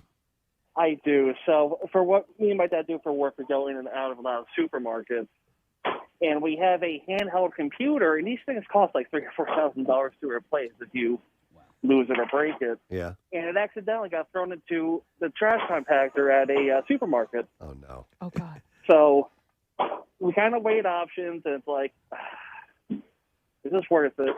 So my dad is like, you know what? I'm going to do it. So he slides into the dumpster like a slide and grabs the thing. And then we had to get a stick and pull him back out of the dumpster. Get a stick and pull. Somebody get a stick so we can get down. Where's my dad's dumpster stick? so let me ask you, Ben, why didn't you go in? Yeah. I was probably too heavy, so he pulled back out. Hey, did he find it? Yeah, it was right on top. But, it's like you're in a compactor. Someone hits that button by accident. Oh yeah, dude. That's yeah. nothing. That's Dear nothing to God. mess around Dude, with. if That's you're- instant death. If you're talking about nightmare scenarios, Oh. like, we all have ways. No one wants to die in general, but you also sort of, Yeah. list which ways would be least preferable to you. Trash compactor's way up there. That's definitely one you don't want that you want to avoid. My Wow. friends growing up All right, had- thanks, Ben. Appreciate it, man. Thank you, guys. All right, see ya. They actually had their trash can in their kitchen was a trash compactor. Oh, mine was. Yeah, we did Oh, too. really? Yeah. Okay, so all right. And then my dad would yell at us because no one would take the trash out, and we just keep compacting it. Yeah, as far so as you nobody can had to go outside. And we go down again. It's You're like gonna break can't it. push it any farther. That's But- something I always wanted, a trash but compactor. We wouldn't put things like food or compostable things in there. It was more for, empty milk cartons. yeah, stuff that wasn't Okay. that wasn't going to have a substance to it. Unwanted it was pets. more, Did you line it with a bag too, or no? Do you yeah. remember? We Okay. did, yeah. Yeah, because it wasn't a standard trash bag. Like, they made it. Nickelback on MMR. That's how you remind me. It is 10:35 in the Preston and Steve show. Coming to a close for a Monday morning. It wasn't so bad, was it? As far as feeling the sting and diving right into the work week. We do what we can to make things move by a little bit more for you. Easier than they normally would. Hopefully we've achieved that. Don't know. Who the hell knows? I'd say it was a magical Monday. Was it magical? Yeah, absolutely. Enchanting. Oh, man. I'm glad we lived up to all the expectations. Absolutely. Fun today. So wonderful. What? Yeah, it was fun. You had fun today? Yeah, we made some friends. We learned how to cook things. We did. Did we cook things? Well, we talked about utensils. I was watching yeah. some YouTube videos while the show was going on. I got excited about that spatula, or not spatula, the whisk that you have. Yes. The collapsible the whisk. collapsible whisk. Yeah. Highly recommend that. I'm looking forward to that. Good space saver. So, no guests on the program, but Pierre Robert is here, and he's you're looking, yeah. Okay, I'm not exactly shoveled. Oh, you did shovel. You're not shoveled. I am not shoveled. Picking, you're cultivating a 20 contain white snake video look. Big hair. I am a little disheveled. Yeah. Was it a long weekend? Long weekend, but fun weekend. We had 2 nights with the Hooters, Friday and Saturday. Their last shows of the years at the Keswick, sold out each night. Packed, great fun. And a birthday dinner yesterday for some friends in town. Cool. Sitting in Rittenhouse Square yesterday afternoon. Lovely weekend. I but, saw that picture of you sitting in Rittenhouse Square. That was very, very nice. Must look. I mean, it's a beautiful day. Yeah, so it really was was. a great day to be outside. I did yard work and was happy to do yard work because it was so nice Perfect out. to be out. Yeah. A cup of coffee, sitting in the square, watching the world go by, reading a book. Perfect. Cool. Yeah. People recognize you while you were there, or were they handing you money? They were handing me money. And, so I'm just trying to get enough to get another book. Are you Tawny Katane? Wait, I thought Lemmy had died. If you really want to hurt me, come up anytime I'm anywhere and say, dude, you look like Lemmy. Yeah. No, no one wants to hear that. Even Lemmy didn't want to hear that. You're right. I said, I have moles. I just have to get them surgically implanted. Right. To pull off the full look. Right. Yeah. All right. Well, we got some cool concert tickets to give away if we can get our letter today for the word of the week. We can. All right. Here we go. Preston and Steve on 93.3 WMMR. Now, the Daily Letter. And the Preston and Steve show is brought to you today by the letter R, as in rocket. Yeah, it sounds like a good way to start. And we are going to give away a pair of tickets. It's MMR Rocks Rush, the 50-something tour. Friday, August 21st at the Xfinity Mobile Arena. Tickets for both shows go on sale this Friday at noon via Ticketmaster. For the information and the pre-sale stuff, you can go to WMMR.com and get it all right there. All right, so we got a new week. What you got going on today, man? We have really cool workforce blocks. We got Journey, we got STP, and we have Meatloaf. Yeah. Yes. I just went to Rocky Horror Picture Show, the stage show at Bucks County Playhouse on Saturday. And obviously he played Eddie in the movie, so it was so great. And the stage production, did it live up to what you wanted it to be? And then some. Cool. Yeah, it was. And I was telling these guys on air, I went to see a stage production years ago. Wendy O. Williams was in it, if you remember her. Yes. Yeah, she played Magenta. So that's how long it's been since I've seen, Plasmatics. And so it was phenomenal. So much fun. I just absolutely loved it. How long does it go for? It was an hour and 40 minutes, no intermission, right through. It was excellent. Very cool. Yeah, excellent. It was a lot of fun. All right. All right. Well, thank you, Pierre. Enjoy, friends. And I'm going to thank our sponsors. Preston and Steve Show is brought to you today by Dunkin'. And the Preston and Steve Show runs on Dunkin'. Also brought to you by Acme Markets, fresh foods, local flavors, and Worldwide Stereo's all-new experience center. You can find that in Wayne, where luxury meets innovation. WorldwideStereo.com/Wayne. Tomorrow on the program, we have a few people joining us. Our buddies Bill and Jean Beretta. Yes. Will be /Zoom/in studio tomorrow. That's the way they roll. So we'll talk everything from Muppets to who knows what else with those guys. And then we have actor John Slattery. He has played Howard Stark in the MCU. And we'll see what his projects are. If you're a Mad Men fan, he was the main role on that show. So. All right, so that is it. We are done. This Monday is in the books. Rage on. Have yourself a great day, and we will see you. Am I missing something? Nope. All right, and we'll see you tomorrow, gang. Bye-bye.